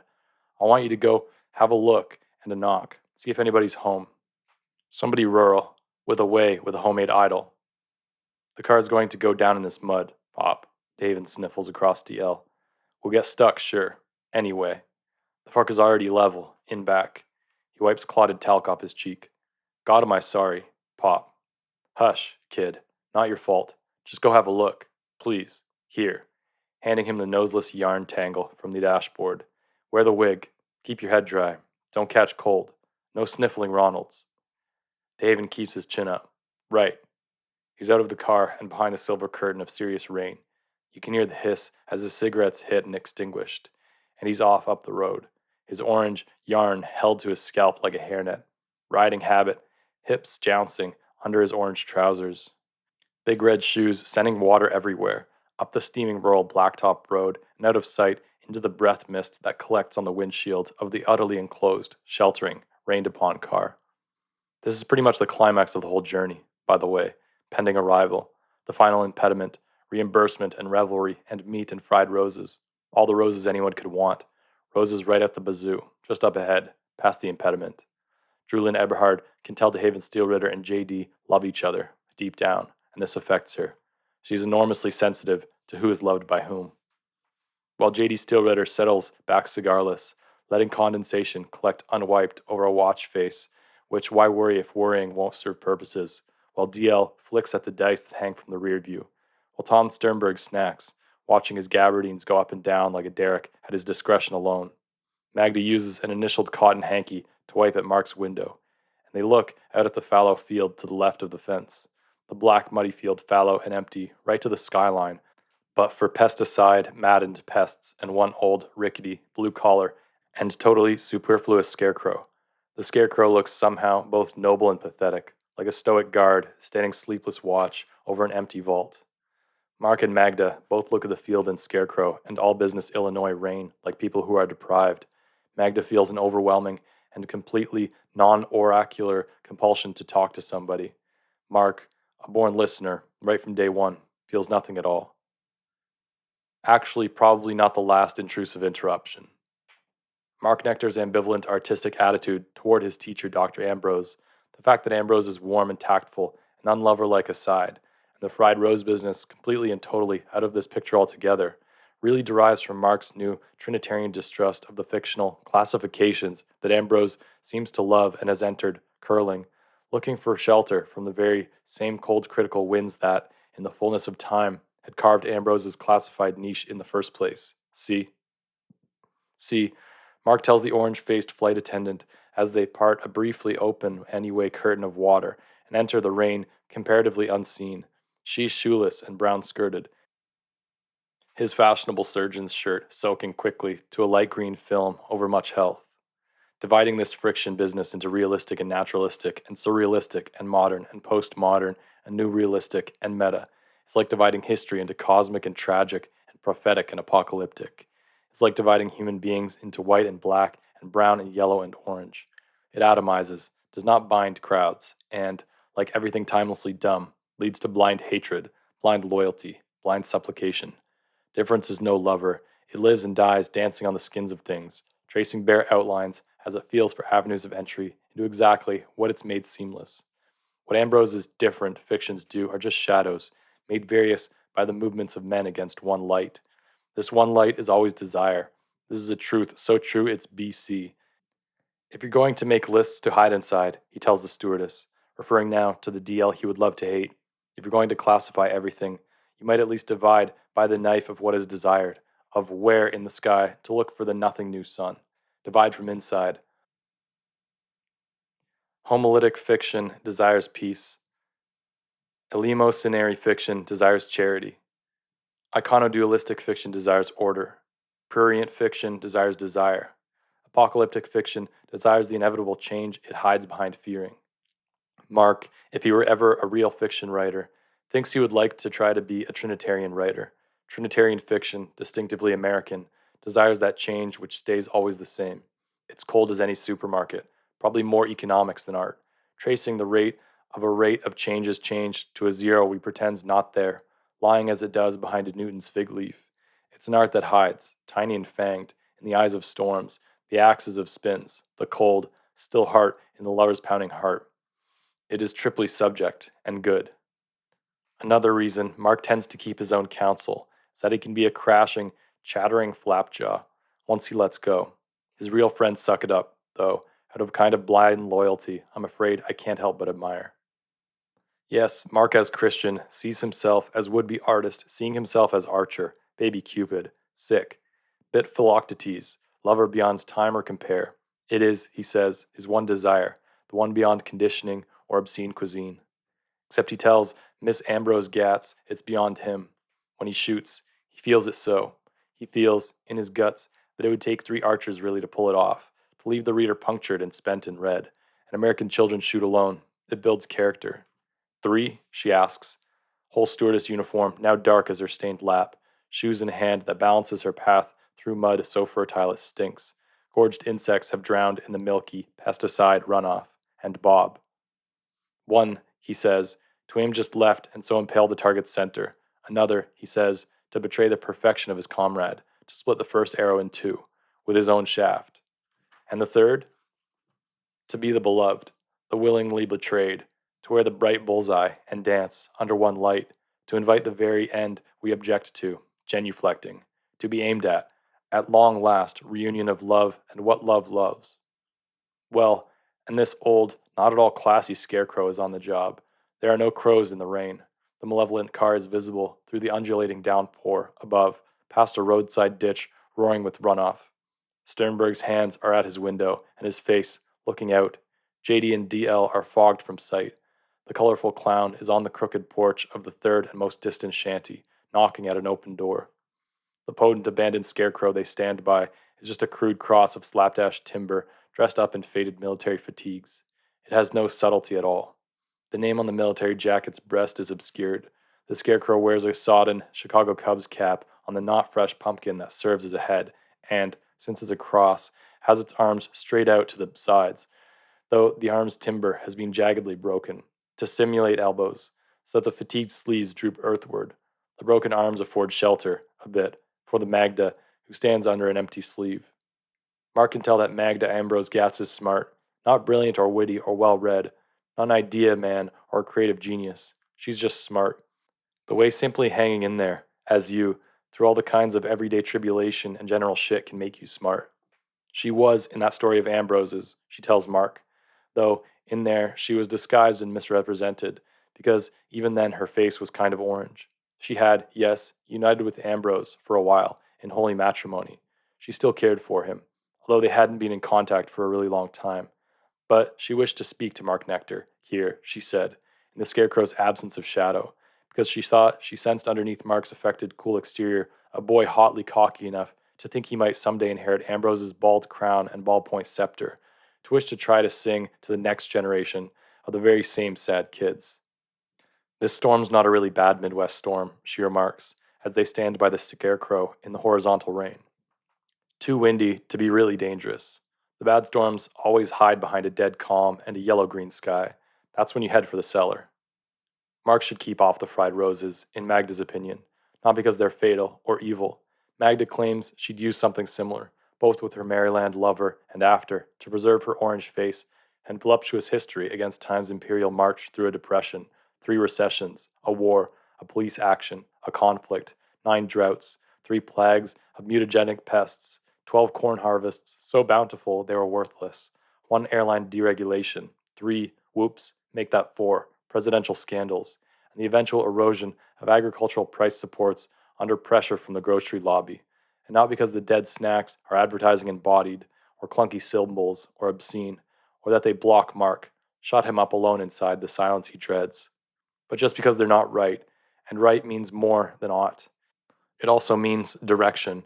To try to digest fear into desire is to go backwards. Fear and desire are already married, freely. One's impaled the other since BC. What you're scared of has always been what moved you, and where you're heading has always been your real end, your desire. This is all a summary, a synopsis, and admittedly not in Magda's real voice, which cannot be done justice by me. That what unlocks you, even today, is what you want, and what you value. And what you value is married to those certain things you just won't do.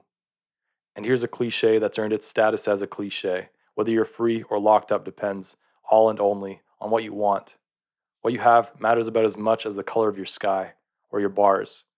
The rain makes the sound of rain. Haven's homemade car whines and roars above the flooded ditch and bare shoulder. The car's big rear wheels spin, screaming, sinking deeper into the mud. The car's acclivated shape is now a declivated shape. Why using beauty for fuel is bad, why it's clumsy, it's superfluous. We already ache with desire for what we fear. This sounds to Mark troublingly familiar. It's a seamless wave of muscular Anglo-Saxon ideas. It smacks of Dr. C. Ambrose, whom Mark no longer quite trusts, obviously. Magda will give Mark examples, then. Sternberg is obviously a big-time claustrophobe. She can always smell claustrophobia on a passenger. So why is he still inside the steamy enclosed car, eating? J.D. Steelritter desires, more than anything, to be happified, at peace. So why, though he consumes enough roses to color a tidewater spring, does he spend his whole life worrying, planning, conceding, debating, persuading, interpreting, manipulating a faceless crowd into backward ideas of what it wants? Why is he trying to bring about a reunion that will silence the very clamor whose wine in his head is that head's life and bread? And Mark's bride. Dale wanted to be pregnant, miraculous, so that Mark would love her, do her virtue honor. So why didn't she seduce him when fertile, instead of constructing a coy and obvious lie whose lifespan can't possibly exceed 3 seasons? The rain on Mark, though violent, feels good, familiar, like the tattered, imagined bedroom breezes of pre-sleep. It seems okay that this alive woman, who will live forever only as an object in Ambrose's story about passion, should know the secret DL's mother knows. Mark's parents know. Mark knows that only DL still believes he does not know. Why she lied about the little miracle to this boy who was loved. Because she's infertile, she cannot produce, Magda says. She will tell you, when you ask, that it has to do with a past, with a father. She'll invoke Electra, Vietnam, amputation, laying, Freud. But the truth is that, inside, where push comes to shove, she wants it so. The rain reveals both their bodies and the skeleton under the scarecrow's clothes. Magda is really not at all pretty, facially, except for the utter and unconsciously expressed pleasure she takes in the water's feel, the overhung sleeves' fungal smell, the milky mud between her toes. How do you know this? Because it's true, Mark. Everybody who really wants to knows what's true. Most people just don't want to. It means listening from deep inside. Most people just don't want to, but the special people listen. You can hear what's true, inside. Listen. You can always hear it, in the rain, in the static between stations, in the magnetic whisper on tapes, right before the music starts. And in that sound that utter, complete silence has, in your ears, that glittered tinkle, like tiny chimes at great heights. I believe I know you, and that you're probably special. The chances are good that you're a born listener. Mark listens. It's true. He's special. They're both special. But I'm not special. And chances are you are not. Shit, we can't all be special, obviously. Not enough room for a crowd that big in here. Suck it up. So, but he's special. It's true. Magda's right. He's a born listener. But he can't hear anything out of the ordinary, anything that sounds especially true. Magda laughs at the sight of DeHaven galumphing back to the screaming car, his wig still clamped tight as a skullcap, leading a big old farmer in a military surplus slicker. The farmer leads a big horse by a heavy chain. I'm afraid I can't hear anything, ma'am. I hear rain, and the car's horn, and clopping, and a chain clanking. I can't hear anything that sounds especially true. You will, I promise. Trust me, I know. What's true never changes its tune. He heard it, once. Ambrose heard it with you? And you're wrong about why he's wrong. You and Stillritter are both wrong. I'm no postmodernist or artist, I can't lie, but I still know the center you want isn't in classes, or categories, or even in what kind of religion you choose to genuflect to. It's here. She doesn't gesture. Wherever you are, it's all around you, every minute, that sound you hear when it's quiet, without sleep, or awake, listening, a great silence. Her eyes roll up toward her receding hairline, toward memory. He used to love that silence. He'd just surrender, listening. She looks at Nectar. That was before you were ever born, before he wrote anything anyone but he and I would ever buy.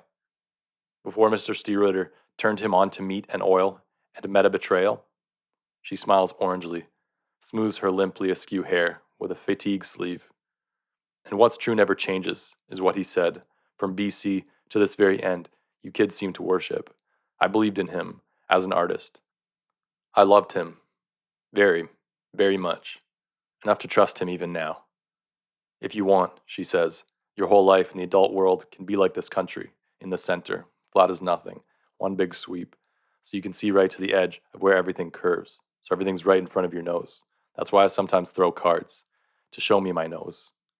You throw cards? Mark says, making a face with his rosy face. Jesus, DL throws them. Mark distrust thrown cards, all those arcane categories, vague meanings, wish fulfillment as prophecy. I don't trust them, he admits. They just tell her what she wants to hear. They're just vague enough so you can make them say what you want to happen or are neurotic about happening. He almost sneers, if there's such a thing as a numb sneer, and then you and her psychic call it prophecy. It's obscene, is what it is. Magda looks at him baldly from her side of the broken-armed cross in military surplus. The rain around them is letting up. The real heart of the sudden storm has moved off east, seeming coolly to strut, a bit tiptoed. Your lover doesn't throw cards, Magda laughs. She carries them around, probably wrapped in silk, probably even with a souvenir crystal, and she shuffles them and closes her eyes and spreads them out, afraid to look, the way people who make wishes are scared to tell you the wish, for fear the magic is fragile, sensitive to light. Again, I feel an obligation to say that this is synopsis, and not true to a voice I'm afraid I just can't do. She tries to use them, Magda, more or less, continues. She invests them with a power to change what they can only reveal. She wants shelter, a structure, a house of cards with tiny furniture, not the kind of great blind sweep you get when you throw. She makes a throwing gesture that's surprisingly deft and slight, not a mirror that just shows you your nose. She looks at Mark. When's the last time you saw your nose? Foreground that intrudes, but's really too tiny to even see. Prepositions about a lover. Maybe because she's never once, been made to be anything other than what others see. Magda Ambrose Gatz has vast untapped resources of virtue and smarts and all-around balls. DL reads painted Alcacate cards, knows her own rising sign, and consults media. Magda, who's been seen so often her face is pumpkin-colored, is never called on to see others or to speak from the heart. So she listens and sees, inside. Never called on to speak. She can actually love her own tongue, as those born to subjection may love their skin, ears, eyes. She can count the hairs in your head, hear the cries of my cells expiring. She can see. She can spread the whole outside flat, inside, throw the kind of colorless cards that reveal what cannot change. She does so for Mark, and does not condescend when the boy protests that she has no tarot cards, only a regulation, flight attendant's skirt, and a faded fatigue jacket taken from the superfluous figure suspended above them and wrapped around her against the bland chill that always follows a storm's third act. I am sorry. I have such respect for this woman that I just cannot show her to you in the light her shadow deserves. I am lovesick and ungrown, and know no trope or toponymic topoi, no image worthy. I have to play the supplicant here, ask you simply to eat some raw bear propositions I can't bear to flavor enough to engage your real imagination. We're all quite tired and deprived, and it's getting pretty clear that we'll probably be asleep by the time the actual revel gets started. So I'm going to cease all fucking around and just tell you what Magda tells Mark, what she knows, from just her senses, which are never in demand. Magda knows that the water DL finally boils will not be for any labor. Magda knows that DL will emerge, in time, unmarked, as the single best copywriter J.D. Steelritter Advertising has ever used. She will rise through the ad man ranks, assume a management position, eventually marry J.D.'s atonally ambitious, harlequined son, will be a sensitive and surprisingly gentle father, and be the lone female pallbearer when the most creative mind in the history of American advertising finally succumbs to carcinoma of the lower lip and is buried in a plot that requires no floral embellishment. Linn will, in time, become J.D. Steelritter Advertising and discover that the key to all ingenious and effective and original advertising is not the compelled creation of all new jingles and images, but the simple arrangement of old words and older pictures into relationships the consumer already believes are true. She will take root, blossom, and mature in an environment of responsibility, and will do her late mentor true honor in continuing the masterful orchestration of the two long-term brand-building campaigns JD will die proudest of. She will live to see Ray Kroc's One Little Collision concession stand truly become the world's community restaurant. She will see to it personally that Dr. C. Ambrose's one flat-gutted Maryland funhouse comes truly to offer a whole new dimension in alone fun, become the discotheque where America can be themselves. She'll impose her will on odd, sleep-deprived, travel-weary clients with a dispassion born of an oracular instinct for what the people want. A grown DL, cardless, will divine a nation's post-postmodern economic future. Funhouses will eventually allow patrons to toast the idea of toasting with actual drinks. The consequent rise in patronage, consumption, demand, and thus price of admission will meet the supply curve at profit.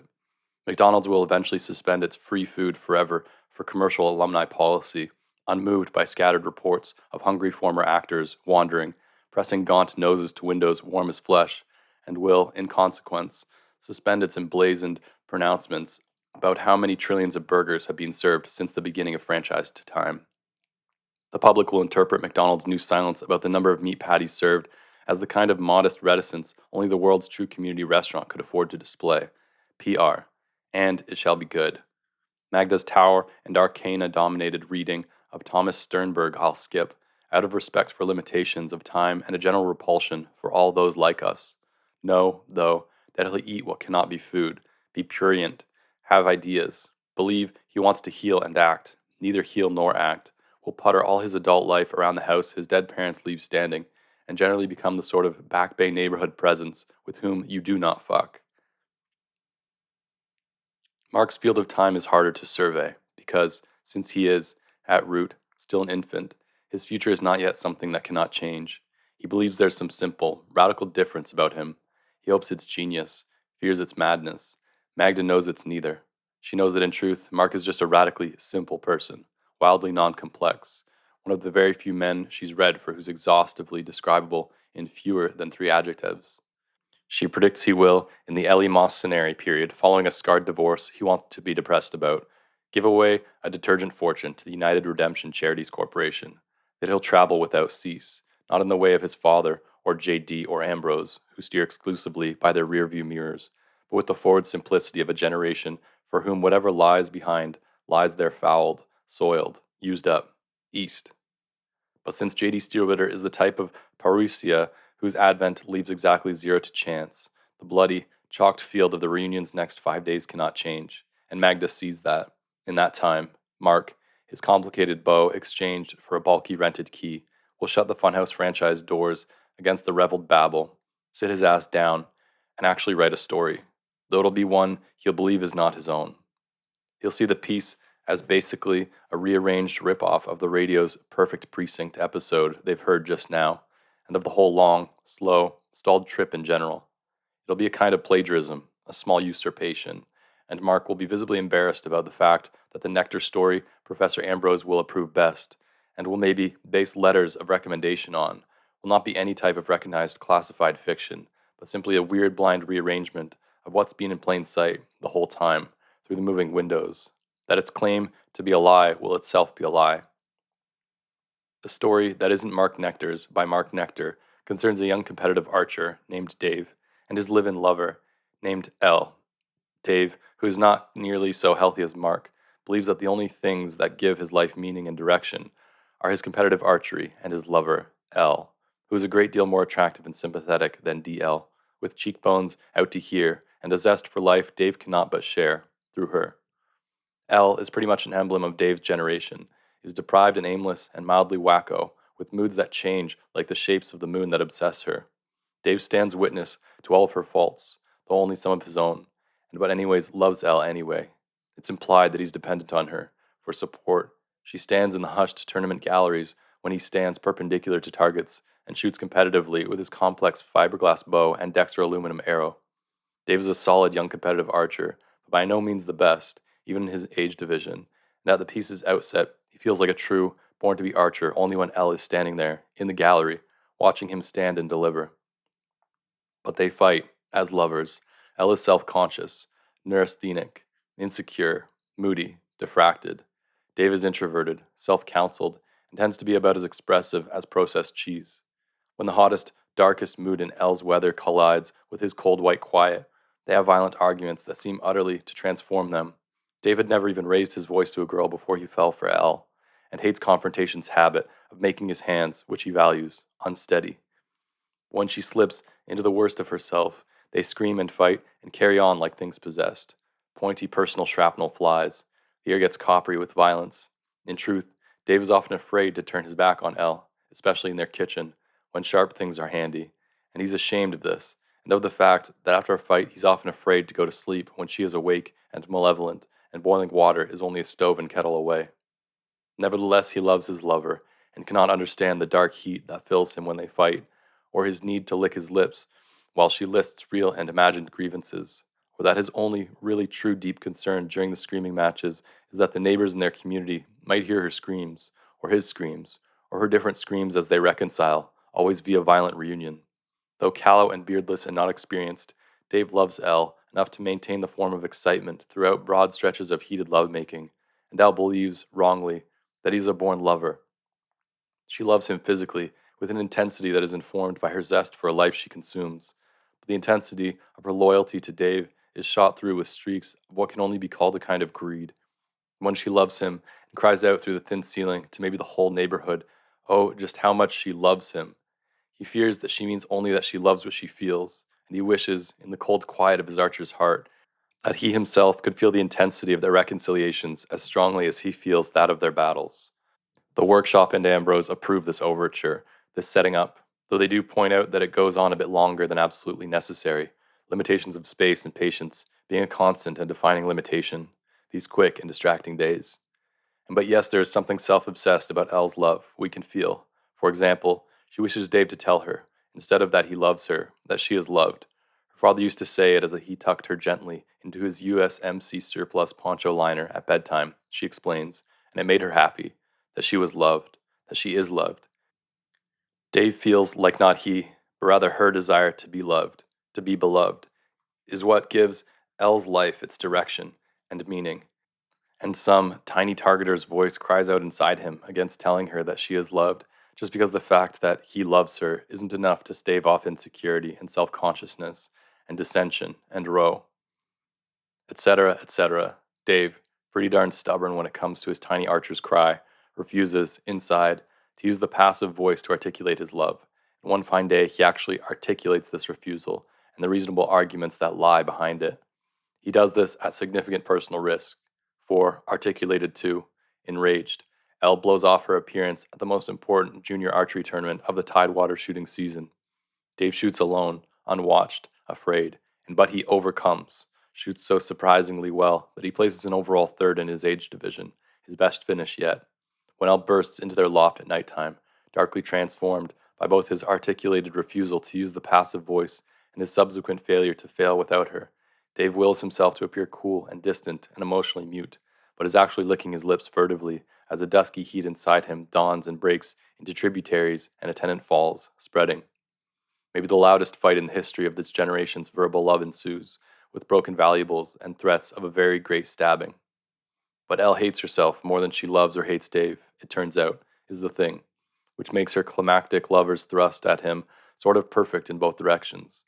Having de-quivered and brandished Dave's best and unlosable dexter aluminum target arrow, as if to stab her lover, Elle turns it shaft backwards and, with a look on her Valentine face past all belief, a look that communicates perfectly her three true selves, the blindly loyal, the greedily past impassioned, and the self-imprisoned hating, with this look, reflected bulgingly in Dave's TV's dead green eye.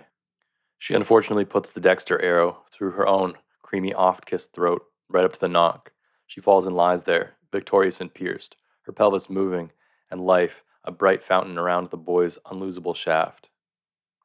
So far, it's a good graduate workshop story, the rare kind that imposes the very logic it obeys, and plus it has the unnameable but stomach-punching quality of something real, a welcome relief from those dead watch me be clever pieces, or, even more dread, a fashionably modern minimal exercise, going through its weary motions as it slouches toward epiphany. What works least well for Dr. Ambrose and Mark's colleagues at the ECT seminar is the part that deals with why this guy Dave is subsequently arrested and incarcerated and tried and imprisoned for Elle's murder. The section's chattery and about as subtle as a brick, but the gist is that picture this. Elle lies twisted and punctured and spent and moving and red before the mute Sony in Dave's shared room, losing blood with every pulse, self-stabbed with the high-tech arrow that had placed Dave third alone. She's clearly near death, and looks with supplication and a trust born of true lovers' blind loyalty at Dave, waiting for him to obey basic human instincts and leave to remove the wickedly intrusive shaft. But Dave, come suddenly of age, hears no ching of instinct's bell. He feels only the kind of numb visual objectivity that makes a born archer mature. He takes precious time out to look at the big picture, here. He takes the long view. He sees that Elle has pulled crunchingly into death's gravel driveway, that no way can she be saved in time. Tourniquet pretty obviously impractical. Fears that their community's collective ear has heard the violent row he didn't start. Concludes that if he takes hold of the aluminum shaft to remove the weapon, the world oil his fingers exude will establish itself as his forensic mark on the dexter arrow. And then his lover will die anyway, and the whole thing will maybe be interpreted by others as exactly what it will look like. Crime of passion. Murder 1. Dave licks his lips absently as he tries to anticipate interpretation. This goes on forever, narratively speaking. Elle, her eyes never leaving her lover's, finally, to pretty much everyone's relief, expires. The workshop objects especially to two things, here. The verses of the stories claim that all Dave's self-conscious caution about fingerprints is for naught, because the whorls of his oil are already on the arrow anyway. He had fletched, held, fitted, knocked, and shot the special arrow 3 times in that day's competition. Since explicit and verisimilitudinous mention is made on Mark's MSS, page 8, of the skin-thin leather gloves all serious competitive archers wear, though, the believability of Dave's fingerprints being on the shaft depends on an awareness that an archer's glove covers only the wrist and palm, protecting them from the shaft's explosive reaction to the bow's leftward pressure. The nakedness of an archer's fingers, Dr. Ambrose argues reasonably, is not a piece of information Mark can expect the average reader to have in the arsenal average readers bring to bear on average stories. Basically, what you're doing when you're writing fiction is telling a lie, he tells those of us in the seminar. And the psychology of reading dictates that we're willing to buy only what coheres, on some gut level, with what we already believe.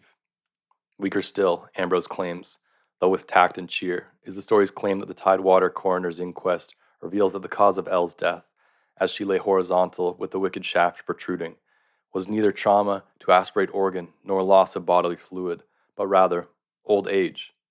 A collective explanation greets this move of Mark's, though it's done lovingly. Do some very simple cost-benefit analyses, Ambrose advises Nectar, rubbing the red commas his glasses have imposed on his orange nose's bridge. Why compromise the tale's carefully crafted, heartfelt feel and charming emotional realism with a sudden, gratuitous, and worst of all, symbolic bit of surrealism like this? Especially since the real meat of the story lies ahead, in the Maryland facility for correction, where a numbly shattered and even less healthy Dave awaits trial and a judicial retribution he cannot deny he deserves. The epistatic twist of the knife here is that Dave is not guilty, yet is at the same time guilty of being not guilty. His adult fear of the community's interpretation of his prints and shaft has caused him to abandon his arrow, to betray a lover, to violate his own human primal instinct toward honor.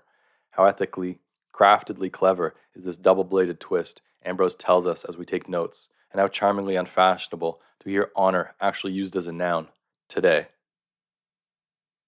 Meanwhile, inside the story we have all, as part of the class requirement, read and put copious comments in the margins of. We're told that exactly nothing in Dave's sheltered experience prepares him for the hellishness of the facility where he awaits trial. He lives in a tight, gray, ghastly cell, and he is not alone in there. He has a cellmate. His cellmate is horror embodied, a hardened queer criminal awaiting sentencing on a counterfeiting conviction. The cellmate who licks his wet lips at Dave's arrival is a 3-time loser, and under Maryland law can expect to receive the same life Dave expects.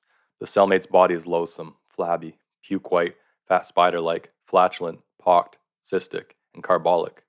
Dave finds him disgusting, and the evident fact that the counterfeiter, whose name is Mark, loathes his own body, resents the cell's 2/3 its confined storage requires, and is revolted by the sounds and odors that issue whenever he moves, breathes, or makes his unceasing use of the cell's elimination bucket. This Mark's self-loathing only increases the young archer's disgust, plus horror. The cellmate is so cruel, bestial, hard, terrible, sadistic, and depraved and repugnant, he actually sits on Dave's head, requiring that Dave play the part of bidet or else face the consequences. That Dave calmly considers suicide as maybe preferable to the possibility of life in this cramped, fetid cell with this hellish counterfeiter. But not for a moment, the story claims, does Dave feel ill-used by the universe in general, or doubt that he is not somehow precisely where he belongs. He cannot close his eyes without being subjected to the diplopic double image of his lover's steady, supplicating and aging, eyes, and then his own eyes vertical above her, darting from side to side, more concerned with how he is seen than with what he sees. Yes, when he's not being savaged, violated, sat and shat upon, Dave has time to think, and he grows up all over again in the facility. He is, the story takes a risk by saying, repentant, when in its Franco-Latinate etymology, Ambrose reminds us from his station at the green blackboard, denotes a process, not a state. Dave accepts, numbly but not passively, his unacceptable confinement. Yes, but the counterfeiter, Mark, hates the tiny cell even more than Dave, though suicide never enters spider minds unviolated by naive romantic thoughts about things like honor or betrayal. But Mark does have ideas. He believes and whispers over and over as Dave falls asleep, brown-nosed and bloody in the violated bunk below, that if he, Mark, can just work out the kinks in his counterfeit key, can just escape, leave the tiny gray cell and the barbed, guarded facility behind him, return to the mythic and fertile tidewater marshland he'd roamed as a ghastly child, he can be happy, whole, human. An idea, he posits, that the whole purpose of confinement in barred cells with tiny barred windows, the latter all the worse for the prisoner's ability to see a striped outside which the bars render both visible and impossible to reach. The whole point is to dehumanize, and that he, Mark, as minimally human, Dave, no idiot, holds his peace on this point, has a right to escape analogous to any attacked man's right to defend, to kill for what he must have or retain. Data. Mark has spent most of the latter portion of his life behind bars in the facility and presides over a whole predatory school of demoralized lifers who are the whole facility's basic mandate for erection. Mark has underground tentacles that extend into even the blackest markets. He and his school of followers do unspeakable things to Dave, force themselves on the weak, sickly, repentant archer in complexly depraved ways that Nectar, quite frankly, hasn't the nerve or dark imagination yet really even to describe. This lack of facility, though, is interpreted by a sensitive instructor and loving workshop as disciplined restraint and is duly applauded, etc., etc. But so eventually, one night, after lockdown and the muffled screams of pre-sleep rape, Mark makes good his prophecy of flight. Dave wakes from his one familiar diplopic nightmare to see, against the striped light of the cell block's hallway, his bulbous cellmate manipulating a counterfeit key. One Mark has spent 2 months tempering the facility's license plate metal shop into the cell door's lockdown mechanism. The key, which is surprisingly simple in shape and serration, nevertheless gives the hardened counterfeiter total control over the movements of all the facility's state-of-the-art automated doors. The key, as key, doesn't look like much of anything. Mark's had the thing in plain sight by the elimination bucket for weeks. Only Dave, he said, had been told what it really was, or what, if willingly used, it could do. The barred door slides silently open on its reliably oiled track. Dave hears Mark cock his floppy, puke-white ear for sounds. There's only the distant whimpered symphony of unfree dreamers. And in that familiar moment of hesitation, the one before all leapers leap, Dave's tormenting mate turns to survey the space he has filled and now would empty. The keen archer light of Dave's open eye is reflected in the counterfeit absence of the bar shadow that usually shades him. He, supine, and Mark, erect, stare at each other across that silent moment. Dave does not know, right then, whether what is spoken is allowed. You've known what I've made. You've heard me whisper. You see what I'm doing. Dave nods. And you know where I'm headed. Dave does. Don't rat. Do not rat. Dave nods. Rat and I'll kill you. Dave hears. Rat and I'll have the whole place up your ass. They'll fuck you bloody and feed you your cock. They'll dink you. Your weak little body will be found in locations. Note the plural. Shit speck. I hear you, Dave says, so flatly there's no hint of echo. But Mark's voice always echoes. Rat and you're a late boy. As in zotst, clapped. This is a promise. I have tentacles and rights. I'll defend myself against you. I don't rat, Dave says. Papa, cries a compulsive exhibitionist down the cell block. Don't rat. Go, man. Dave's glad Mark's going. Who are they kidding? Bon voyage. Godspeed. Wear a hat. Don't try to hitchhike. Further echoed connections between ratting and violent death recede with the counterfeiter, who holds his key before him like a candle in the bright cell block hall. Understandably, though, the MFC's professional penal authorities are not at all glad that the 3-time counterfeiter has gone, is at large. Penal helicopters chop and chuff all night, aloft. Dave turns his back to the still unlocked door, holds his window's bars in his fists, and watches searchlights shine from clouds to play the land outside. Hears the whiny petition of eager leashed hounds, the signal rhythm of the facility's escaped siren. Stands there, watching, till the gradual Maryland dawn, when he's led by uniformed hands to the spare, Spartan, no-nonsense office of the facility's warden. Here, a narrative risk is gauged and taken. The warden is Jack Lord, of fame, with a sort of apparent inconsistency that makes creative writing professors such delightfully puzzled pixies. Ambrose approves this particular unrealistic/symbolic touch. Some of the rich ambiguity of realism is, he concedes, sacrificed.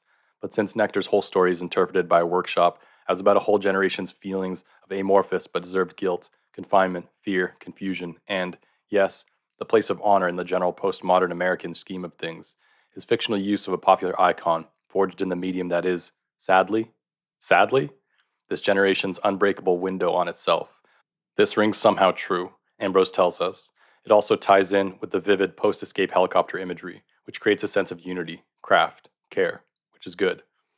Also good is the fact that Lord needs little description, since he is an image of fame. His hard square face, white as the face of a man keeping an iron grip on ever recalcitrant reins. His improbable overt jaw, barely there lips, black eyes and high dark hair, one lank askew, are stamped on the consciousness of a whole post-bell-bottom generation. Dave needn't even raise his eyes to know his gaoler's mettle as he listens to Jack Lord, listens, and then lies, denies that he knew of Mark's plans to escape, or that he witnessed the escape, or that he knows anything at all about the counterfeiter's means of exit, or destination, or route, or rate of travel.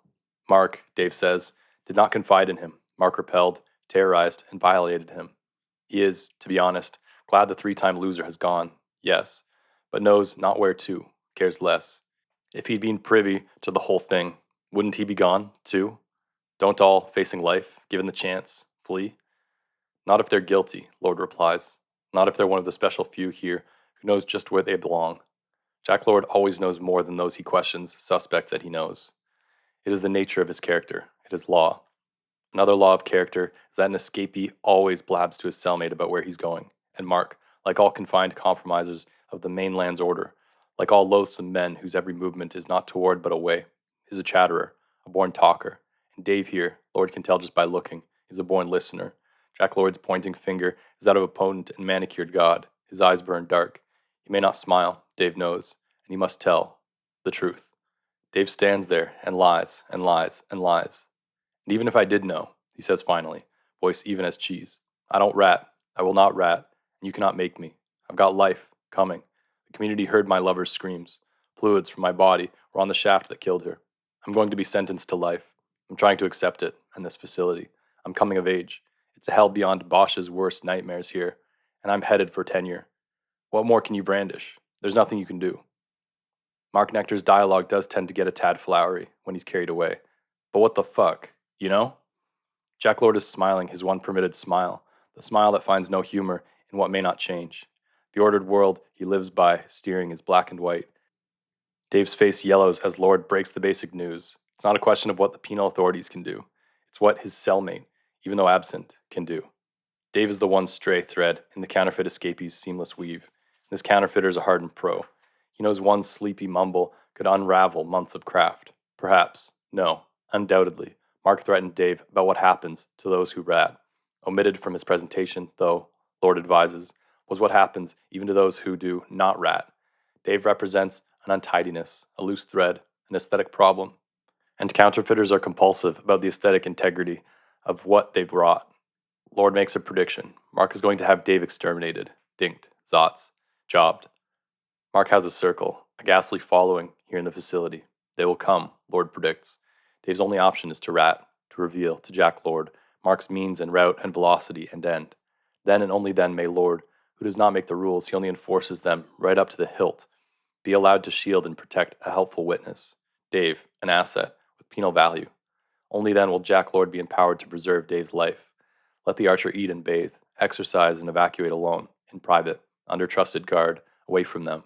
Perhaps even be able to work toward having Dave transferred to a different facility. Let him make a fresh start, inside, elsewhere. Clean penal slate. But Lord promises that all that, nay just plain old bare, hand-to-mouth survival, can come to pass only if the archer reveals what Lord knows he knows. If not, well, things don't need spelling out in this sort of environment, do they? No one is alone in a facility. Jack Lord smiles that monochrome smile we know. The matter's in the archer's hands, not the warden's. Dave is invited to give the whole matter some unleisurely thought, back in the general population, in the prison community. Sure enough, in no time, things come to pass. They come for him in the exercise yard, the shower, the license plate shop, the cell.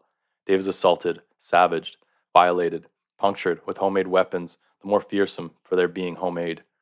The word is out, the grapevine sings, vague drums beat low. Something has been offered, a bounty beyond measure, 100 cigarettes. Jack Lord explains to his Teutonic new assistant warden, in a narrative interruption, Ambrose says he'll let slide, just barely, that the price of life in the penal system is low, because the facility is overstocked with lives, lives that wear only numbers, lives without honor or value or end. There is no demand for them. The market's invisible hand hefts a finger, damning the guilty to an existence of utter freedom. freedom to choke and starve, alone in a riot. Didactic little fucker, too, Nectar. But Ambrose was being indulgent that seminar day. We could tell he loved the kid, deep down. But so here's the weak, sickly, and badly damaged Archer, in the rundown facility infirmary, looking like death incarnate, a black-eyed mummy of gauze, fed by tubes, relieved by tubes that often run red. Jack Lord appears bedside, dressed all in black. That his black pants are bell-bottoms symbolizes what we already know. This is a man above ridicule. Lord asks Dave, how's life in general, down there, these days? It's the cold sort of question that is its own answer. The logic of Lord's prophecy has been immaculate. Mark, who's still at large, outside, though probably just long enough for someone in the population to accommodate his tentacled demand, has put 100 cigarette price on the Archer's bandaged head. 100 100s. The good kind.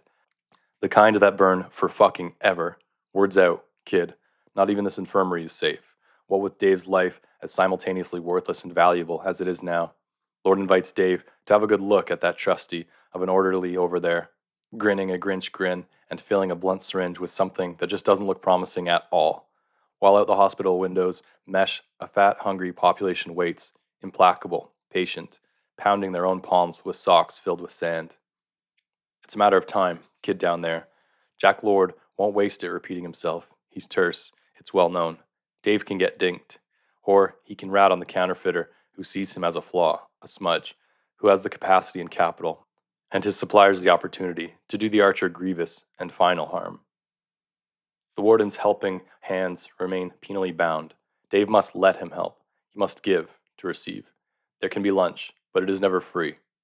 Ambrose tells us that this conversation, this dialogue between Dave in white gauze and Lord in black fashion, is handled with a deftness that earns our approval, a lengthy economy born of a precision that promises payoff, that it rings true, and that the stories end, like all true apocs tragicomic climax, which I'm still damned if I can find in any dictionary or thesaurus anywhere, is not the less triumphant for its pathos. Okay, Ambrose concedes. He's no pedant. The story here bends over backwards a little too far, limbos, almost, to argue that Dave's climactic refusal to rat has nothing to do with his guilty innocence, or the impalement and death of his one true love.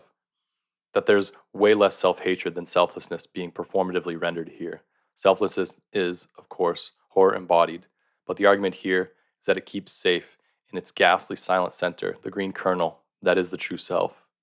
Ambrose concedes that there are some technical fuck-ups here, because the story cuts its own argument's leg out from under, viz., when Dave admits that his refusal to rat to Jack Lord, still, is deeply selfish in a way, that it has to do with desire, that he, Dave, covets something, some one thing, even in the depths of injury and cut-rate anesthesia, above which Jack Lord's famous and logical image swims.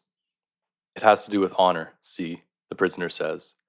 Dave tells an icon of popular culture that he feels like his own experiences and fuck-ups and trial and tribulations and anguish, both on the outside and in the facility, have given him some insights, some sight-ins that have helped him on his way. A way less toward coming of age than toward just plain old living in the adult world. The adult world, in Dave's opinion, has turned out to be a basically shifty, shitty place. It's risky, and often sad, and always wildly insecure. It beats him over the head, just how insecure and fragile is his place in his own lifetime. He knows now that nearly everything you call yours in the world can be taken away from you by other people, assuming that they want it enough. They can take away your freedom of location and movement if there's judgment. Men you didn't vote for can take your life with one red button, Jack. The world can take your loved ones, your love, your one beloved. Your dreams can be taken, your manhood, integrity of cock and bum, vapor before a gale.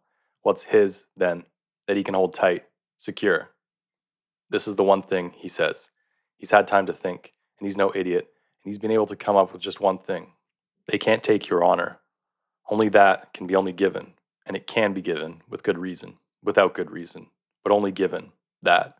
It belongs to him, his belonging, the one arrow he just can't lose, unless he lets it fly, his one thing. Dave's thought it over, and he's decided he just does not rat. He does not betray, not even Mark.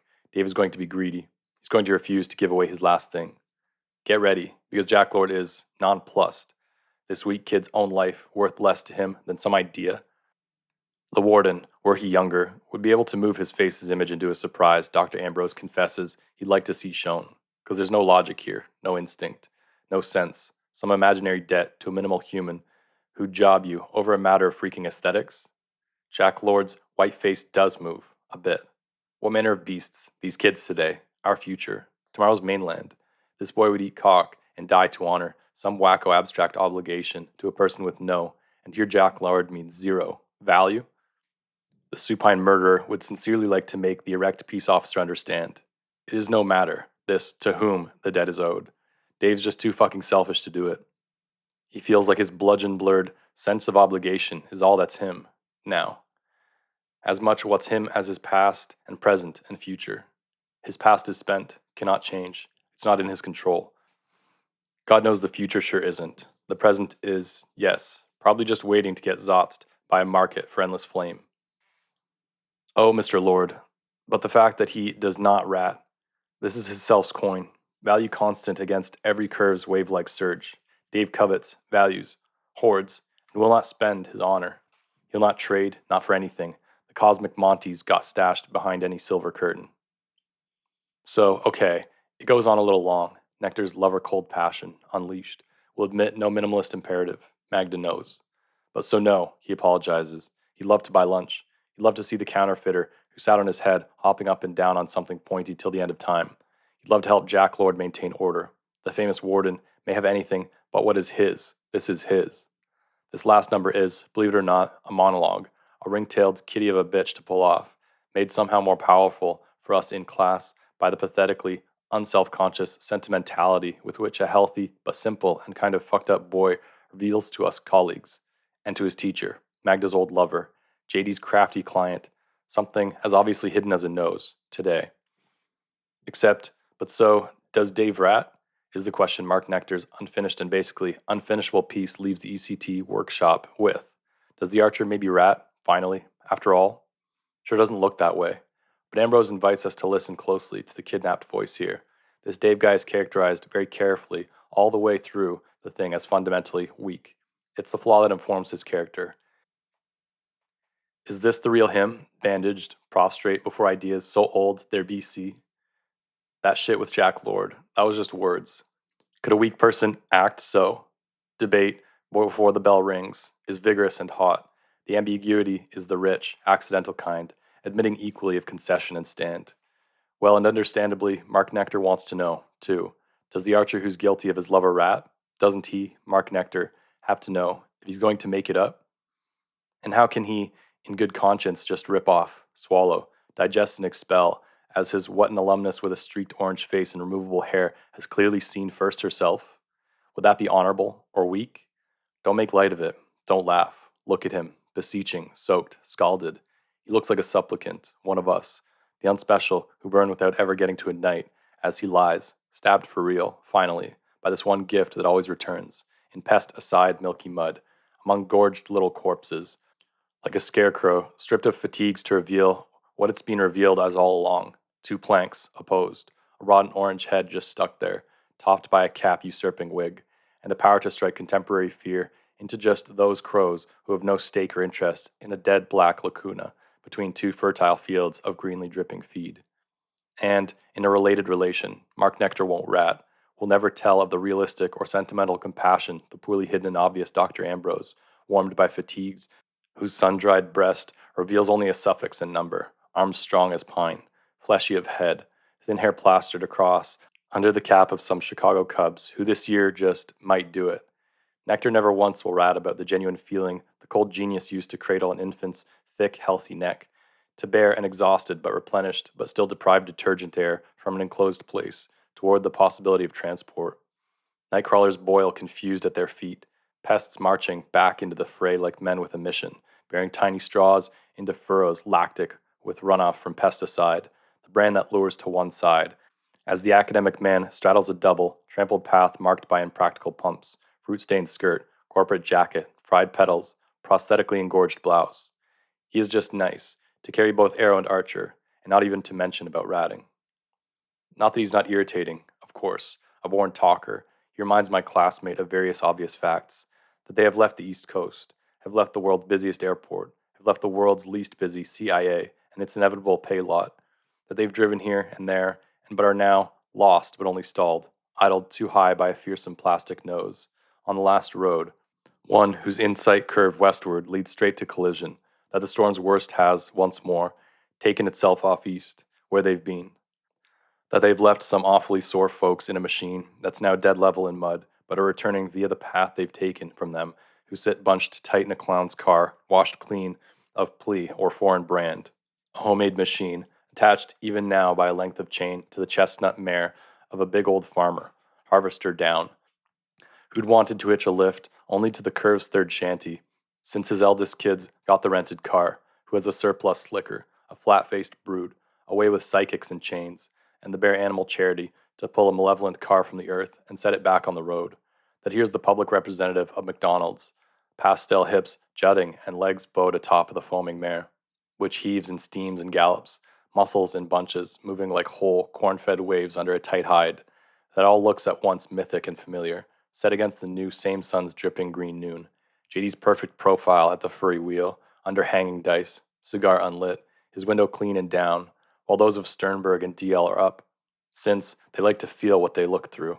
4 hands on 2 panes, and the laboring horse game, galloping without purchase in the glassy mud, the enormous farmer pushing at the mare's ass, except without any friction for his big boots. So he is, yes, okay, in a way, walking in place. The car, J.D. Steelritter's accelerator pushed flat. The big car's idle screaming, higher and higher, its big rear Goodyear's hubs popped and spokes a-whirl as the soaked earth, by not holding on, will not let them go. That, tired, but in time, they'll arrive at what's been built. That it's way too late to go back on anything. So to the reunion of all who've appeared, to the egress, to the funhouse, Ambrose's erect funhouse, designed to universal standards to be, past all the hype that will support it, just that, a house. That, though Dr. Ambrose would rather be among those for whom it's designed, he'll eat with sad cheer the fact that he, as builder, is not among, not a face in the crowd of those for whom it's really there. The richly deprived, the phobically enclosed, the in need of shelter, children. Just a tad long, lovesick, marked. I have hidden exactly nothing. So trust me, we will arrive. Cross my heart, stick a needle. To tell the truth, we might already be there. The gleaming tar reflects our state's lidless noon. We can see ourselves in what we walk on. Jack Lord's promotional Lord aloft chopper can even now be seen, reflected, aloft, in and out of the last of the clouds, probing with a white finger, for all who are astray, stalled, behind schedules. The light of his image's sun illuminates our homemade machine's rear tire, spinning in place, as the mare gallops in place, as the big old man shoves in place, without purchase. But the wheel, bound by nothing, the Goodyear spins and spins, has lost its ringing hub, has disclosed a radial spokes, hold wrapped for that impossible delay, that best interruption, that moment in all radial time when something unseen inside the blur of spokes seems to sputter, catch, and spin against the spin, inside. See this thing, see inside what spins without purchase. Close your eye. Absolutely no salesman will call. Relax, lie back. I want nothing from you. Lie back, relax. Quality soil washes right out. Lie back, open, face directions, look, listen. Use ears I'd be proud to call our own. Listen to the silence behind the engine's noise. Jesus, sweets, listen. Hear it? It's a love song. For whom? You are loved.